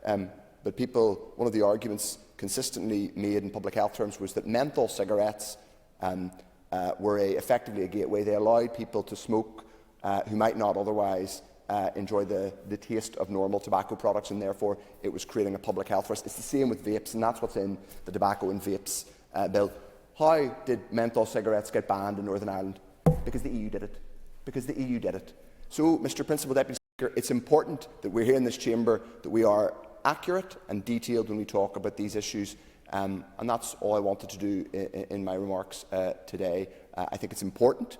I recognise the issues that have been raised, and I'm very glad that we are going to. I think there's consensus, with the possible exception of Mr. Carroll today. There's consensus. I will give way to Ms. Dodds. Thank you very much for giving way, and I've listened very carefully to your arguments around the Tobacco Products Directive, and I was in the European Parliament when we debated this all.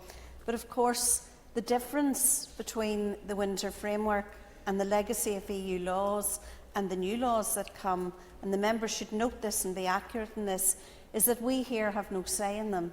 When we debated the Tobacco Products Directive, we were part of the EU. We have since left. Maybe the members should acknowledge those accurate facts. Mr. Deputy Speaker, I'm going to draw my remarks to a close. I'm happy to acknowledge that difference, and I reflect on it too, as the member's a very esteemed member of the European Parliament. 2 points. I acknowledge that. Obviously, I deeply regret it, because I think Northern Ireland, indeed the whole UK, would be much better off inside the EU debating these issues. I also think we should have MEPs. But I'll draw my remarks to a close there, as I feel Mr. O'Toole, please take your seat. Yes, thank you very much indeed. And Mrs. Dodds, you were deliberately pushing that boundary there. So let's not do that. And I know where you're going, Mr. Gaston, so don't even bother getting up. So, Minister, over to you. Deputy Speaker, thank you very much, and thanks, of course, to everybody who's taken part in the debate. What I found very pleasing was not just the fact that we were almost unanimous, with the exception of People Before Profit, in terms of supporting this legislative consent motion. What I found very pleasing was that people were not prepared to simply let it go through in the nod, and everybody made significant and considered contributions to the debate. And that's very much to be welcomed. I should perhaps touch on a couple of points that members made. People Before Profit brought up prohibition in the United States, prohibition of alcohol, as a reason for refusing to support the LCM, where Mr. Carroll here, I would simply point out to him that much more recently, when the smoking age in the United Kingdom was increased from 16 to 18, the actual consumption of illicit cigarettes, which I think is more pertinent, it fell. It fell by 25%. And smoking rates among 16 and 17-year-olds dropped by almost a third. So I would gently suggest to Mr. Carroll that evidence base is perhaps a little more relevant than going back to the speakeasies of prohibition in the United States 100 years ago. Like Mr. Gasson and others, I wish that the European Union did not have any potential for interfering in our legislative process, and I do accept, under Article 5(4) of the Windsor Framework, that we have an annex, and the European Tobacco Products Directive is part of that. Article 24(3) of that Products Directive says, and I quote, "A Member State may also prohibit a certain category of tobacco or related products on grounds relating to the specific situation in that Member State, and provided the provisions are justified by the need to protect public health." Well, I think in my opening remarks I made very clear the impact of smoking in particular, and potentially vapes, on public health. But it is not for me to convince this House. This is a piece of United Kingdom government legislation, and it is for the UK government to make sure that the Tobacco and Vapes Bill is compliant with the Windsor framework. Mr Donnelly asked about enforcement. Well, age of sale restrictions already do exist in Northern Ireland, as he knows, and the enforcement is the responsibility of district councils. And my department, through the Public Health Agency, funds the tobacco control officers who carry out test purchasing activity and engage with retailers to support compliance with tobacco legislation, and that will continue. One small technical point I think is worth making when we talk about that smoke-free generation, anybody born after the 1st of January 2009, I think one member may have said it would be illegal for them to purchase tobacco. It will be illegal for anybody to sell them tobacco. So the emphasis is on the vendor and not on the purchaser, and I just make that distinction for the sake of completeness, Deputy Speaker. Who was that? Mr Donnelly. Thank you, Minister, and thank you for that answer. Just on further clarification then, so the tests that your department funds where local councils go in and try to buy cigarettes as a younger person, will they continue throughout the age range that the 2009 age will permit, or will stop people from buying tobacco? Thank the member. It was my intention that we will continue that, and we will continue monitoring it and make sure that we are employing best practice. And so I'm not saying it won't change, but if it's changed, it should be changed on an evidence base that we can do it a little bit better than we're doing it at the moment. So, Mr Speaker, I think this is a very good day for public health in Northern Ireland. I think, as I said in my opening remarks, this is one of the behaviours that makes up 30% of the challenge of addressing health inequalities, and I look forward to continuing with that work. Finally, it would be remiss not to welcome Mr McGuigan into the chair of the Health Committee. I look forward to working with him. He made a confession about being a former smoker. Indeed, Mr McGrath, Mr Robinson, Mr Donnelly all confessed to being former smokers. What can I say, Deputy Speaker, but I joined that club having given up smoking in 1998 in the car park of Castle Buildings, reporting on the lengthy negotiations, the endless negotiations that led to the Belfast Good Friday Agreement, and I still ask myself, should it not have been me taking up smoking, given the stress of reporting those negotiations? But that's where I quit. The order paper be agreed. All those in favour say aye. Any contraries? The ayes have it. The ayes have it. Just take your ease while we hand over the table.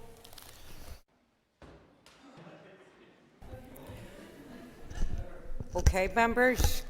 The next item of business is a motion on hospitality VAT harmonisation. Clerk, could you please read the motion? That this Assembly recognises the vital contribution of the hospitality sector to our local economy, notes that the December 2024 UK budget impact response from Hospitality Ulster highlighted that the hospitality industry generates an annual turnover of almost £1.9 billion and supports around 77,500 jobs, accounting for 4 out of every 5 tourism-related jobs, acknowledges that the hospitality sector, as a cornerstone of the economic landscape and fundamental to tourism growth, requires protection, further recognises that the sector faces unfair competition from the Republic of Ireland, with reports that the value-added tax VAT rate for hospitality is to be reduced from 13.5% to 9%. Further notes that the Department for the Economy recently launched its Tourism Vision and Action 10-year plan with a target to double tourism in 10 years to £2 billion, believes that the Department for the Economy and the Department of Finance cannot plan for growth in tourism whilst overseeing the decline of Northern Ireland's tourism infrastructure, in particular the hospitality sector.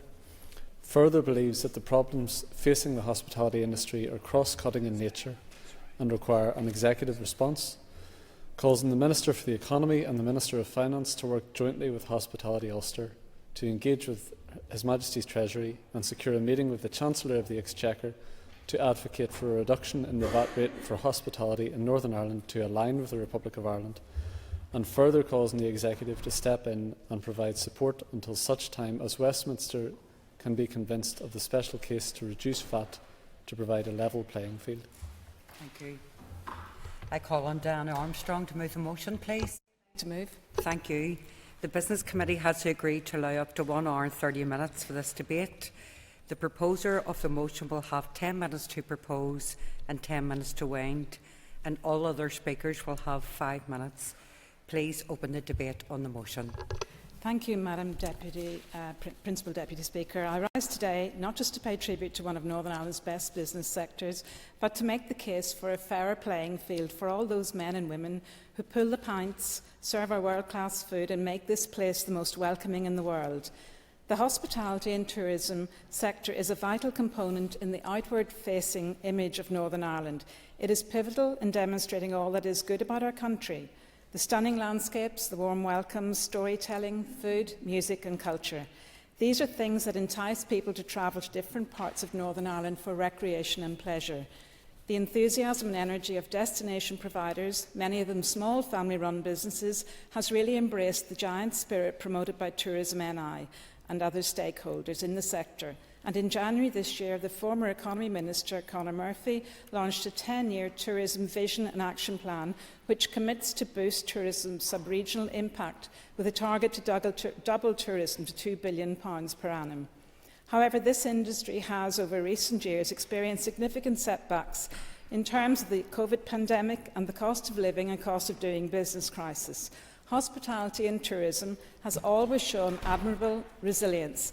However, there are 3 looming threats to the survival of this industry in Northern Ireland, namely the disastrous fallout from the Chancellor's budget with the planned rise in employers' national insurance rates and the national living wage, the introduction of the electronic travel authorisation, and most recently the announcement from the Irish Government of its intent to lower VAT on hospitality in the Republic of Ireland from the current 13.5% to 9%.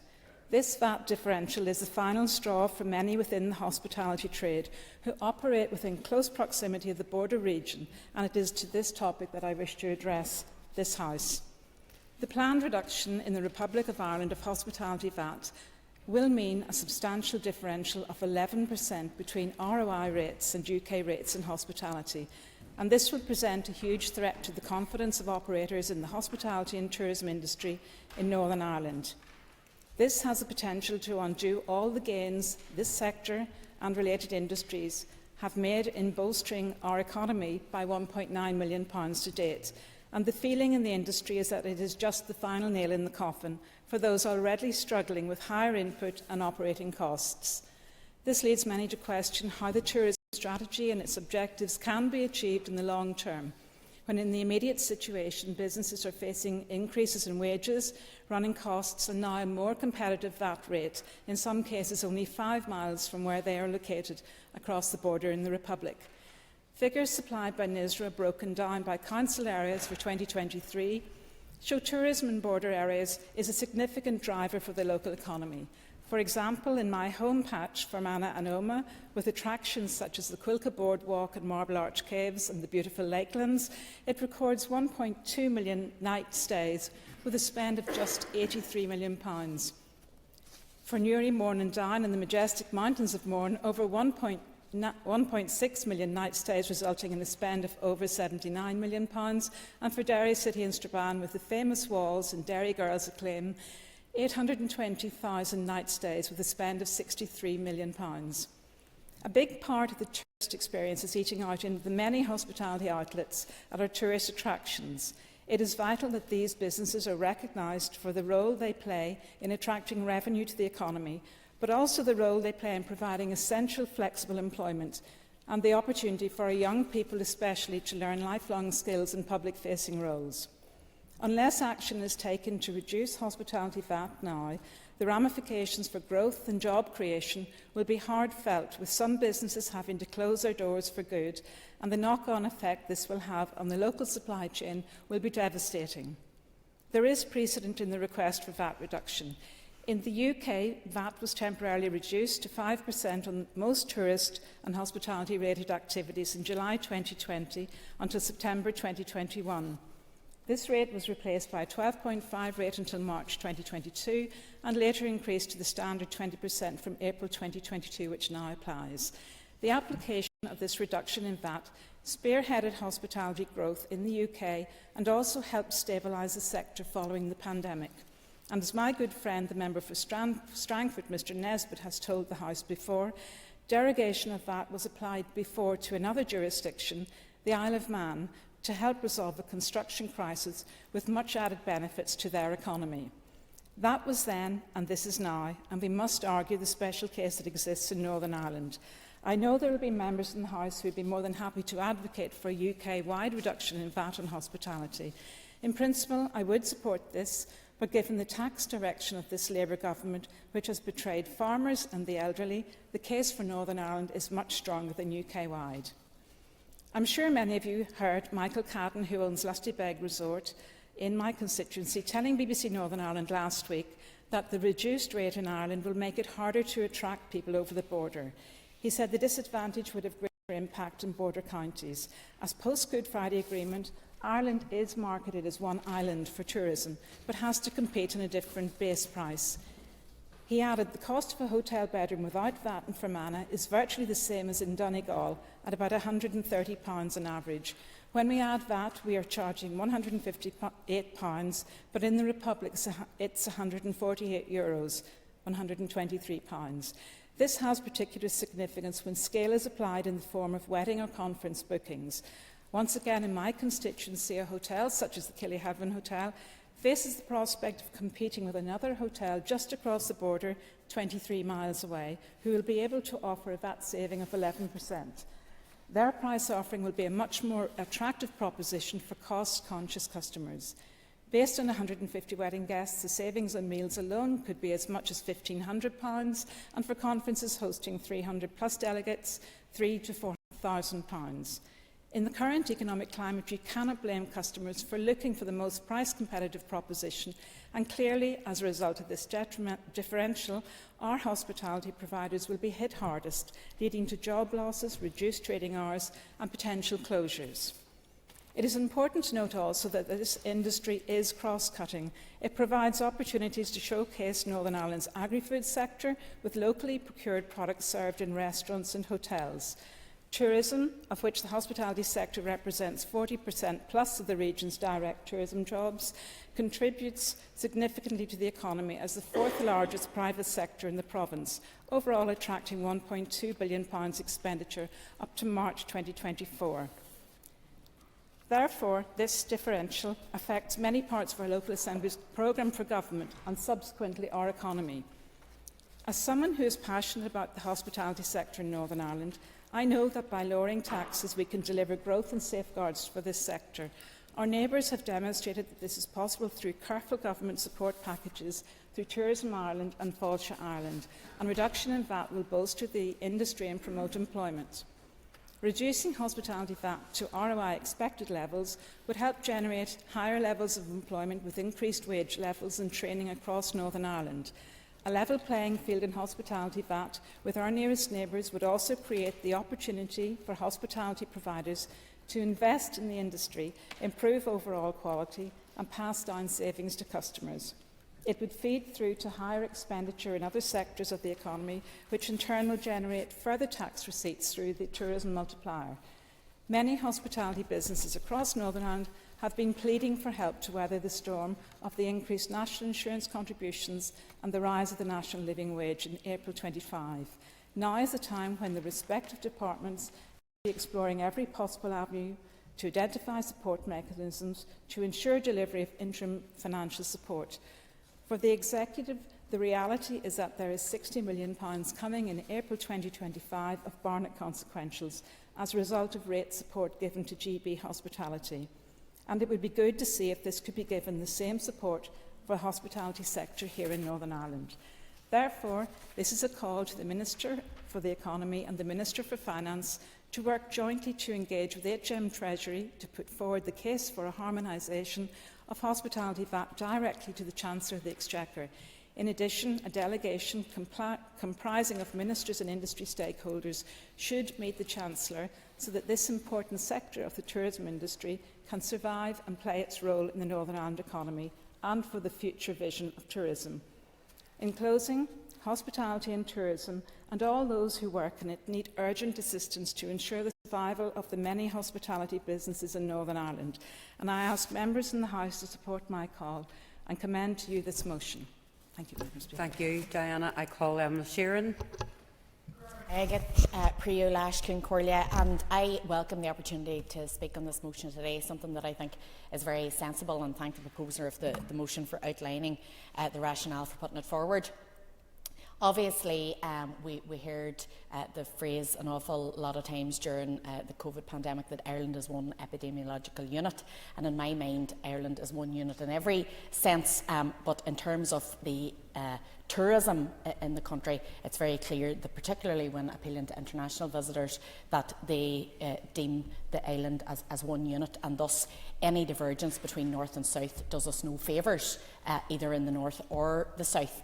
And this particular motion asking for harmonisation of VAT rates for our hospitality sector relates very keenly to something that we haven't tapped into properly across the north in terms of raising the profile of our tourism offering and our hospitality outlets.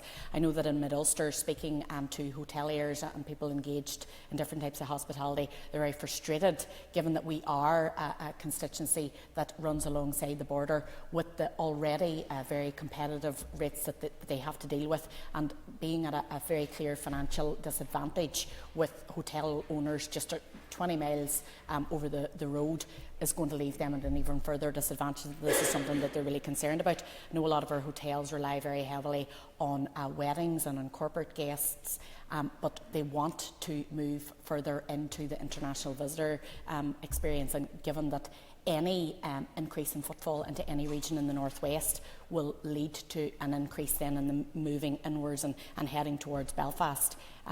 We don't want to see that decreasing. So I think this is a sensible approach, and I welcome the fact that the Economy and Finance Ministers have already begun conversations on this and bringing this to the British Treasury, and hope to see some progress on this.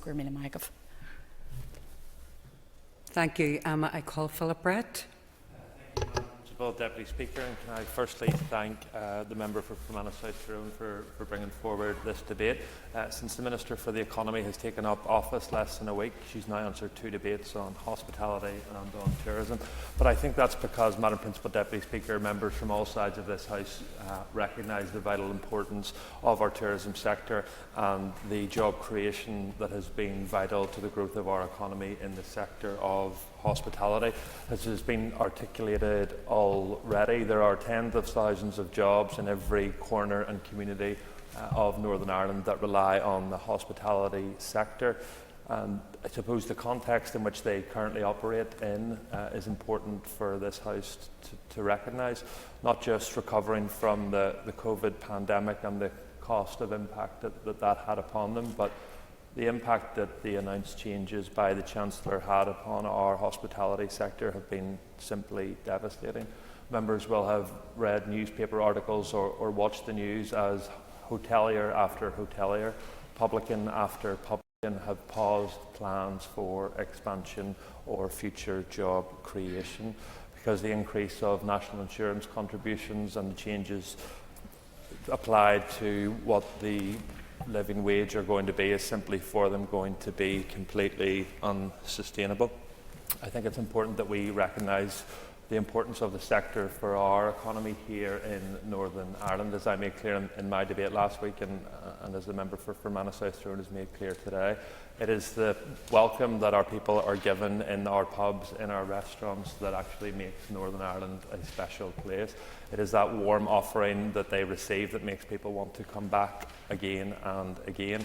We can't have a tourism market here in Northern Ireland if we don't have pubs and restaurants for our visitors to eat and to drink in, for them hotels for them to stay in. I think this point has been slightly picked up, but I think it's important to recognise that Northern Ireland now has the worst of all worlds in the current scenario. We share a land border with the Republic of Ireland, whose rate of VAT is much lower, but we also have businesses here who don't benefit from the same rates relief as other parts of the United Kingdom. So it's a double whammy for our hospitality sector, who continue happily. Thank the member for giving way, and I think he raises a very interesting point, because it's not just VAT that businesses in Northern Ireland face the uncompetitive nature, but also in corporation tax, where many of the hoteliers and many of the businesses are paying through the roof in corporation tax in comparison with their counterparts across in the Republic of Ireland. Does the member agree that the UK government needs to do much more, because businesses in the UK are quite frankly being taxed to death? The member's an extra minute. Thank you, Madam Principal Deputy Speaker, and the member for Upper Bann articulates perfectly the challenges that our business community face, and ties into the work that the now Minister for the Economy, previously in her role as Minister for Finance, has commissioned important work in relation to the cost of doing business here in Northern Ireland. And she'll know from representations that she received from I and other committee members from the Committee of Finance, it's important that we encapsulate all the current cost mechanisms that are placed upon businesses in Northern Ireland, because they look to their counterparts in the Republic of Ireland with lower levels of corporation tax and of VAT, and they then look at their counterparts in other parts of the United Kingdom who have the rates relief that we currently don't have in place. Obviously, Madam Principal Deputy Speaker, I'll only speak to the motion that's in front of us, but we will support the motion. However, we as a party would have concerns that Northern Ireland would have a separate VAT arrangement from other parts of the United Kingdom. We did put forward an amendment, but obviously wasn't selected on that, so I'll not breach any rules by speaking to an amendment that we put down. But I do think that the intent from the Ulster Unionist Party is an important one. The Fiscal Commission, which was an important body of work, highlighted the difficulties in terms of having a standalone lower rate of VAT here in Northern Ireland, and outlined some of the difficulties that our Scottish counterparts have encountered when they have tried to move similar views. When the Minister for the Economy speaks later, I do think it's important that she, although only in office for a short period, sets out what her strategy is for trying to support those businesses in the here and now. It's important to have a 10-year tourism strategy, which the previous minister launched. It's important to have a good jobs bill, but if we aren't going to have providers in 10 years' time to provide these services due to the cost of doing business crisis, if we're not going to have employers able to grow and offer further jobs, having a framework for good jobs or tourism growth simply is not going to happen. So I look forward to hearing the Minister outline what work she's going to do to support this vital sector, and this party will support the motion before the House. Thank you. Thank you, Philip. I call Owen Tennyson. Principal Deputy Speaker, and like other members, I welcome the opportunity to return to this important issue following the debate that we held in this chamber on the 13th of May last year. And as the motion sets out, hospitality plays a key role in the success of Northern Ireland's tourism industry, with food and drink accounting for a significant portion of visitor spend, and 70% of tourism-related jobs being situated outside of Belfast, which means that hospitality plays a key role in terms of building a more vibrant and dynamic, regionally balanced economy, but also means that so many of these businesses are at the heart and the fabric of communities, particularly in rural areas. When we discussed this matter on a previous occasion, we referenced the conglomeration of challenges facing hospitality businesses, including the scarring impact of the COVID-19 pandemic, Brexit-related labour shortages, concurrent cost of living and cost of doing business crises, and the differential VAT rates on the island, with the UK government levying VAT at a rate of 20% on hospitality compared to the 13.5% rate in the Republic of Ireland. Regrettably, as we stand here today, 9 months on, the situation has got worse rather than better, despite our previous debate. The UK Government's planned changes to employers' national insurance will further expand the cost base for hospitality businesses in Northern Ireland, and proposals from the Irish Government to cut VAT for food-led hospitality to 9% opens up further and starker disparity, with consequences for hospitality businesses, particularly, as has been mentioned, in those border counties, put at a disadvantage to their counterparts in the south. Therefore, there is an obvious case to be made in respect of the need for closer harmonisation of VAT rates across these islands, given the particular challenges posed for those businesses in Northern Ireland. However, I have to say, with Labour boxing itself into a strategy which has resulted in sluggish economic growth and little headroom in the public finances, I'm not entirely confident that the Government is in a position to make a move on this issue, even if they wanted to. But whilst we often focus on the steps the UK Government should take, there are also important steps that I think we need to reflect on as an Assembly and an Executive that can be taken locally. And the Economy Minister will be aware of this, given her previous role, that my view in respect of the initiation of sectoral research in respect of the cost of doing business is welcome, and will very much assist in making the case to Treasury about the impact on businesses here in Northern Ireland in terms of their approach. I am, however, less convinced that the strategic review cycle of our rating reliefs meets what is required in terms of urgency and independence. That 10-year review cycle, in which the Department of Finance will, I believe, effectively mark its own homework, hardly instills confidence in those businesses who are facing a cliff edge today. And so, at the very least, I think we need to revisit the approach that departments and the Executive are taking towards this issue, and look to establish some interim support through the rating system for those in retail and hospitality who are understandably looking at the significant business rates support which is already available across the water, as Philip Brett mentioned, where up to 40% of relief can be claimed for retail, hospitality and leisure businesses in 2025-26, up to a limit of £110,000. Of course, as a member of the Finance Committee, I am acutely aware of the constraints on public services and on the competing demands facing every single minister. I am also of the view, however, that failing to intervene now and seeing otherwise viable and sustainable businesses go to the wall because of the disadvantage they're placed at in Northern Ireland, and the worst of all world scenario, and I agree with Mr Brett on this, that they face, will be more costly to this Executive and lost rating income in the long term. And so, whilst there has been, I think, an understandable reluctance, given the constrained nature of our public finances, to look at a serious package of interim support, whilst that strategic review cycle is ongoing, I would urge the Economy Minister in her new role and the new Finance Minister to look again at this issue, because if we don't act now, those businesses simply won't be there to avail of support in future following the outcome of any review. Thank you. Thank you, Owen. And I call Sinead McLaughlin.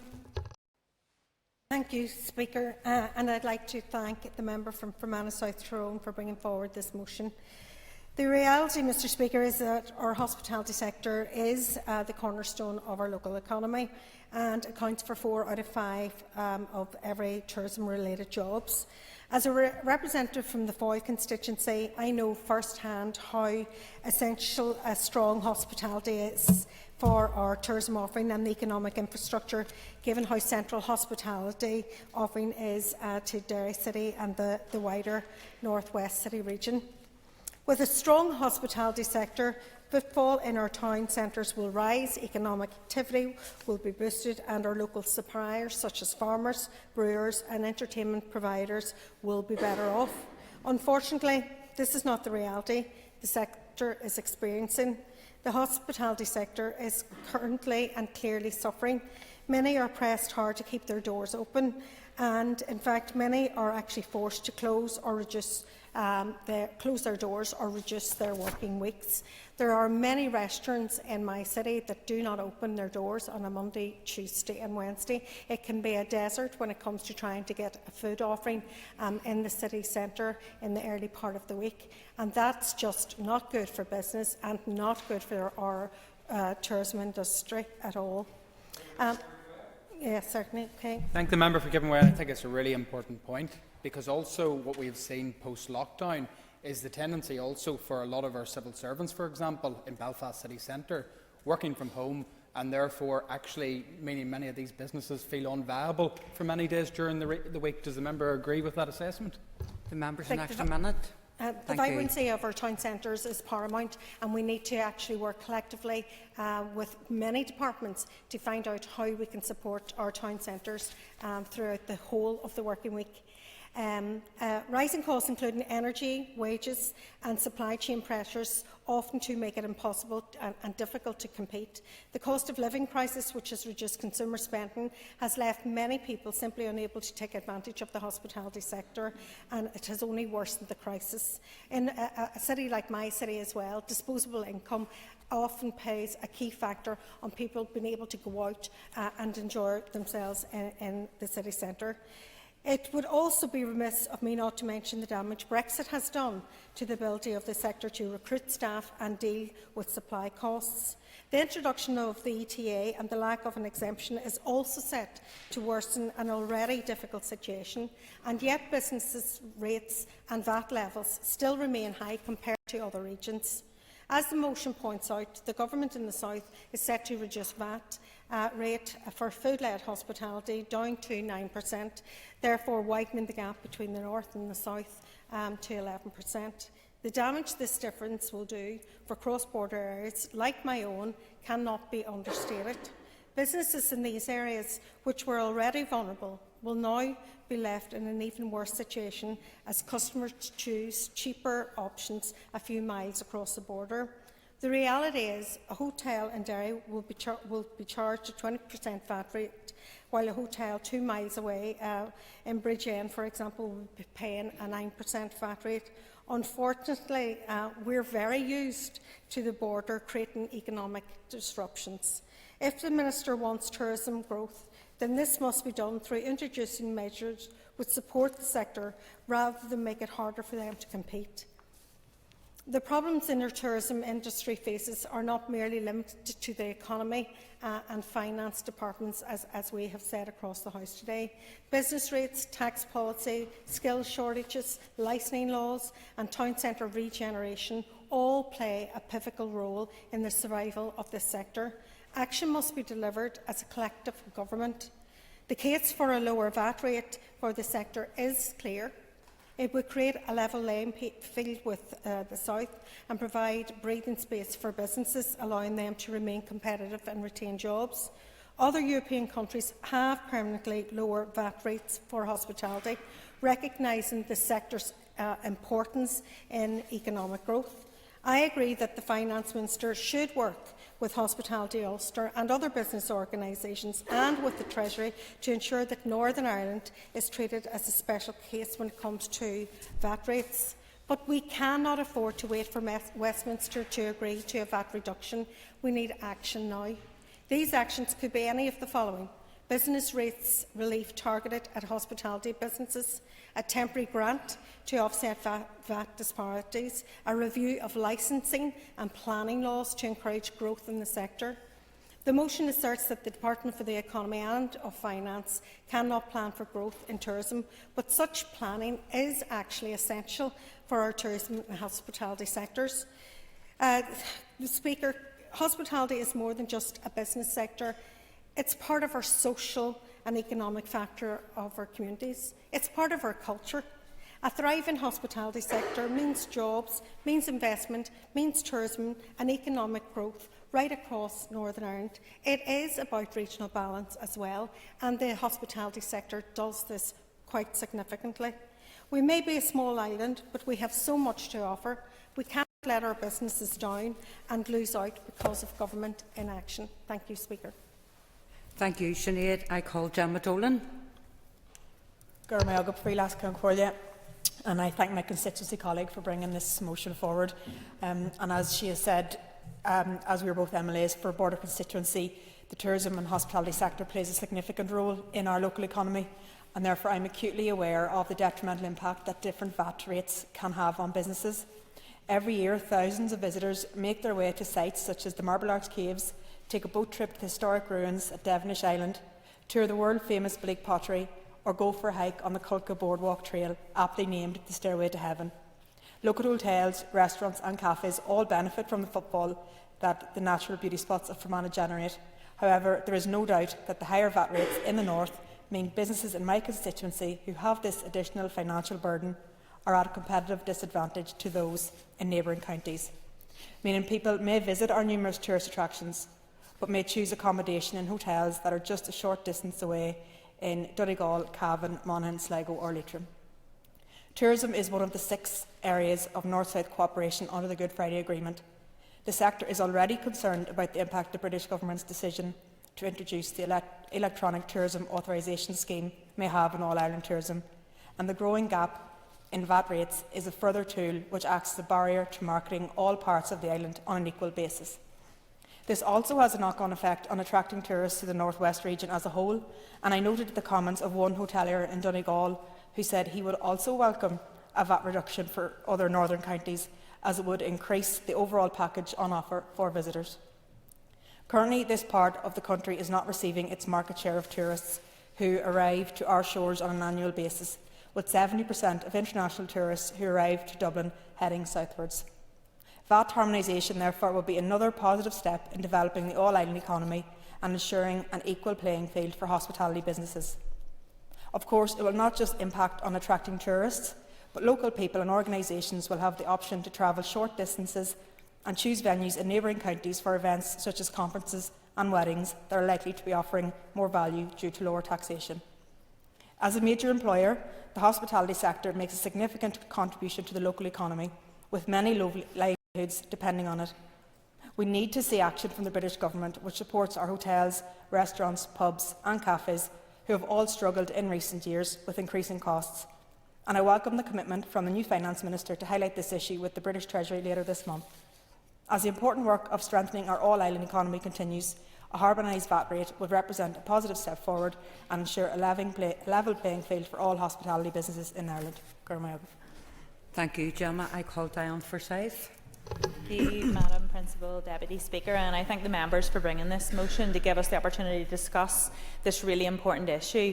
Representing South Down, a border constituency, I see this week in, week out with a number of businesses coming to me about how they are seeing the very real effect of customers voting with their feet, especially for larger events corporately and for weddings. The DUP recognises the importance of our local hospitality sector and the significant challenges that it faces, as outlined by my colleague Philip Brett, with the pressure of increased employers' national insurance, the failure to be receiving the equitable reduction in rates for the sector, and also this disparity in VAT. As a party, we're committed to ensuring that businesses and employers have the tools and the right support in place to thrive and grow in what are challenging economic times, and in particular we believe that cutting tourism and hospitality VAT is crucial going forward. And we have said consistently that the difference in hospitality VAT between Northern Ireland and the Irish Republic in particular is an impediment to create a more competitive environment locally and building on the sector's standing as an engine for growth and job creation. Local businesses in Northern Ireland face a comparative disadvantage as a result of the reduced rate in the Irish Republic. The Department of Finance data in the Irish Republic published last year stated that cutting the VAT rate to 9% for the entire hospitality sector would cost €764 million annually. This would fall to €545 million if it was only applied to food and catering services. And the corresponding figure in Northern Ireland would also be deeply significant. And whilst we recognise the spirit and support the UUP call for interim support, there needs to be a practical recognition that such a proposal would cost a minimum of tens of millions of pounds for the Executive. And prior to the rate of VAT returning to 20% after March 2022, the All-Party Parliamentary Group for Hospitality and Tourism endorsed calls for a lower rate of VAT applicable across the United Kingdom, and it suggested that this would support viability of businesses, improve the rate of employment, have a positive impact on Treasury revenue, support regional growth, improve international competitiveness, ease the cost of living pressures, and therefore this is not a question of whether we should act, but how we should act to support this vital industry. We do not believe that the necessary capacity exists to devolve these additional fiscal powers at the present time. Our view is based on a number of pragmatic considerations, and we would question whether devolving these powers would bring timely benefits from affected firms. There are other actions that ministers can take collectively to ease pressures and promote a more resilient and competitive landscape for our hotels, restaurants, pubs, brewers and others with a keen stake in this sector. There's also a question of who foots the bill.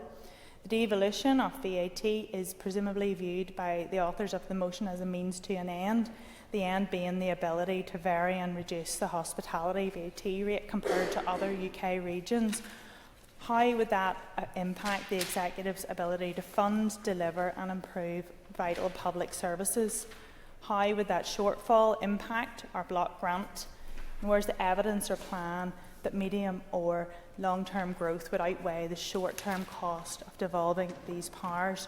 So we believe that a UK-wide approach to reducing VAT rates would provide a level of assurance with respect to unintended fiscal consequences for Northern Ireland. However, we appreciate that the issue here of the high VAT is not the only issue of concern to the sector, and there is huge potential for our ministers to work together to find solutions to provide necessary support to our hospitality sector.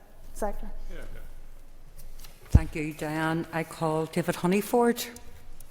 Principal Deputy Speaker, I've spoken on this issue before, and I've raised it a couple of times. And the motion states and lays out the importance of hospitality and the stats that are around that, so I don't want to repeat that. But as the economy spokesperson for Alliance, I regularly meet with the industry and Hospitality Ulster and Colin Neal, and only a matter of weeks ago we were chatting through some of these issues as I listen again to further understand the problems and the further concern that the increase in the national insurance contributions has added to the industry coming forward in the new financial year. And ideally it's what we do to work to try and help, and what we can do here.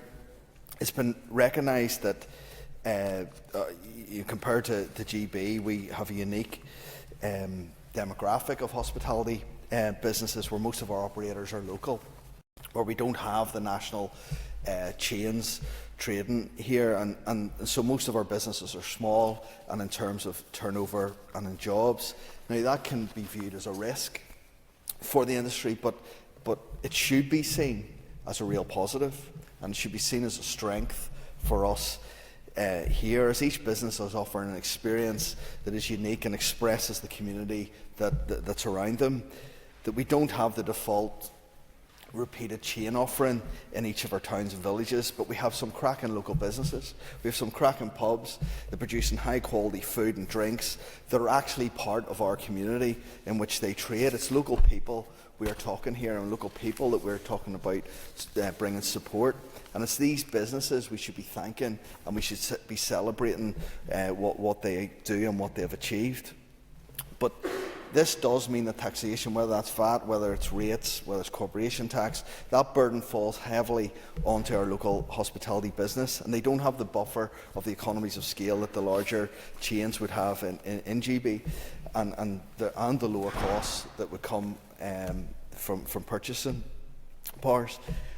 Importantly, they haven't had the 3 years post-COVID of 75% reduction in rates that Across the Water has enjoyed, or the 50% reduction this year, and that hasn't been replicated. But to move to the motion, and I suppose I find this frustrating where we talk about stuff and we all kind of agree, but we don't see any action ever following. But I find it absolutely baffling that last week, when we discussed the shared island and working together in an island to improve local public services, whether that was health, whether it was in our economy, the Ulster Unionist Party voted against that. So, and a week later, we're debating the motion, and the Ulster Unionist Party are asking us for an all-island alignment on taxation. I just don't get how that view can change in such, and that brings cynicism to politics in Northern Ireland that I think isn't helpful. But I'm happy to support the motion, but I just think we need to get a bit real. Our hospitality businesses don't need photo opportunities, they don't need Facebook posts, they don't need tokenist populist calls and talking here. They need help, and they need action, and they need the reduction in taxation and that burden that they've been calling for a long time. You know, everyone agrees here, but we need to see the action lived out into our businesses. We just don't need more talk. We need delivery. Businesses don't care what you call the tax. Businesses, what affects them is the gross amount that they pay in tax. Whether you call that VAT, rates, corporation tax, whatever form that means, it's the bottom line of what's profit and what's loss. And whenever a business is doing that, it doesn't matter what you call that tax, and we need to look at that. And the elephant in the room, I suppose, the Minister calls for ministers to meet and discuss. Again, I'll stress, we need action. We need action to help, and we need to start with our businesses to allow them to trade, and allow them to grow, and allow them to flourish. And our hospitality businesses need that now. And they expect the Minister, they expect the Assembly, they expect help, and they need it now. But that help can be delivered and should be delivered now, that we can do, and is within that rates relief. And Alliance, we've continually called for the delivery of the small business rates review that would look at enabling a progressive rating system that's fair for all businesses, that isn't a blunt instrument, and looks at a banded progressive percentage rate that is fair for everyone, that would help invigorate our high streets and our community assets that they are, and balance the burden of tax across our community. Our hospitalities need help, and they need help now. Thank you, Principal Deputy Speaker. Thank you, David. I call Paul Frew. Principal Deputy Speaker, and I rise again to, I suppose, thank the movers of the motion here today, because at least we're actually talking about something that is of a critical importance. And there might be frustration in this room as to what we can actually do about it. And that may well simply be because we are a devolved assembly. And so there will be frustrations, because I believe that we need the Labour government to acknowledge the hurt that they themselves are doing to business and to people. This is a debate about VAT. Next week we could have a debate on national insurance contribution rises. The week after that we could talk about the minimum living wage increases. Noble as that is, when you add all those ingredients into one big pot, it is an absolute disaster. It is an absolute disaster, especially, and it was David Honeyford who relayed this to our independent retailers and hoteliers, the people who haven't and cannot rely on other branches and other parts of their business in order to cut fat. They are lean as they can be. They are lean to the bone. And so when you have an increase in minimum living wage, which is noble, and you have national insurance contributions rise, the elastic is going to snap. So we need the British government to step in and actually rescue this, not only for our businesses, not only for our border regions, not only for our tourism industry, but honestly, all throughout the UK. And so they need to reverse the decision on national insurance contributions. I believe that is the only way. Yes, I will. I thank the member for giving way, and he relates to a very important point. And would he agree with me that this is testimony to the fact that Labour's policy of higher taxation will not deliver growth to the UK economy and growth for our local businesses? Because I'm sure the member understands, and indeed I know many of our small businesses understand, that continued increases across the board on costs means one sole thing: higher costs for consumers whenever they buy whatever particular item it may be. The member has an extra minute. Thank you for that extra minute, and I thank the member for his contribution, because he's absolutely right. We are hurtling. We are hurtling towards a recession. We have had high inflation caused by lockdown philosophy, which we cannot and have not recovered from. And now our businesses are hit with this. And it's the cost of doing business. And I think it was David Honeyford again says that a business doesn't care what taxation it is or what it's even called. But what we can see here is independent retailers been hit from all sides. Bottom, top, sideways, left field, right field, they are being hit everywhere. And I can tell you now, our independent retailers are threadbare. They are trying to resolve their issues one by one. They are trying to downsize. Give you one example from my constituency where a company, independent retailer, is trying to downsize, and they are thwarted every way because it's going to cost them more to downsize, and they won't get the rate relief that they require. So there's massive issues, but let's look what's facing businesses. First of all, people don't go out and buy the same because of inflation. The cost of food is sky high, and then you complain when you go to a restaurant that the prices have went up. That's because the restaurant has to pay for food at a higher rate too. There's a massive markup. So these businesses are very, very lean and have nowhere to go except put it onto the customer. The customer stops going. We are looking in dire places, dire situation. But it's not only the VAT, it's not only the hike in wage, it's not only the minimal insurance, national insurance contributions, it's the cost of doing business right across the board. Energy costs. We know, and we have known for some time, that Northern Ireland has faced the highest rates of commercial energy, electricity, in these islands. In this Europe, we compete with Italy. And so that's a factor that never rarely crosses the government's thresholds. We can do something here. We don't have to rely on the Labour government. But it doesn't fill our retail sector or our hospitality sector with much confidence when it's going to take 10 years to do a review of all the rates reliefs. And I can nearly forecast that some of those most of those rate reliefs will go away as opposed to being enhanced. We look at the two that they're picking on to date in the Finance Committee. They're going to take away savings from prompt payments. Again, not a large-scale amount of money going to be raised, but that will hurt people who have budgeted it and saved up in order to pay their full rates. That's in a domestic setting. What's it going to be like for commercials whenever they go through these rate reviews in the next 10 years? The fact that it's going to take 10 years tells business everything they need to know about the speed of government and how we do things. These businesses need something now. They need relief now. And where is the executive? Thank you, Paul. I call Matthew O'Toole. Thank you, Madam Principal Deputy Speaker. I probably speak in too many debates in this chamber, Madam Principal Deputy Speaker. I'm sure some of my colleagues would agree. I'm sure I would say privately, Madam Principal Deputy Speaker, you would agree with that I open my mouth too often in this chamber.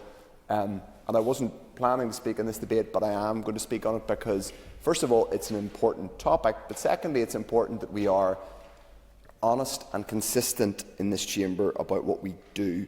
As has previously been alluded to, I think by Mr Tennyson, we debated a motion that called on the executive to do very similar, not exactly the same, but a fairly similar motion to this on an opposition day in May 2023. That debate was responded to by the previous finance minister, who just so happens to be the current economy minister, who's responding to this debate.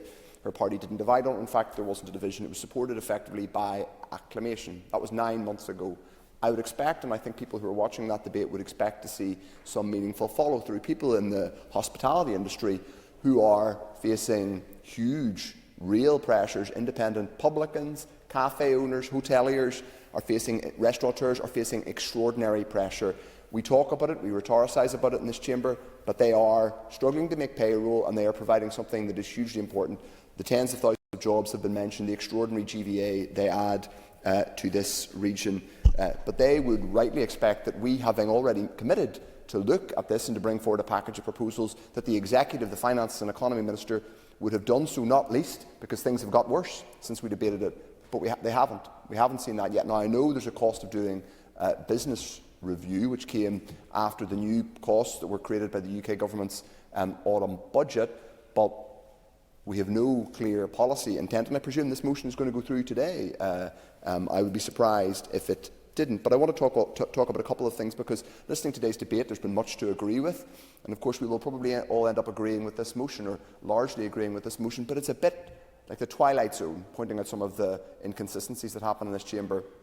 Number one, we've heard parties who have lambasted the existence of a Northern Ireland Protocol, which is there in part to protect and recognises the essence of the all-island economy, that we exist on an island, two different jurisdictions, whether politically or constitutionally you like it or not. I and my party don't, but we all recognise, I think, based on today's debate, that there are two jurisdictions on this island and we are economically intertwined, and the performance of one is dependent on the other. You wouldn't think that some of the parties who were advocating that and who were talking about the variance and the awful situation created by the presence of an international border were the same parties who were resisting any form of protection of the all-island economy. In fact, were offended by the use of the term all-island economy.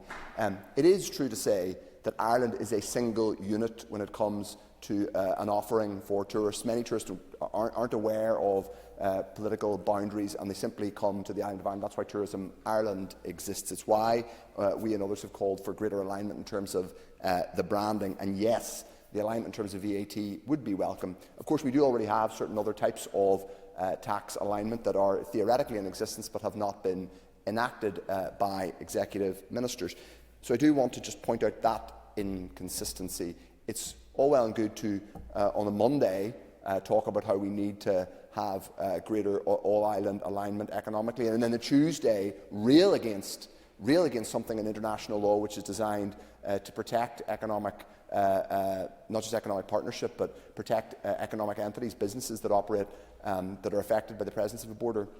So that's one inconsistency. But I also want to talk about the inconsistency of having economy and finance ministers for the past year, Sinn Féin economy and finance ministers, who have not done anything in terms of greater fiscal devolution to align us on an all-island basis, have not brought forward any practical measures, whether that's in relation to the Fiscal Council that Minister Murphy first appointed and announced in 2020, or indeed some of the newer measures that we passed. Obviously, as I say, we passed a motion on this in May last year.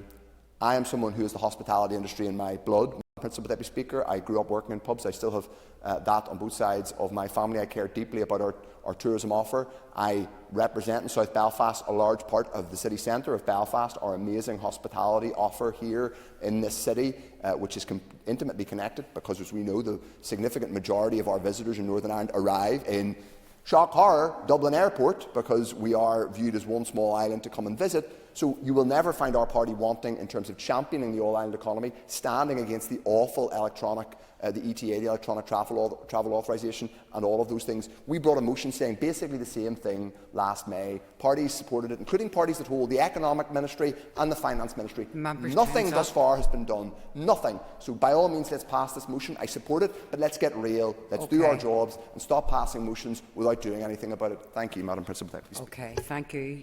Call Timothy Gosson. Principal Deputy Speaker, I did some research ahead of this debate, and I discovered that there is no example of VAT being varied in such a fashion anywhere else in the United Kingdom. Why would a unionist party seek to change that and give us a situation where, when it comes to hospitality, our VAT rate is no longer decided by anyone in the UK but aligned with the Irish Republic? It would be much more sensible to push for the reduction of VAT and hospitality right across the United Kingdom. And why would we seek merely to match the rate across the border? If a lower VAT rate gives businesses in the Republic an advantage, why shouldn't we push for a situation which would give hospitality in Northern Ireland the edge? Why should we vote to align our VAT rate on hospitality with Dublin when the people of Northern Ireland don't elect anyone to sit in that foreign parliament? I have no desire to give the harmonisation process another boost by starting to line up VAT rates.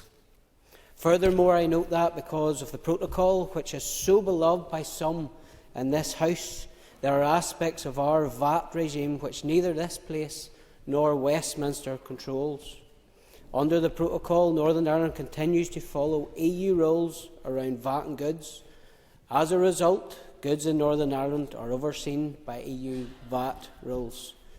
As a result, businesses in Northern Ireland trading goods with the EU class their trade as intra-EU supplies. Products sold from Belfast to Dublin are treated as they would be if two EU nations were trading with one another.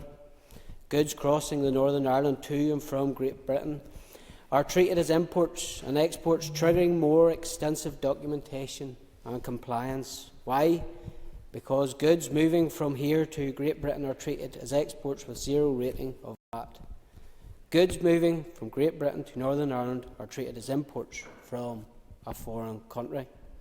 I am disappointed that this House is not debating the amendment which I tabled to this motion, which would have permitted a more extensive discussion on this important subject. I also want the Assembly to consider a final point on this matter. What would be the Barnett consequential of this motion? When this place had an obsession with the devolution of corporation tax, HM Revenue, our Treasury, was very clear on the issue. Any reduction in the level of corporation tax would have to be offset by a corresponding reduction in the block grant to Northern Ireland. The Hotham Commission considered the devolution of corporation tax to Wales and concluded that they didn't want it because it would result, and I quote, in substantial unwelcome volatility in the Welsh budget. Have the proposers of this motion considered how changes in VAT in Northern Ireland, which broke parity with the rest of the UK, would impact Northern Ireland's budget? Have they discussed with the Health Minister how much less funding he would have if the proposal in this motion was to be carried? So, in closing, I have an economic objection to this motion. I believe we should be calling for a UK-wide reduction which leaves us below the level in the Republic. Secondly, I have a constitutional objection to this motion. I believe that the people of the UK should decide their VAT rate, not outsource the responsibility to Dublin. And lastly, I have a block grant objection to this motion. This motion may sound good to some, but in my book of unionism, it's clearly ill thought out, and I'm surprised it's got to the last contributor from unionism before raising some of these issues. Our next speaker is the Minister for the Economy, Caoimhe Archibald. And Caoimhe, Minister, you have 15 minutes to respond. And I want to thank the members who brought this motion today and for the opportunity to speak on this important issue. I agree with Mr Brett about the importance of hospitality and tourism to our local economy, and the figures have already been quoted this evening. Our tourism and hospitality sectors together employ over 75,000 people. 70% of these jobs are outside Belfast, so it clearly contributes significantly to regional balance. Tourism and hospitality have grown significantly, and an action plan co-designed with industry has been developed to further support these sectors. Actions will include investment in marketing skills, events and connectivity. However, policy decisions taken by the British Government are damaging the industry and creating a significant disparity across the island. The increase in the minimum wage is positive for workers, but given the low margins in the industry and that many are small businesses, it would have made more sense for higher wages to have been offset by lower taxes for employers. Instead, the British Government has increased employers' national insurance contributions and at the same time has introduced the electronic travel authorisation scheme. Tourists are an important market for hospitality businesses, but the ETA creates another barrier in the north for international tourists. Tourists flying into the north already pay air passenger duty, which has been abolished in the south. With the introduction of the ETA, tourists arriving into the south will now also have to pay fees if they want to enjoy all the north has to offer. Another differential across the island is VAT, which is currently 13.5% and likely to return to 9% for hospitality businesses in the south, compared to the 20% here. I and my executive colleagues are working together to lobby the British Government on these issues. While I was Finance Minister and Conor Murphy was Economy Minister, we engaged regularly with the hospitality sector and made continued representations to Treasury. Later this month, Minister O'Dowd will again press upon the Chief Secretary to the Treasury on these issues. But just for clarity in relation to some of the points that were made, contrary to Ms Armstrong's comments, we are actually losing £58 million out of our baseline due to the reduction in the rate support for hospitality and tourism in Britain this financial year. and in terms of the Barnett consequentials for employers' national insurance, the Executive will in fact face a shortfall of approximately £100 million just for the public sector. So the Department of Finance is undertaking research on the cost of doing business, partly in response to those particular issues.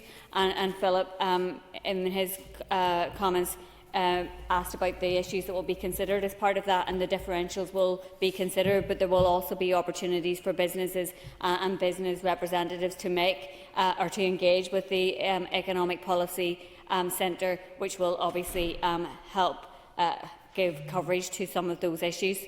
This research, which will be completed next month, will help build an evidence base to press to the British Treasury to act on some of these issues, but it will also potentially inform any interventions or support that the Executive is able to give, be they policy or otherwise. Let's go ahead. I was going to make a suggestion, which is, she mentioned one of my favourite subjects, APD. Given we spend £2 or £3 million a year subsidising non-existent long-haul flights, given ETA is being forced on this region, is there a negotiation? And not all of us, I think, agree that ETA shouldn't happen, but the UK government seems to resist those appeals. Is there a negotiation to be had around saying, because of the impact of ETA, and perhaps we could look to withdraw the APD withdrawal, that we could do something specifically on VAT for hospitality in those circumstances? I thank the member for his intervention, and I know he frequently raises the issue of air passenger duty. It is in fact a fiscal power that was devolved to here, and unfortunately has not reaped the benefits that it was intended to do so. I do think there are representations that do need to be made, specifically in relation to the issues that have been highlighted today, and of course executive ministers will continue to do that. And I just wanted to pick up on the point, and it's not my responsibility anymore, but in relation to the rates relief, because of course it is not possible to amend rates release at short notice, given the importance that they have on our public finances. But the one that we have chosen to look at in this incoming financial year is small business rate relief, because of the representations that are being made by businesses, and there will be an opportunity, obviously, for businesses to engage with that. Concordia, the members of this Assembly recognise the value and that hospitality and tourism industries have to our local economy, and my department clearly does as well, and we have taken a number of actions to support both sectors, including in terms of skills development and also capacity building. However, I think we all must collectively continue to press the British Government to do likewise in recognising the value of those sectors to our economy. Thank you, Minister. I call Steve Aiken to conclude and wind up on the motion, and advise you, Steve, you've got 10 minutes. Thank you very much, Principal Deputy Speaker. And may I thank every member here for the debate and for the tone of the debate, which I think was very productive.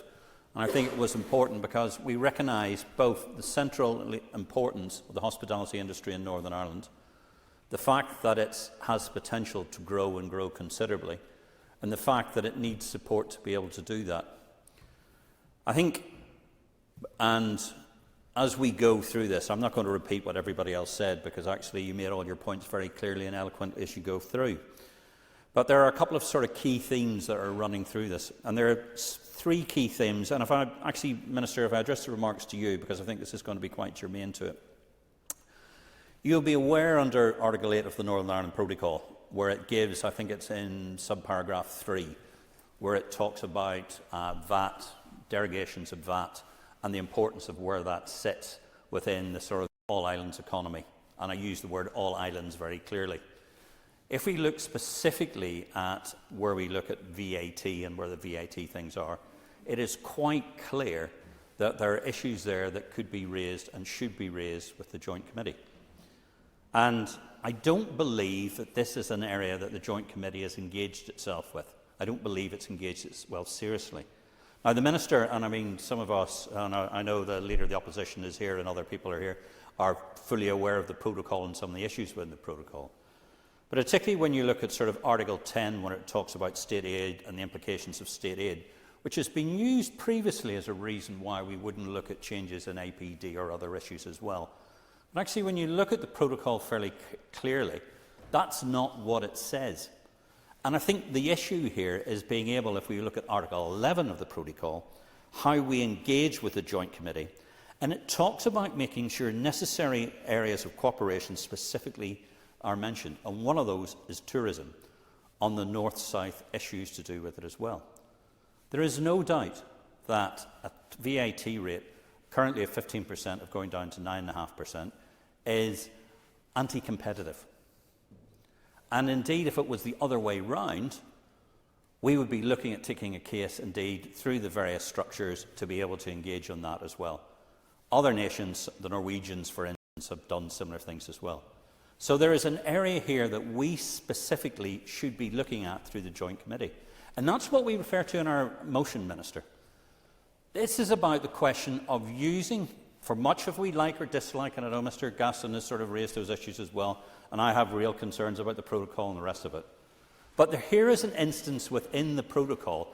Here are things that we can be doing within Northern Ireland to push for our own businesses and to make them work. No, just wait. Just wait. I'll let you in. I'll let you in later in a moment. I think it's important that, because there are conversations happening now leading up to the review of the TCA next year, Minister, that the Minister, yourself and other ministers and the Executive itself should be making representations to the Joint Committee. And I think it's key in part of this conversation with the Joint Committee is we look at what is known by the whole idea of a level playing field. Now, quite rightly, other members have raised the issue about the rise of national insurance contributions and the rise of the national living wage. Those are costs on business. But those are not the most significant costs that our hospitality industry is having to deal with. And there are other issues as well. We have heard about air passenger duty. But again, there are within the specific rules and regulations that let out both in the protocol and also in the Treasury's own rules to look at derogations and derogations where they come through. Because what is very clear is there is a significant cost to the Irish Sea border. And that is a fiscal cost. And as numerous Prime Ministers, and there have been quite a few, have pointed out, some who are probably more akin to pieces of vegetables or others, who have made it very, very clear that we should be looking at where the costs lie with things at the Irish Sea border. There should be ameliorations of where they sit. And those particular ameliorations where they sit are things that could be looked for within the TCA, but also within the Joint Committee. And yes, please, Mr O'Toole, come and speak to me. Thank you, Dr Aiken, for giving way. I appreciate you giving way. He mentioned I'm delighted he mentioned Article 11 of the protocol. He's obviously been reading the SDLP's policy paper, Our European Future. He sounds like he was agreeing with the suggestion that the Executive and the Ministers here to follow up on this, that the Executive should, looking at Article 11, which is about protecting all island cooperation, North-South cooperation, and specifically mentions tourism, that the Executive could, perhaps through the mechanism of Lord Murphy's review of the protocol, look to make an appeal jointly to the UK Government, the EU, to see how the issues in relation to differential VAT on tourism on the island of Ireland could be addressed. Perhaps that's something Lord Murphy could reflect upon, and he could add his voice to devolved ministers making that case. Deputy Principal Speaker, because of course I was talking to Lord Murphy less than 2 weeks ago in the House of Lords, and that was one of the issues I raised. So thank you. I would say that Lady Ritchie was probably listening in the background and decided to push on with that as well. But I think it is significant because it's an area we should be looking at, because the ability to have differential VAT in this specific area is something that is allowed for and is put into the provisions of what we used to do. And it's not a provision that necessarily takes it off the Barnett formula. It doesn't. There are mechanisms where it does not have to come across from the Barnett formula for this particular reason, because of the excessive cost of the Irish Sea border. Because the Irish Sea border has created the problem. And what we need to be able to do is ensure that we get a level playing field across this island and these islands, particularly on specific areas. And one of the areas we need to be looking at is the hospitality industry. But it's not just a question of differential VAT, which I think is very important. If the Republic of Ireland gets back down to 9.5%, that's an area we should be looking at to try and achieve that as well. I think one of our learned friends mentioned the issue of corporation tax. Corporation tax is also a significant issue. And again, looking at the significant costs of the Irish Sea border, there is no reason why that would have to come off the Barnett formula, bearing in mind the peculiar circumstances that has been created by the Irish border that nobody in this Assembly wants and nobody in this Assembly wishes to support as well. I'll talk about a few of the other issues that have come over as well, and I think these are quite important. We've already mentioned the part of air passenger duty and connectivity. People will be aware, of course, that the issue with Dublin Airport capacity. Dublin Airport is at capacity, and there is an opportunity for enhanced air operations on this island. There is one ideal place to do it, and I make a declaration of interest as the MLA for South Antrim. That should be at Belfast International Airport. And there should be a considerable amount of investment made in Belfast International Airport to be able to improve the tourism product on this island, because there's many people in Northern Ireland would wish to be able to go straight in and out of Northern Ireland, particularly to the United States and other places as well. I think that is something that we should be pushing as well. The question of rates relief, and I know that this, and I make another declaration, I think it's my third declaration as a member. Fourth, is it? There you go, Principal Deputy Speaker. I do keep to the rules. The question I think that is important is on small business relief and the burden that's in our small businesses. Many in our tourism and hospitality sector are in the SME sector. The larger firms, they do not have those degree of difficulty, as it already has been pointed out, that they can spread their burden across other sides of their industry and business as well. For the SME sector, that's going to be critical. And we do have to look at that, and I would urge the Minister to look at that with a degree of expedicity and to push ahead with that as quickly as we can. I think, Principal Deputy Speaker, I've wittered on enough, a bit like my learned friend from across the other side of the chamber. I've spoken an awful lot today, and I'm also chairing the next debate, so I'll probably be speaking ever more. I would encourage everybody to support this motion, and may I thank my very esteemed friend here, Diana Armstrong, for bringing it to the floor today. But, ladies and gentlemen, thank you for the debate. Over to you. Thank you, Mr. Aiken. The question is that the motion standing on the order paper be agreed. All those in favour say aye. Aye. Contrary, if any, noes. The ayes have it. The ayes have it. Just with your indulgence, I've received notification from members of the Business Committee of a motion to extend the sitting past 7 p.m. under Standing Order 10 (3A). Clerk, please read the motion. That in accordance with Standing Order 10(3)A, the sitting on Monday the 10th of February 2025 be extended to no later than 7:30 p.m. Paula Bradshaw to move the motion. The question is that the motion standing in the name of the Business Committee be agreed. All those in favour say aye. Aye. Contrary, if any, noes. The ayes have it. The ayes have it. The motion that has now been carried the Assembly may sit until 7:30 this evening if necessary. Okay, so members take your ease. Thank you.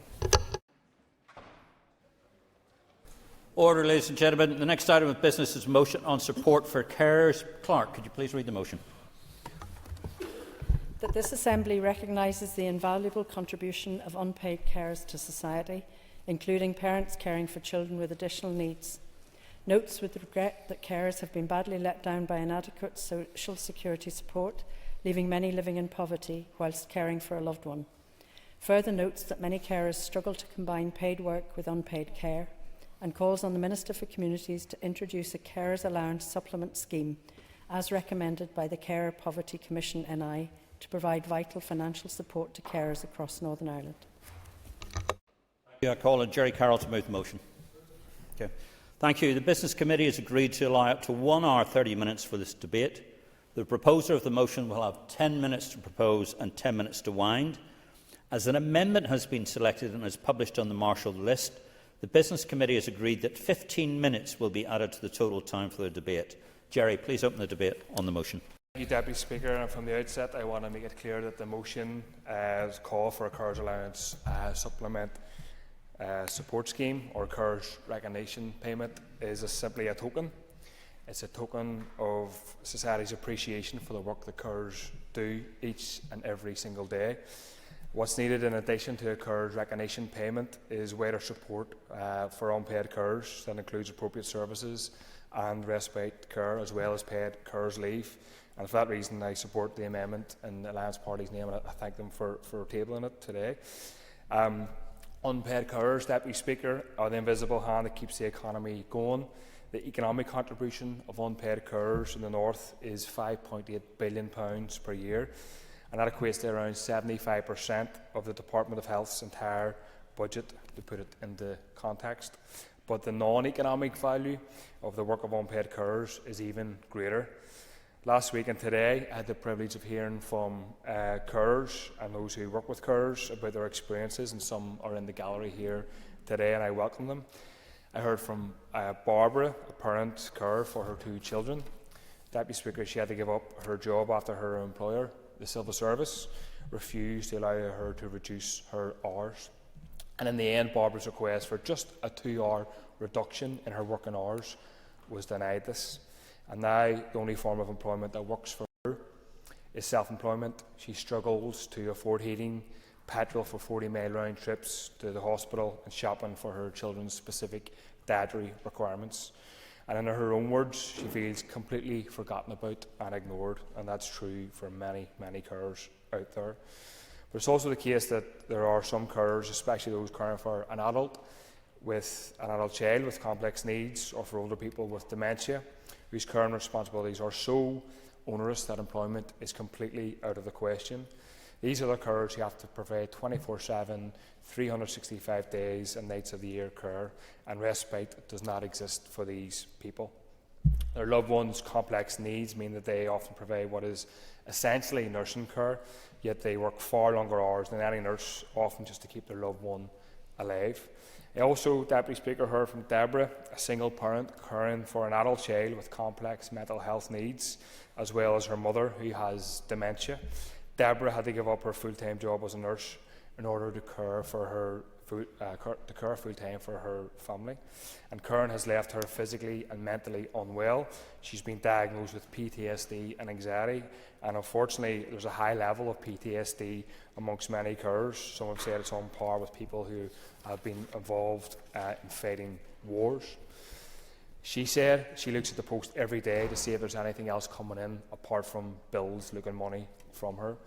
I'd also, Deputy Speaker, like to mention a constituent of mine, Brian, who couldn't be here today.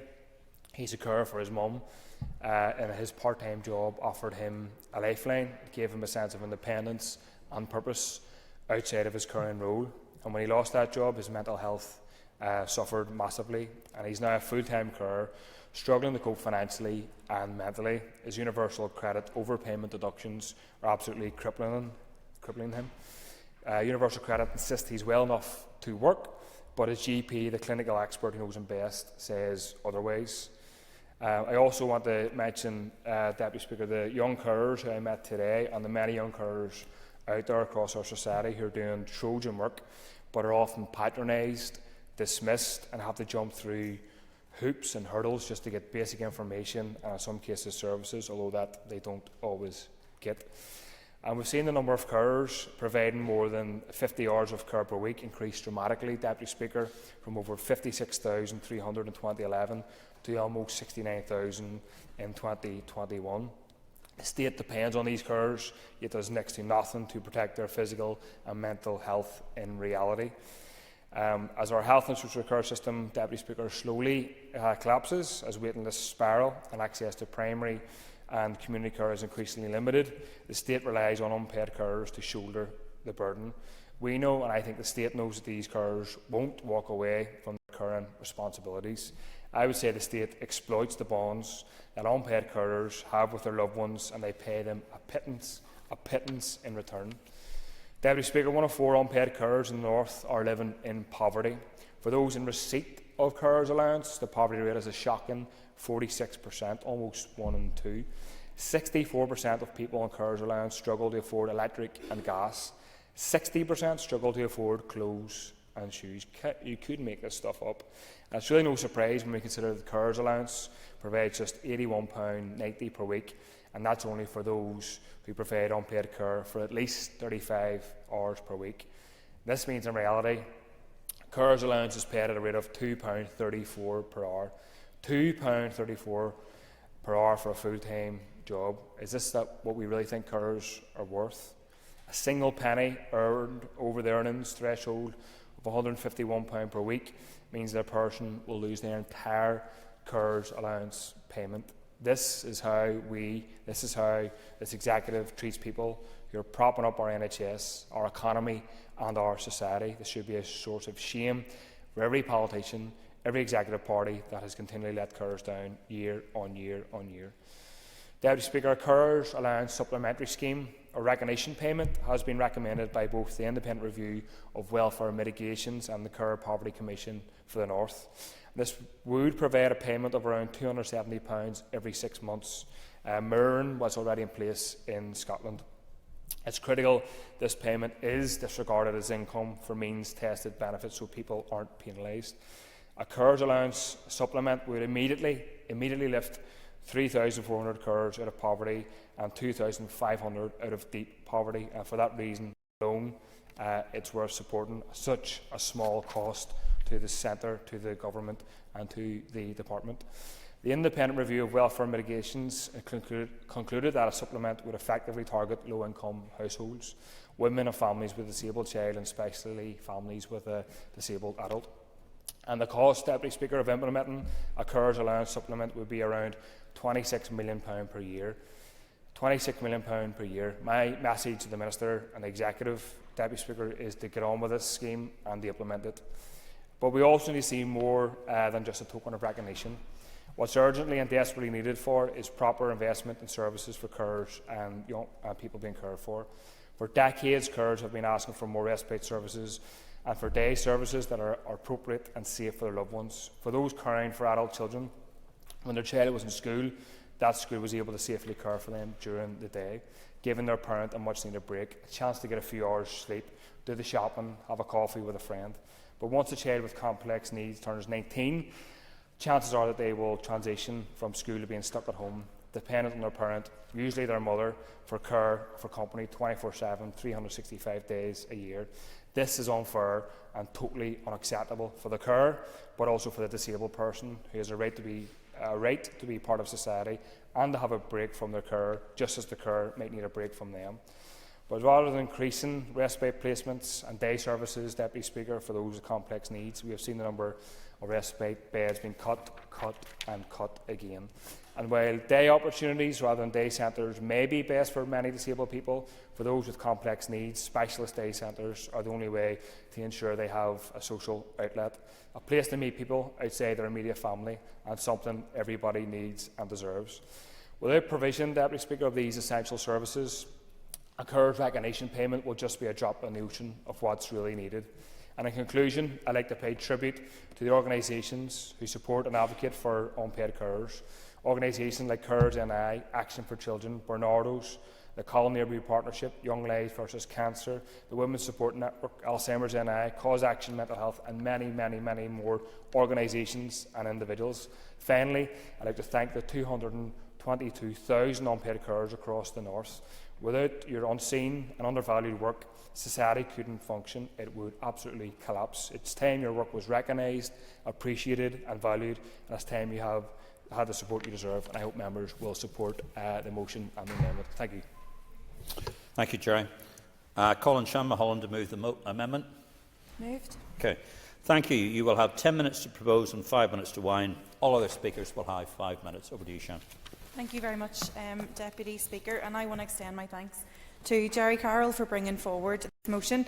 It is a really important motion, and I do thank you, Jerry, that I think it offers tangible solutions to the challenges faced by so many unpaid carers. It doesn't address all of the challenges, not by any stretch, but it is a crucial starting point, and it highlights an issue of paramount importance. Today, like Jerry, I want to focus attention on a long-standing inequity that has been ignored by successive UK governments, that relentless struggle of unpaid carers here in Northern Ireland, whose invaluable contributions are too often met with poverty, hardship and worsening mental and physical health.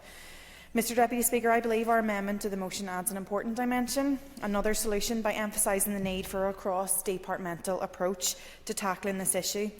This challenge is inherently cross-cutting, which is why we're also calling on the Economy Minister to prioritise paid carers' leave as a fundamental component of the solution.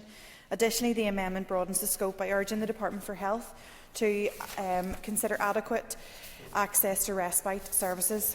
A joined-up approach like this is essential if we want to address the profound challenges that carers face and deliver real, meaningful change that they so urgently deserve. As Jerry's pointed out, across our community, there are more than 222,000 unpaid carers, representing 1 in 8 adults. They dedicate their lives to supporting loved ones with disabilities, long-term illnesses, age-related conditions, and their contributions are staggering. That figure of amounting to $5.8 billion annually, 85% of the department's entire health budget, and I loved Jerry's analogy of the invisible hand keeping the economy up. Yet all these carers face are immense challenges and insufficient support. The Carer Poverty Commission has previously found that poverty rates for carers in Northern Ireland stands at 28.3%. That's considerably higher than the poverty rates amongst adults in Northern Ireland who do not have caring roles, which stands at around 17.4%, and carers in the rest of the UK. It's unacceptable. And today I want to outline why change is needed, how we can potentially bring some change about, and the enormous benefits those changes will deliver, not only for carers, but also for those they care for, their employers, and our wider economy as a result.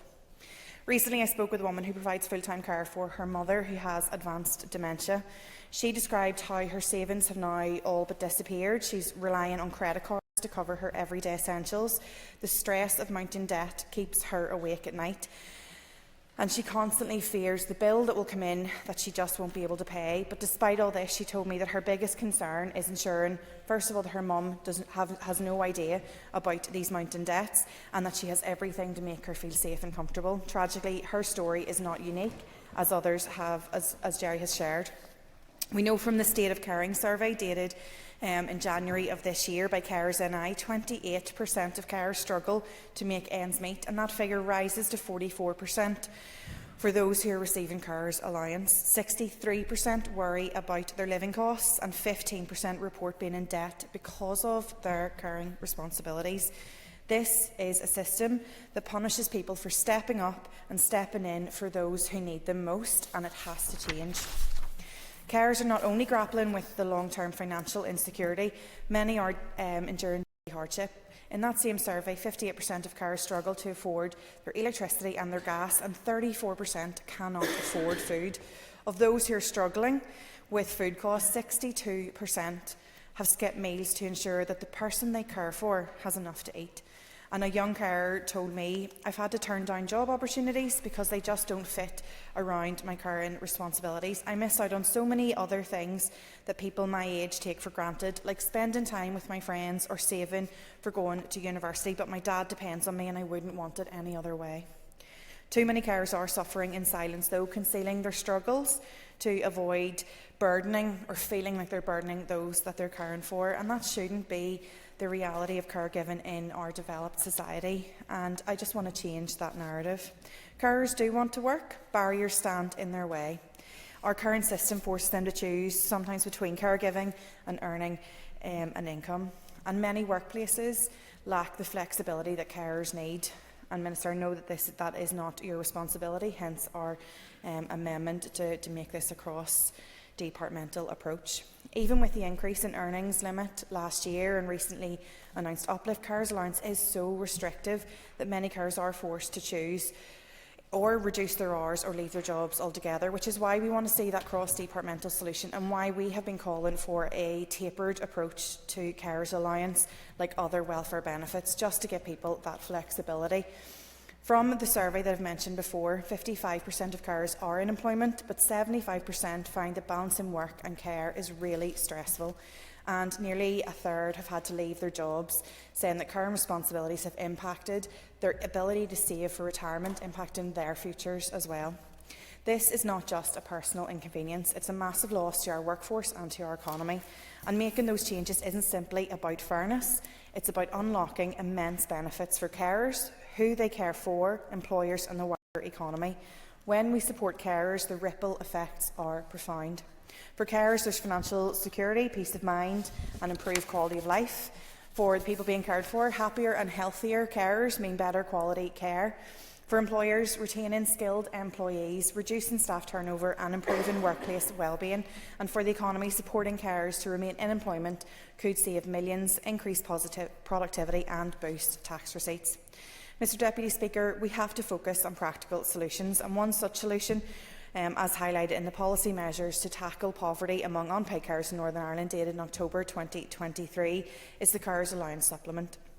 As highlighted in the motion, for example, a lump sum of £270 paid in 2 instalments annually, mirroring that Scottish scheme. That model has already been shown to help carers in Scotland cover their essential expenses, reduce debt and improve their mental health and well-being. It enjoys widespread support among unpaid carers and stakeholders here in Northern Ireland who see it as an ideal starting point for reform. And crucially, this supplement would lift 3,400 carers out of poverty immediately, with that figure rising to 4,400 by 2033 and reducing the deep poverty rate by 2.8 percentage points. Equally vital are statutory paid carers leave, flexible working arrangements. We think that could empower between 4,800 and 8,900 unpaid carers to stay in employment, as reported in the Making the Case for Change, supporting unpaid carers in Northern Ireland, dated October 2024. And in that same survey, 82% of carers identified paid carers leave as essential to balancing work and care. These policies have the potential to save the government over 40 million, with businesses benefiting from millions in employee retention savings. Finally, Mr Deputy Speaker, we have to reform our social care system to provide reliable, high-quality replacement care. Again, in the same survey mentioned above, 74% of carers say affordable, accessible and reliable care is crucial. Expanding our respite services, our domiciliary care and our day services, as well as tailored support for young adults with special needs, would not only give carers the chance to rest, but also improve the well-being of those they care for. This may be a difficult issue, but it is solvable. But if we fail to act, we continue to condemn carers to a life of poverty, burnout and isolation. Today, if we take decisive action, we can transform the lives of thousands of unpaid carers, giving them financial security, employment opportunities and the social care that they deserve. They're not asking for luxuries. They're asking for fairness, for recognition and for support, and it's our duty to deliver it. Like anything in life, the more we give, the greater the effect will be. Thank you. Thank you. Colin Gildernew. And I want to start off by thanking the member for bringing forward this important motion today.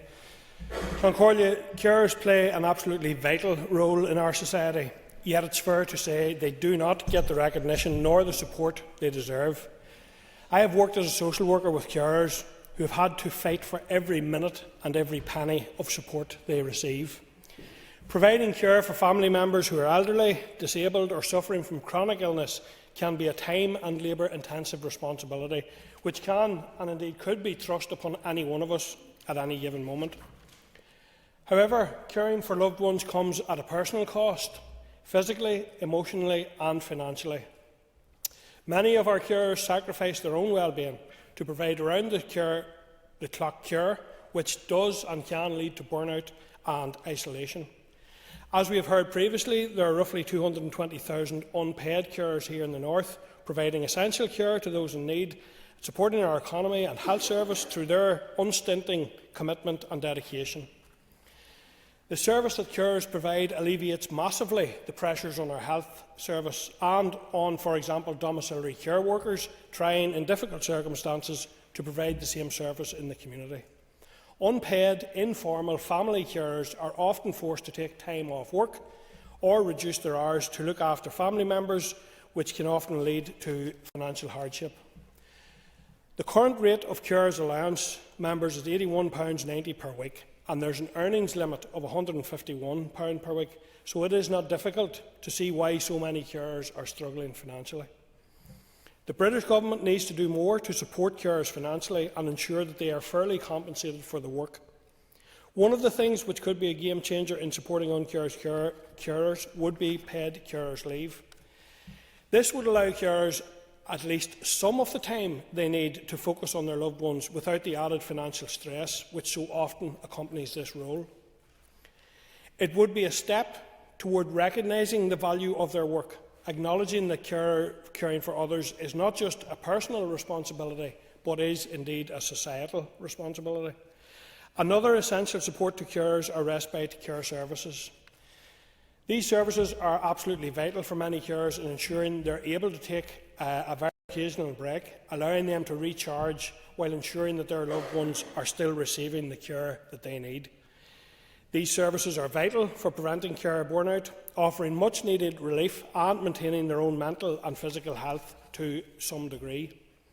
And yet, in my own constituency and in others, respite services fail often to meet the needs of so many, and indeed have been subject to withdrawal of provision altogether at short notice on several occasions in the past few years in my own constituency as a result of other pressures.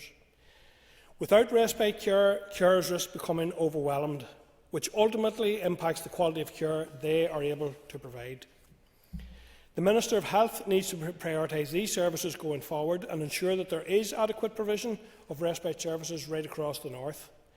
It's a basic step towards recognising the value of their work. Acknowledging that carers for others is a role for all of us. In conclusion, Ceann unpaid carers are the unsung heroes of our communities, and it is high time that we recognise and support their efforts appropriately. Thank you very much, Colin. Just before I call the next speaker, I just advise everybody we've got 10 people down on the list, so we're trying to keep it within time. So if you don't mind, I'll not allow any interventions, just to allow members to make their points as they go through. Brian, over to you. Thank you, Mr Deputy Speaker. Carers play a vital role in our society.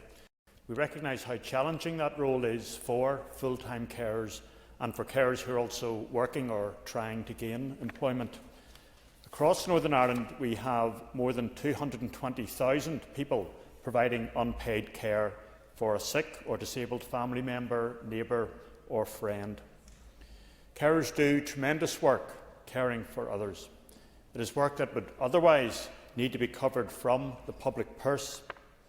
Unpaid carers in Northern Ireland are calculated to provide care worth £5.8 billion each year.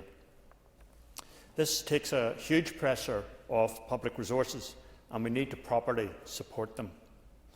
I often talk to people who have factored the care needs of others, in particular family members, into their career and work choices, perhaps reducing their work hours or even leaving work in order to provide that care. While carers take pressure off the public purse, they themselves can face significant financial difficulty. Carers NI has highlighted that 28% of unpaid carers in Northern Ireland are currently living in poverty. The DUP Communities Minister has taken action on this, and the earnings limit for carers allowance from April 2025 will be rising to the equivalent of 16 hours, in line with the recommendation from the Review of Welfare Mitigations. We know that there is significantly more to be done. However, finance is a limiting factor. Raising the weekly earnings limit further will enable carers to earn more money from paid work while retaining entitlement to the carers allowance benefit. Yet we recognise that that does not go far enough. In Northern Ireland, there are around 48,000 people in receipt of carers allowance, with payments worth £81.90 per week. A carers allowance supplement scheme would cost around £28 million each year. The estimate is that a recognition payment would immediately lift 3,400 carers out of poverty in Northern Ireland. We will be supporting the Alliance amendment, and we welcome all proposals to provide greater support for our carers. However, the reality is that on a practical level, a supplement scheme cannot be provided in the absence of additional funding from the Department of Finance, as is the case for any instance in which we break parity with the benefit system as funded by Westminster. This must be balanced against demands for executive support for other agreed priorities. The Minister is committed to considering the Care Poverty Commission's recommendations, and where there is bandwidth to progress additional support, The Minister will work with executive colleagues to that end. Most importantly, support needs to be sustainable for carers and for the vital work that they undertake. Thank you, Mr Deputy Speaker. Thank you very much indeed, Brian. I call on Robbie Butler. Thank you, Mr Deputy Speaker. And I rise to highlight the indispensable contributions of Northern Ireland's unpaid carers. There are around 220,000 individuals, and actually nearly 60% of them are women, but they do form an indispensable thread that helps hold our society together. They provide daily care for children with additional needs, as Mr Carroll has picked out in his motion. They care for the elderly, they care for those with disabilities and chronic illness.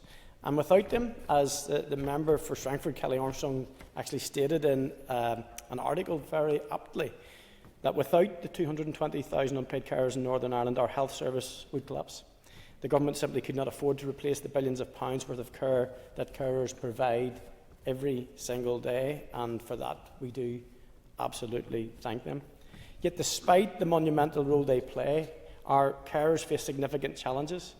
Many have been let down by inadequate social security support, leaving them to struggle financially and socially while dedicating their lives to caring for loved ones. The reality is stark. Carers are often forced to balance the demands of paid work with overwhelming unpaid responsibilities, a combination that takes its toll both financially, socially and emotionally. I hope that today that this Assembly recognises these challenges and agrees with the motion and the amendment that calls firstly on the Minister for Communities to introduce a Carers Allowance Supplement Scheme as recommended by the Carers Poverty Commission NI that would provide financial relief to carers across Northern Ireland. And in relation to the amendment specifically, we do see value for a cross-executive approach to adopt a cross-departmental approach to support unpaid carers more broadly, including the provisions of paid carers leave and improved access to respite services. These measures are essential to ensure that those who care for others are not neglected themselves. In 2021, before Stormont was collapsed, the Ulster Unionist Party did take proactive steps by highlighting the plight of carers, and at that time Health Minister Robin Swan detailed a £4.4 million initiative, which was the Support for Carers Fund, which was managed by Community Foundation NI. This grant scheme, available to community and voluntary sector organisations that had charitable purposes, marked an important step towards offering tangible support for our carers. And whilst this was achieved via additional COVID monies, the fund was indeed justified and perhaps offers us a template of where we can do better. We must also acknowledge the often overlooked struggles of young carers. Many young people bear the burden of caregiving at a critical stage, and I have to apologise for using the word burden. It's probably a very cumbersome word because they do not see it as a burden. It is quite an honour, actually, to provide care. But the reality is, as I've said before, it comes at a cost both financially, socially and sometimes emotionally. The studies do show that for many of those young people, many as 1 in 4 face serious disruptions to their education and their personal development, and that just cannot be right. And I think that if we passed any of these problems through a child's rights impact assessment, it would fail. Their futures too are at stake. So, Mr Deputy Speaker, the Ulster Unionist Party support the motion and the amendment. Thank you very much. Thank you very much indeed. I call on Mark Durkin. Deputy Speaker, and could I thank the member also for bringing this motion. The SDLP will be supporting that, and indeed the amendment brought by Alliance.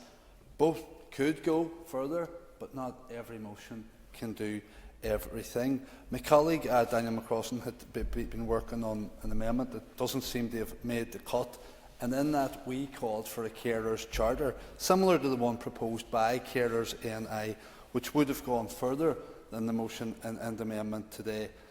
Mr Deputy Speaker, in June, my colleague Daniel McCrossan presented a petition with almost 1,500 names to the Speaker on behalf of Carers NI, and that petition called for the introduction of a Carers Allowance Recognition Payment, as recommended by the Independent Review of Welfare Mitigations.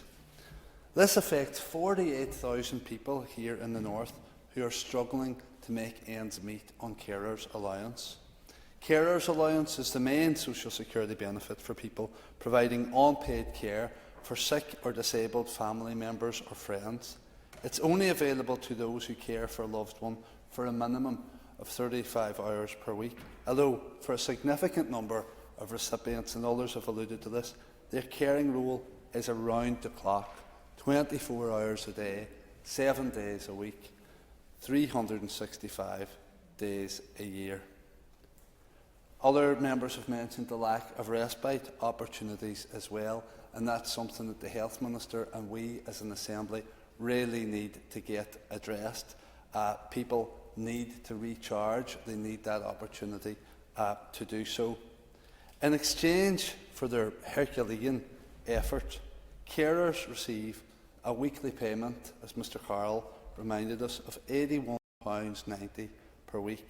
That equates to less than £2.50 per hour, or nearly 5 times less than the national living wage. And so it's hardly surprising that nearly half of people who rely on carers' allowance in the North are living below the poverty line. Over 40% are having to cut back on essentials like heating, and 1 in 7 of our carers have been forced to use a food bank.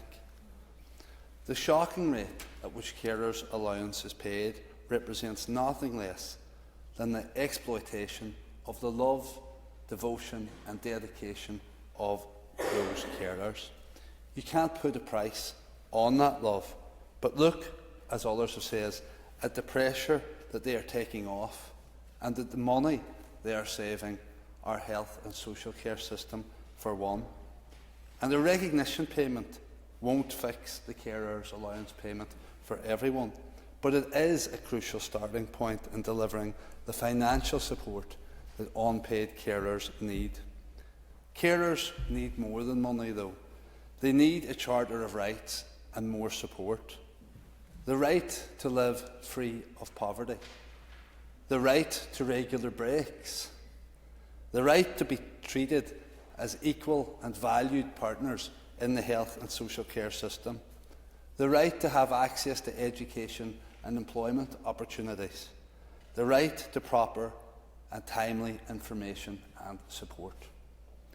Mr Deputy Speaker, our carers make an immeasurable contribution to society across the North every day, and in return they deserve so much more than a social security benefit that forces them to go hungry and sit in the dark. It's time that government cared for our carers, because God only knows where we'd be without them. Thank you, Mark. I call on Linda Dillon. And I would like to associate myself with most, if not all, of the commentary that has already been made here today, because I don't think you could put a sheet of paper between what any of us are saying, to be fair. And that is because there really is an agreed approach that we do need to, as the previous speaker has just said, we need to show that we care about our carers. And I want to thank the proposer of the motion here today, Jerry Carroll, and the proposer of the Amendment Alliance Party, and I will be supporting both. So we know behind every statistic about unpaid carers that there is a real person, someone who's sacrificed, and we've listened to some of the personal stories here today, sacrificed their financial security, their health, and sometimes even their future to care for someone that they love. And the former US First Lady, Rosalind Carter, once said, there are only 4 kinds of people in the world: those who have been caregivers, those who are currently caregivers, those who will be caregivers, and those who will need a caregiver. Her words are a powerful reminder that this is not an issue affecting a small section of our society. It's an issue that will touch every single one of us and our families at some point in our lives, and probably for many of us already has. Whether we are caring for a parent, a child with additional needs, a partner with long-term illness, or receiving care ourselves, we all have a stake in ensuring the carers are supported, valued and treated with dignity. Across the North, 220,000 unpaid carers are providing support that the Government and our health system could not function without. And as we've heard already outlined, nearly 60% of them are women, and yet they remain an invisible workforce, undervalued and under-supported. And as we have heard from WPI Economics, 130,000 people have been forced to leave work or reduce their hours because of their caring responsibilities.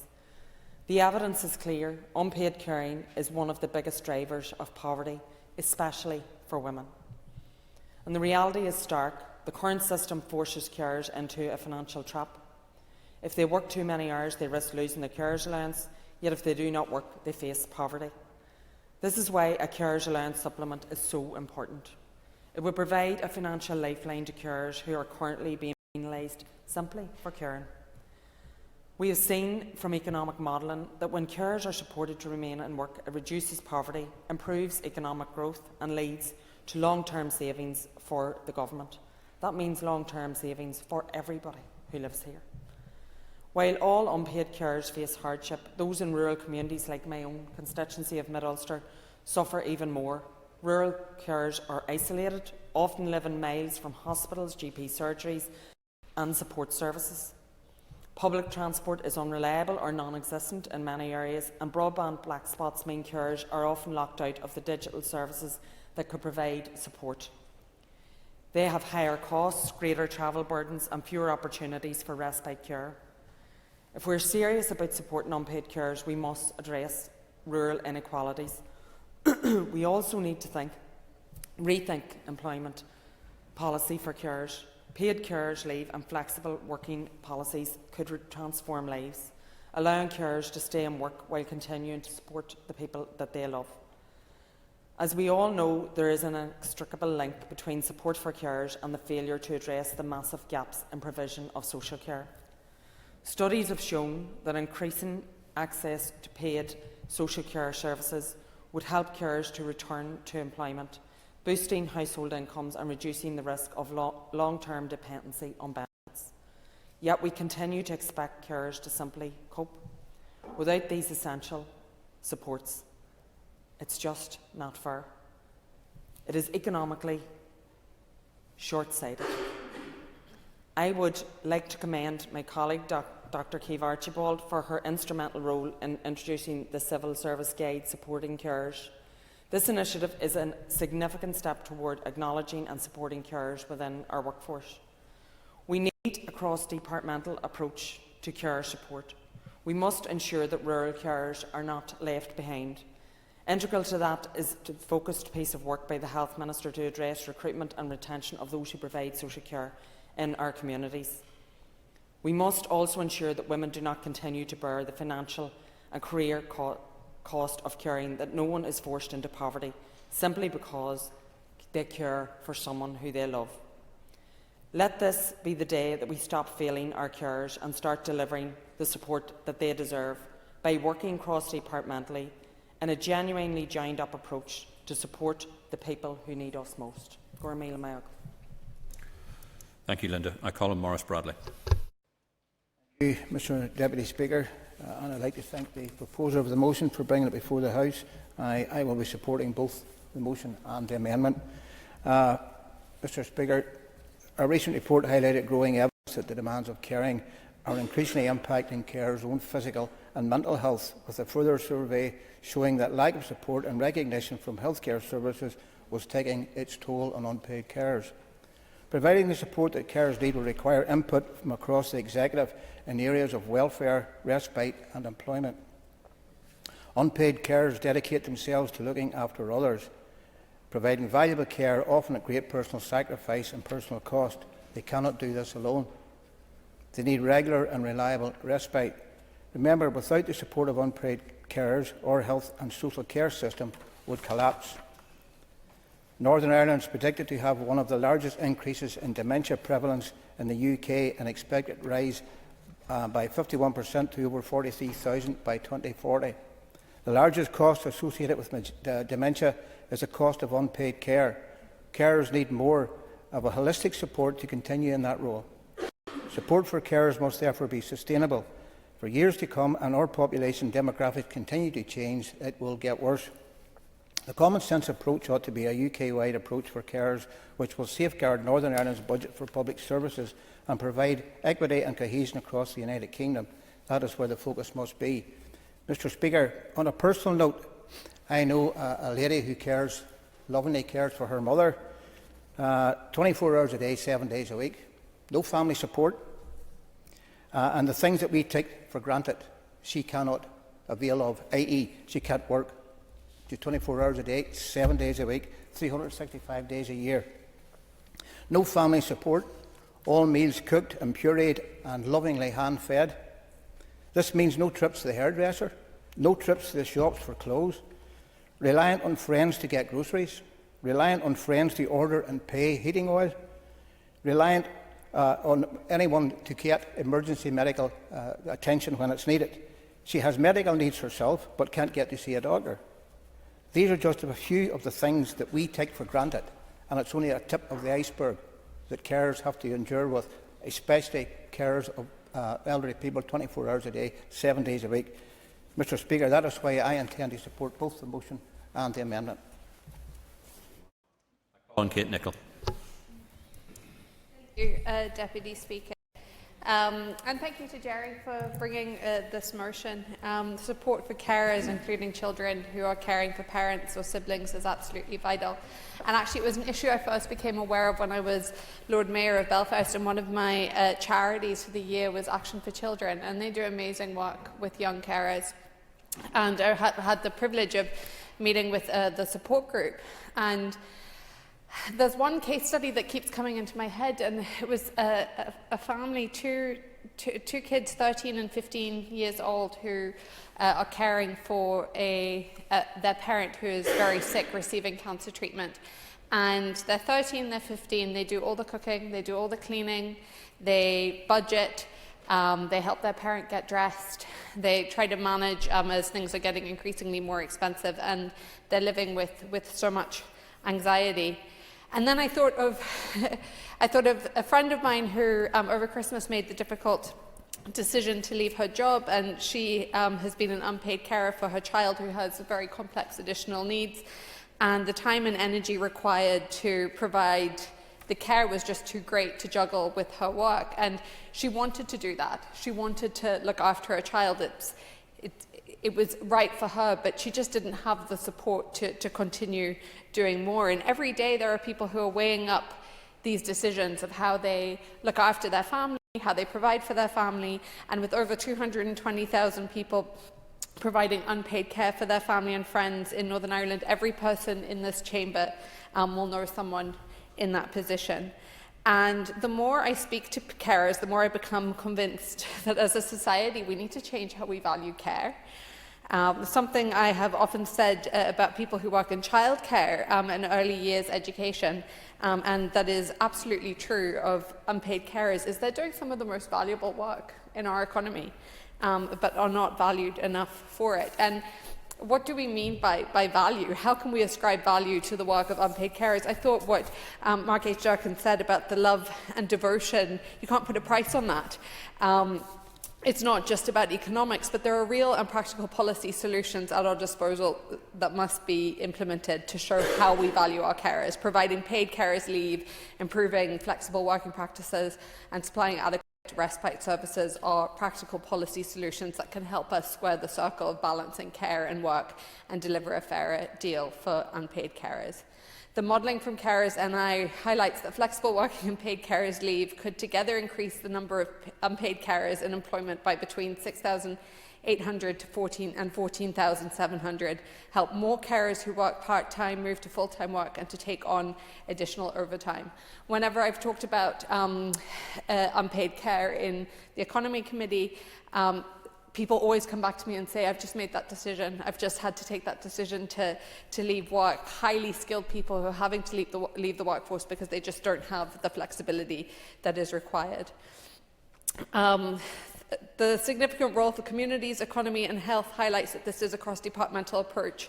And that's not just desirable, but absolutely fundamental if we are going to secure the support our carers deserve. And that's what this amendment is really about. And my colleague Sharon highlighted that so well.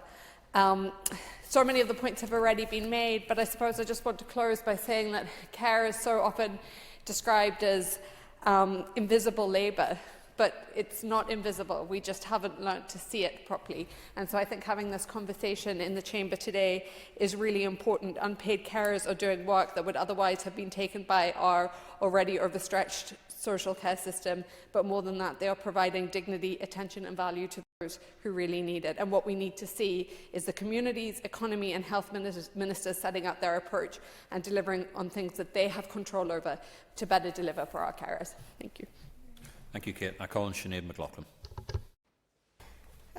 Thank you, Speaker, and can I begin with thanking the proposer, Jerry Carroll, for bringing this motion forward, and we'll also be supporting the amendment. Unpaid carers are the backbone of our health and social care system, providing essential support to loved ones each and every day in our communities.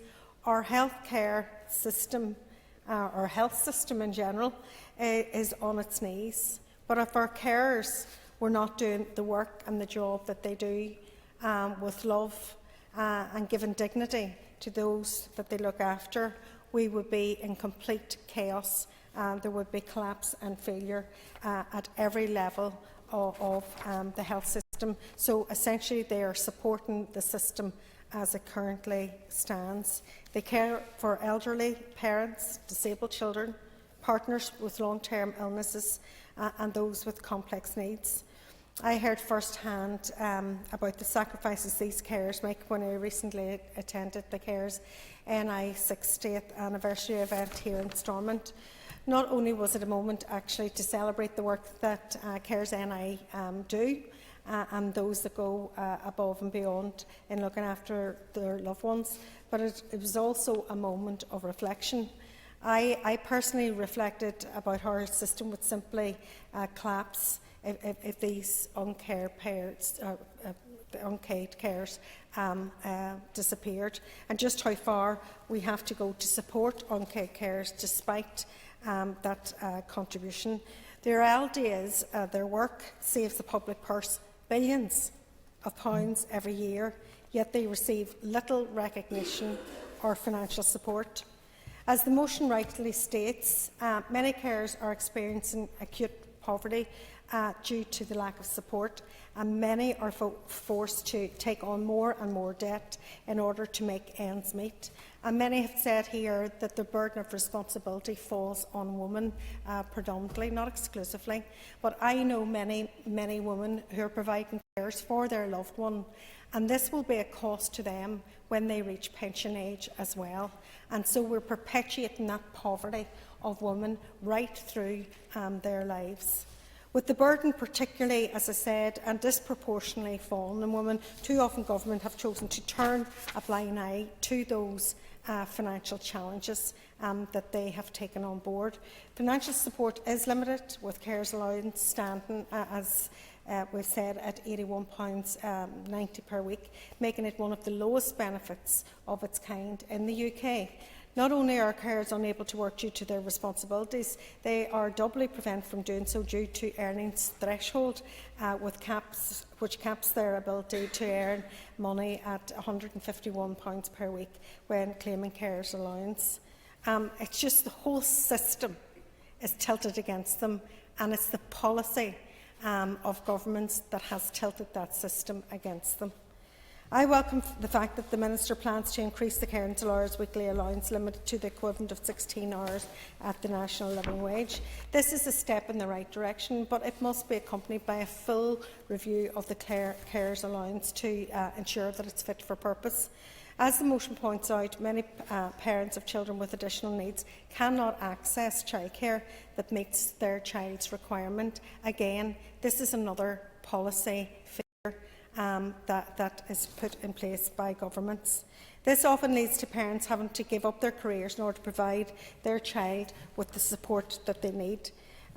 This trend is not helped by the cost of specialist care and therapies, which far exceed that is provided through support schemes. Ultimately, this vicious cycle forces parents to become carers and leads to further financial hardship and isolation. We must do more to ensure that carers are not left struggling and that the full value of their work is recognised and rewarded. That is why we should seek to introduce a carers allowance supplement. And if we look across the water, we can see that the Scottish Government has taken this step by introducing the benefit back in 2018. Such a step has also been recommended by the Northern Ireland Care Poverty Commission, which found that the introduction of the scheme would immediately lift 3,400 people out of poverty. and lead to a 3.7% fall in poverty rate amongst carers who receive a carers allowance. But, Mr Speaker, support for carers cannot be fully secured through financial means alone. As the amendment suggests, there needs to provide wider support to unpaid. Could the member draw remarks carers. to a close, please? Okay. Both the expansion of respite services and the introduction of paid carers leave. Thank you. Speaker, members, I welcome the opportunity to debate this important motion tonight and commend Mr Carroll for bringing it before this House. Once again, a motion coming from this corner of the chamber is turning a spotlight on issues too often ignored by the executive parties and the official opposition. And that should not be the case, because I have no doubt that members across this House can, like I, think of specific cases within their own experience and perhaps even within their own family where someone daily goes above and beyond to care for the needs of another. The motion rightly turns our attention to the fact that this is particularly the case when it comes to children with additional needs. This is also an issue in which there is a gender inequality, because often those caring responsibilities fall to a mother. Because of their dedication and placing of the needs of their child before their own needs, many women simply cannot go out into the workplace. If they do, it can only be on a part-time or temporary basis, and only then if they can find an understanding employer prepared to work around the needs of the parent. Consequently, they all too often find themselves struggling to make ends meet. A briefing paper from Carers NI issued ahead of this debate makes sobering reading for us all to sit up and take notice of. 28% of unpaid carers in Northern Ireland are currently living in poverty, with 48,000 people in receipt of carers allowance in Northern Ireland. That benefit is worth a token gesture payment of $89.90 that we've already heard in this debate, and that's on a weekly basis, and if only available to those providing unpaid care for a minimum of 35 hours per week, meaning the payments are worth a maximum of £2.34 per hour. Not only that, but if one penny over £151 per week is earned by the recipient, they lose the entirety of their carers allowance payment. As I read those facts, I could not but reflect on the comments of a member of this House last week who told us that MLAs with young families struggle to get by on £52,500. £1,000 a week before tax, plus office holder allowances. And members, if you sit in the Assembly Commission, that results in another £6,000 a year on top of that.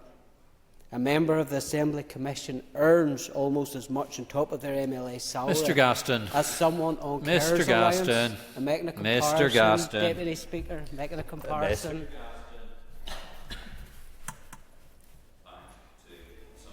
Yes.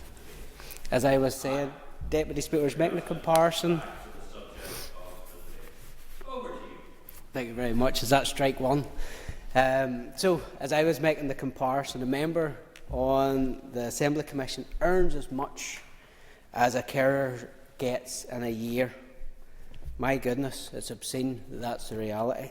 So, moving on, let's consider the situation in other parts of the UK. I note that in Scotland there is a care allowance supplement scheme.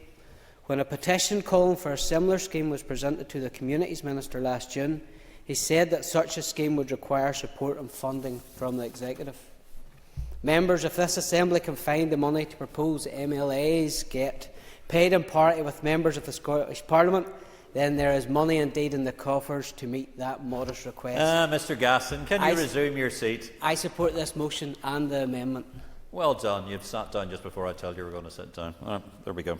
Could I call on Claire Sugden, please? Claire. Thank you, Deputy Speaker. I rise today to give my support to both the motion and the amendment, and I commend Mr Carroll for bringing his first motion in 9 years in this Assembly, which is remarkable. I think the importance of this motion is to acknowledge the essential yet undervalued role of our unpaid carers in society. Thousands across Northern Ireland give their lives caring for loved ones, often at great personal and financial cost. And they don't do it for recognition or reward, but that does not mean they don't deserve any more fairness, dignity and meaningful support from this Assembly and from the Northern Ireland Executive. As others have said, imagine what our society would look like without paid carers. The health and social care system in Northern Ireland would collapse. It's on the brink. We are taking their commitment for granted. Despite sacrifices, carers continue to be overlooked in our social security system. The reality is stark. Many are living in poverty, unable to afford even the basics, all while providing care that our overstretched health and social care system is not able to provide. Carers' allowance remains shockingly low, equating to just over £2 per hour for providing full-time care. And worse still, strict eligibility criteria mean that many who dedicate themselves to caring receive no financial support at all.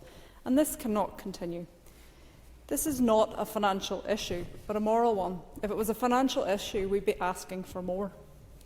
We must ask ourselves, how acceptable is it that those who give so much to others are left struggling to survive? I recently spoke with a constituent who had to give up her career to care for her husband. She had no choice. The financial strain has been overwhelming for her, and the stress of navigating an inadequate support system has only added to that. And she's not alone in the struggle, as we have heard across this House this evening. So I do strongly support the introduction of a carers allowance, because the evidence is clear. Similar schemes elsewhere, such as Scotland, have made a tangible difference in lifting carers out of hardship. It is a simple yet effective way to acknowledge their contribution and provide some financial breathing room for those who give so much of themselves. But as others have said, this debate has to go beyond financial support, because being a carer is not just a role, it is an all-consuming responsibility. Without proper respite and support, and that respite doesn't exist. I have a constituent who was recently diagnosed with progressive cancer, who has an adult with learning disabilities, and he's terrified what is going to happen to his son, not least because he can't get respite now whilst he's here. People are being left physically, mentally and emotionally drained. Too many find themselves isolated, burned out and struggling to cope. If we truly value our carers, we must provide access to proper respite services, pay carers' leaves and practical workplace support to allow them to balance caring responsibilities with employment, which is a significant part of their own lives. The stories speak for themselves. Many carers go years without a break, sacrificing their own well-being. In a modern, compassionate society that we would like to think we are, this should not be the norm. We must create a system where carers are not forced to choose between their own survival or the well-being of those they care for. Deputy Speaker, this is about principles. It's about recognising that at some point in our lives, every one of us may become a carer or rely on one. And if we do not act now, we send a message that care sacrifices are expected, but definitely not respected. I urge the Minister to explore bringing forward a carers allowance, and I appreciate the financial constraints on that, but we must start the conversation, we must get the ball rolling. And I call on the Executive to deliver a cross-departmental approach that ensures carers have the support they need in the round. Thank you, Deputy Speaker. Thank you, Claire. I call on the Minister, and Minister, you have up to 15 minutes. Thank you very much, Mr Deputy Speaker, and can I thank the member for West Belfast, Mr Carroll, for bringing this motion to the House today, and indeed to all of those who have contributed to the debate. There were a number of things that I was going to say in response to this debate, but they have already been said.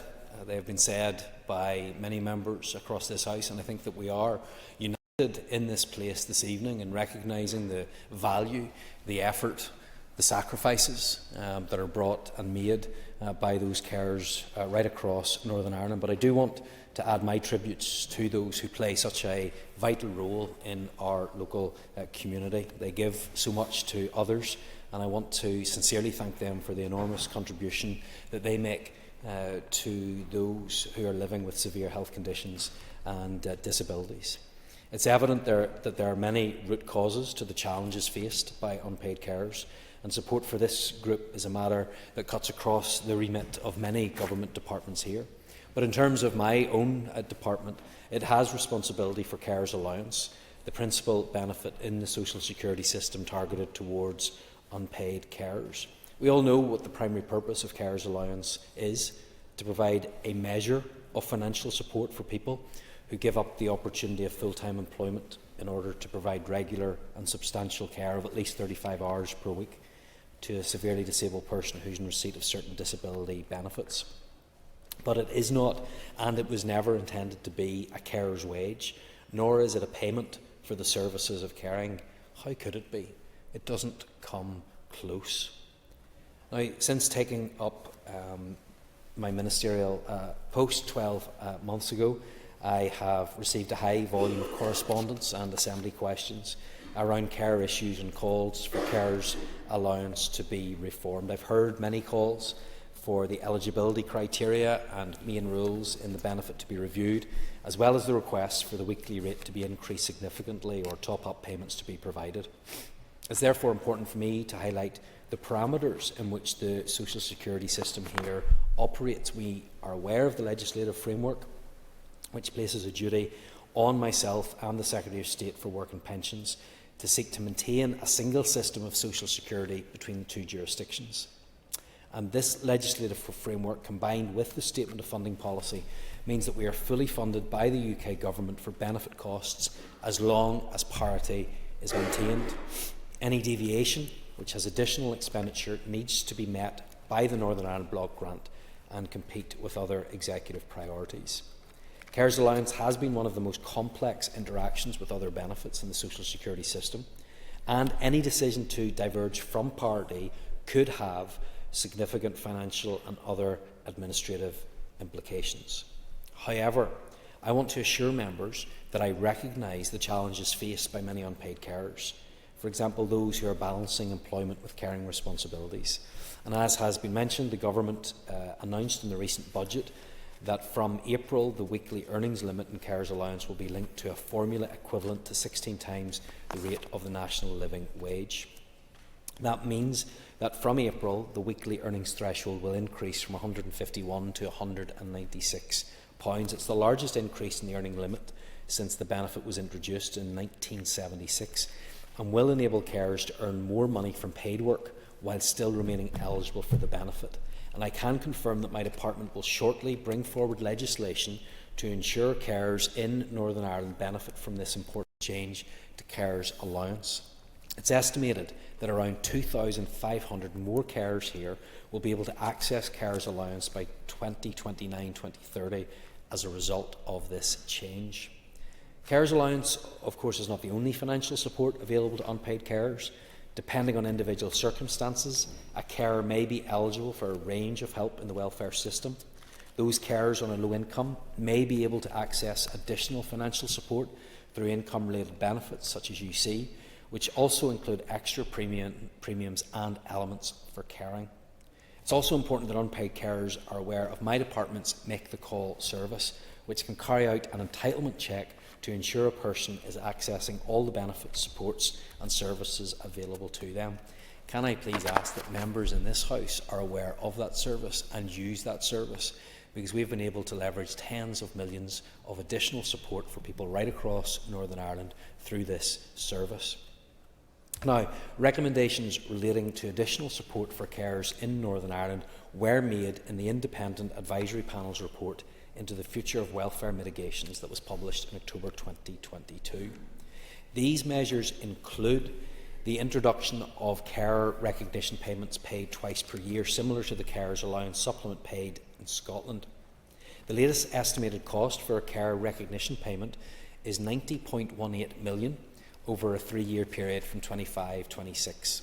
This doesn't include administrative costs. But any future mitigation package, including further support for carers, will need to be assessed in the current financial climate, taking into account other priorities across my department and the requirement to ensure that budgets remain sustainable over the coming years. However, I have heard what has been said in this chamber today. I recognise the cross-party support that has been expressed for this move as well. However, it will ultimately be for the Executive to decide on any future mitigation package and to consider the allocation of the additional funding that might require. Last month I met with representatives from Carers NI and we discussed a number of issues impacting on carers, including carer poverty. We know that poverty is complex and multifaceted, and addressing its root causes is a key priority for me.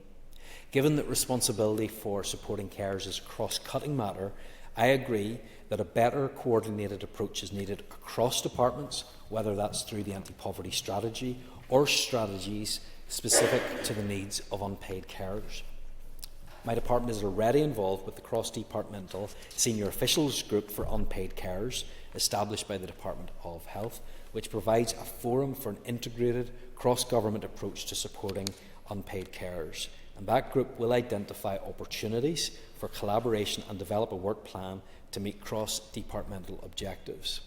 But I remain committed to developing effective and sustainable solutions to tackle poverty in all its forms for our communities right across Northern Ireland through the implementation of a robust anti-poverty strategy that will aim to address poverty and the impacts of socio-economic disadvantage. It will set out the Executive's commitment to a joined-up, long-term approach to addressing poverty while prioritising the issues that make a tangible difference to people's lives, including those of our young people. While my department is leading on the anti-poverty strategy, it remains an executive strategy, and final decisions on the content and implementation will be subject to executive agreement. But I am committed to working with all of my executive colleagues to ensure that it is taken forward in the most effective way possible. We need to take account of departmental budget allocations, and we need to develop a prioritised and deliverable strategy action plan. A cross-departmental working group has been established, and DFC officials are currently engaging with senior officials across all departments to identify key actions that will have a meaningful and lasting impact on socio-economic disadvantage in our society. And I intend for this work to be taken forward at pace, with a paper presented to the Executive in early 2025. So, Mr Deputy Speaker, I have listened to concerns highlighted by the sector, such as Carers NI and the Carer Poverty Commission, and the local political community, including those today in this debate, around the adequacy of the support provided through the welfare system for unpaid carers, and I have seen the strength of feeling there is for changes and improvements to be made. Therefore, I will give a commitment to engage with the Department for Work and Pensions to highlight these issues and urge them to give due consideration to improving support for this group in our society. But I'm also fully committed to working with other departments here to review the adequacy of support provided across government to unpaid carers and to advocate a more coordinated approach to considering the needs of this group, who undertake such a valuable and dedicated role in looking after some of the most vulnerable people in our society. Thank you. Thank you, Minister. And I call on Kelly Armstrong to wind on the amendment. And Kelly, you've up to 5 minutes. Thank you, Mr Deputy Speaker, and thank you to the Minister for his comments today. Unpaid carers across Northern Ireland has grown massively over the last 5 years.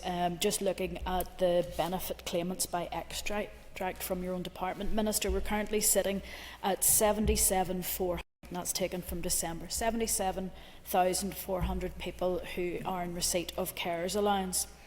Now, others have quoted figures like 220,000. That shows you that 35% of carers in Northern Ireland receive carers allowance. And when we talk about those people, these are people who receive an allowance that is not means tested, but it is deducted from the other benefits that you receive. It also means that from the 1st of April, if you earn £196 per week, you lose it. If £197 per week, £1 more, you lose the whole thing. There is no easing into it or anything like that. It's just gone. And I have to say, and I declare an interest as a carer, I thank Jerry Carroll from People Before Profit. Jerry, you don't get very many motions in this House, and to actually commit your time for a carer's motion is much appreciated. I also thank my colleague Shan Mulholland, who has really grasped this subject and taken it to her heart. And we all, as we've said here with one voice today, we all care what happens to our carers. Now, I've been a carer for most of my adult life. It started off with my disabled brother, who sadly has passed away, and now I have the joy of my father, who'll love me talking about him. But I have to say I'm very lucky as a carer that I can go out to work every day. The amount of stress and pressure is difficult, but I count myself lucky because I'm not one of the people who is sitting like my dad used to do 24 hours a day at the person that they care for is beck and call. Can't work. My dad had to leave work at the age of 47 to look after his disabled brother when my mother passed away. And that is everything. That's feeding them, washing them, putting their clothes on, making sure they have the right food all day, taking their medication, taking their doctor's appointments, everything to putting them to bed at night. And for that, you don't get to work. And you're treated as somebody who's only up till, well, I suppose from the 1st of April, worth, 90 odd pounds a week. It's a very difficult thing to think that some of the most important people that we have who are actually delivering care in the community in Northern Ireland, the real care in the community that was all planned for years ago in the reform of our health system, is actually being done by people who are being forced to live in the poverty line. And the Minister has talked about the budget. I don't believe that this is solely a community's budget issue. I do believe that it's a cross-departmental issue, and I'm very delighted that Shan's amendment was agreed today, because if you were to take the £5.8 million per year that carers save Northern Ireland, and if you were to add on to that the cost of domiciliary care to replace the 77,500 people, and the costs for those people if they couldn't work at all, then, oh my goodness, we are looking at a humongous amount of money. So why can't we afford what could potentially be £43 million for a carers allowance? £43 million that would provide, I calculated it out based on the 77,400 figure, with £550 per year, a bit like the Scotland model. 43, it's 42.5 million. It sounds like a huge amount of money, but when I tell you that as a carer, if I was handed, now I don't get carers allowance, so I wouldn't be included, if I was handed £550, that would actually pay for electricity and for oil for the house, and it would pay for groceries for my dad, not for me. Some people may be able to use that to go and pay someone else to sit with their loved one so they can go and get their head showered for a while. It may actually pay for, and I know rightly what carers are like, a new bed for the person that they look for, or part of a mattress, or whatever. It's rarely the carer's intention to take money to use for themselves. But in giving that money, this government could actually acknowledge their worth and say to them, you do deserve a break. And I have to say, one of the things that makes me the crossest when I go to a GP surgery is there is no prescription for respite for a carer, only the person that they care for. So the carer could be at breaking point, could be at their wits' end, they could be devastated, and respite isn't provided for them. They are people who are left behind in our health service, and carers' allowance will be deducted off their universal credit. It's like a kick every way they turn. I think that this Assembly should want to create a society that recognises, values and supports carers. However, the experiences of carers that was shared in the Carers Northern Ireland report, Caring in Northern Ireland Now and in the Future, Kelly, could you draw your remarks to a close, please? Said that the challenges they face currently hit them every day. We have the opportunity as one House to speak on their behalf and to support them. Thank you. Thank you, Kelly. Jerry, you've up to wind and you've up to 10 minutes. Thank you, Deputy Speaker, for the contributions, and I'm in the unusual position where people are thanking me for bringing a motion to this House.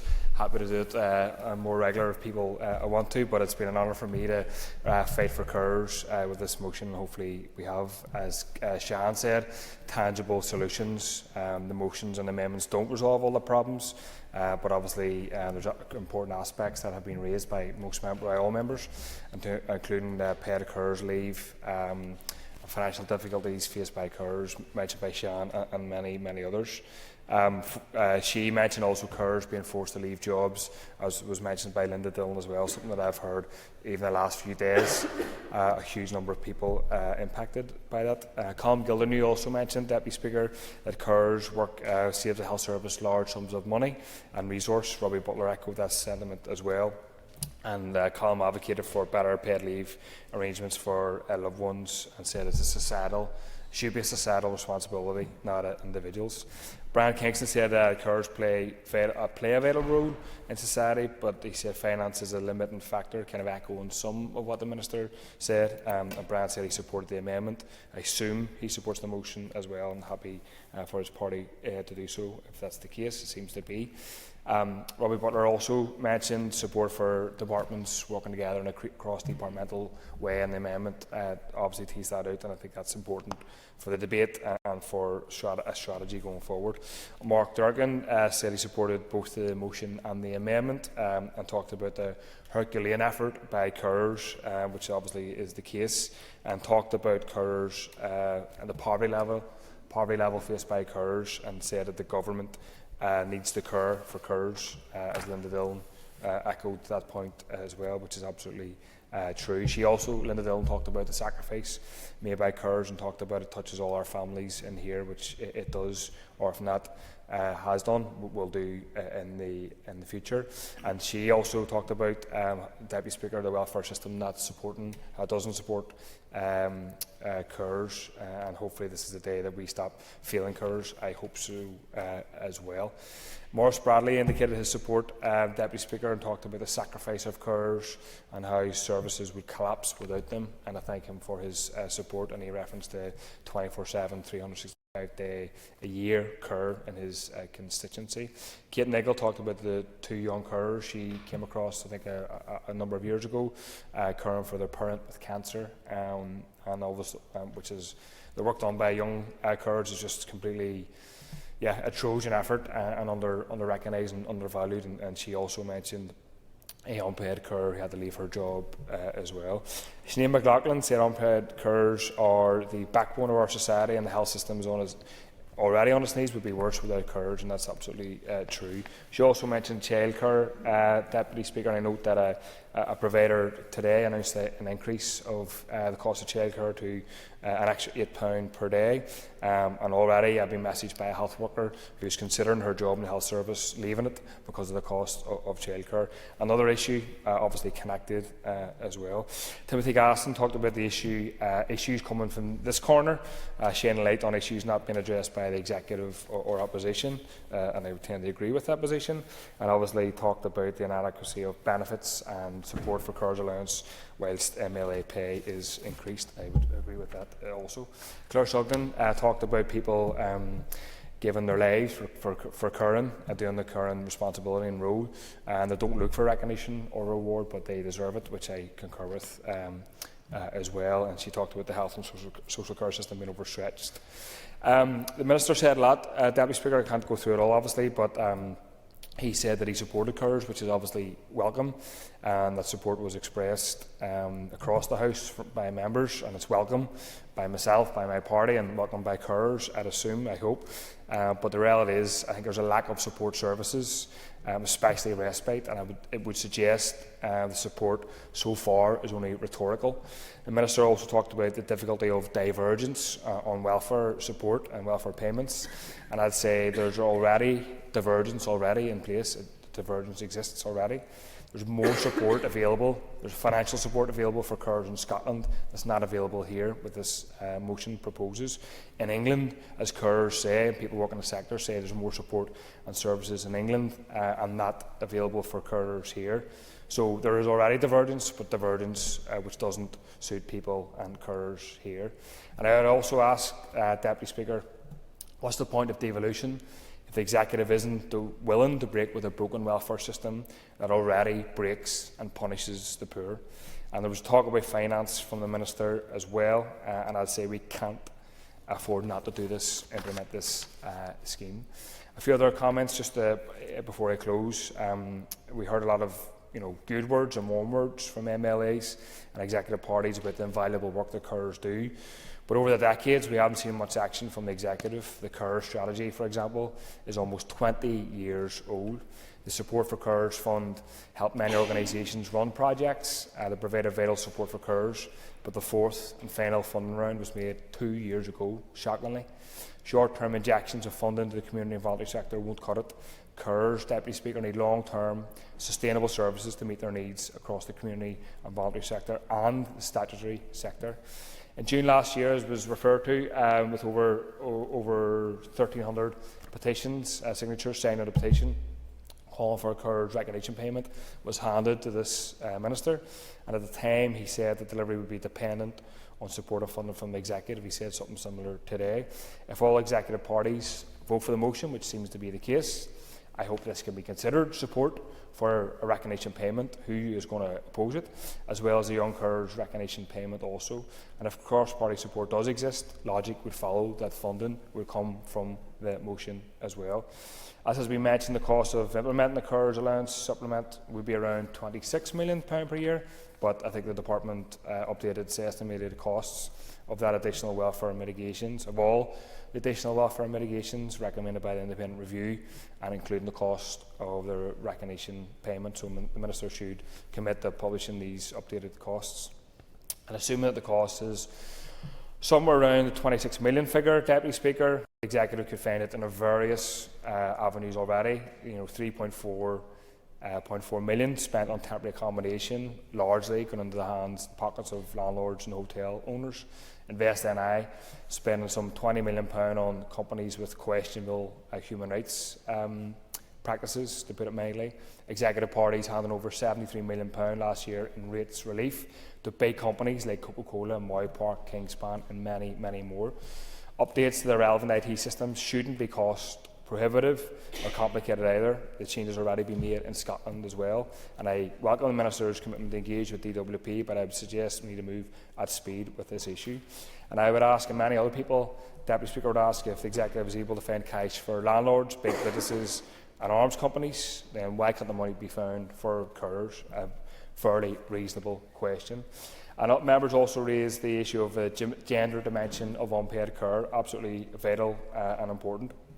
Those who look after children, older people, those with physical and mental illnesses and disabilities are usually women, and quite often with young carers, girls as well. Women have been described as shock absorbers of poverty for many years, who lessen the harsh impacts of austerity through their unpaid labour, and it is labour, and this includes unpaid care, which acts as an invisible subsidy to the global economy.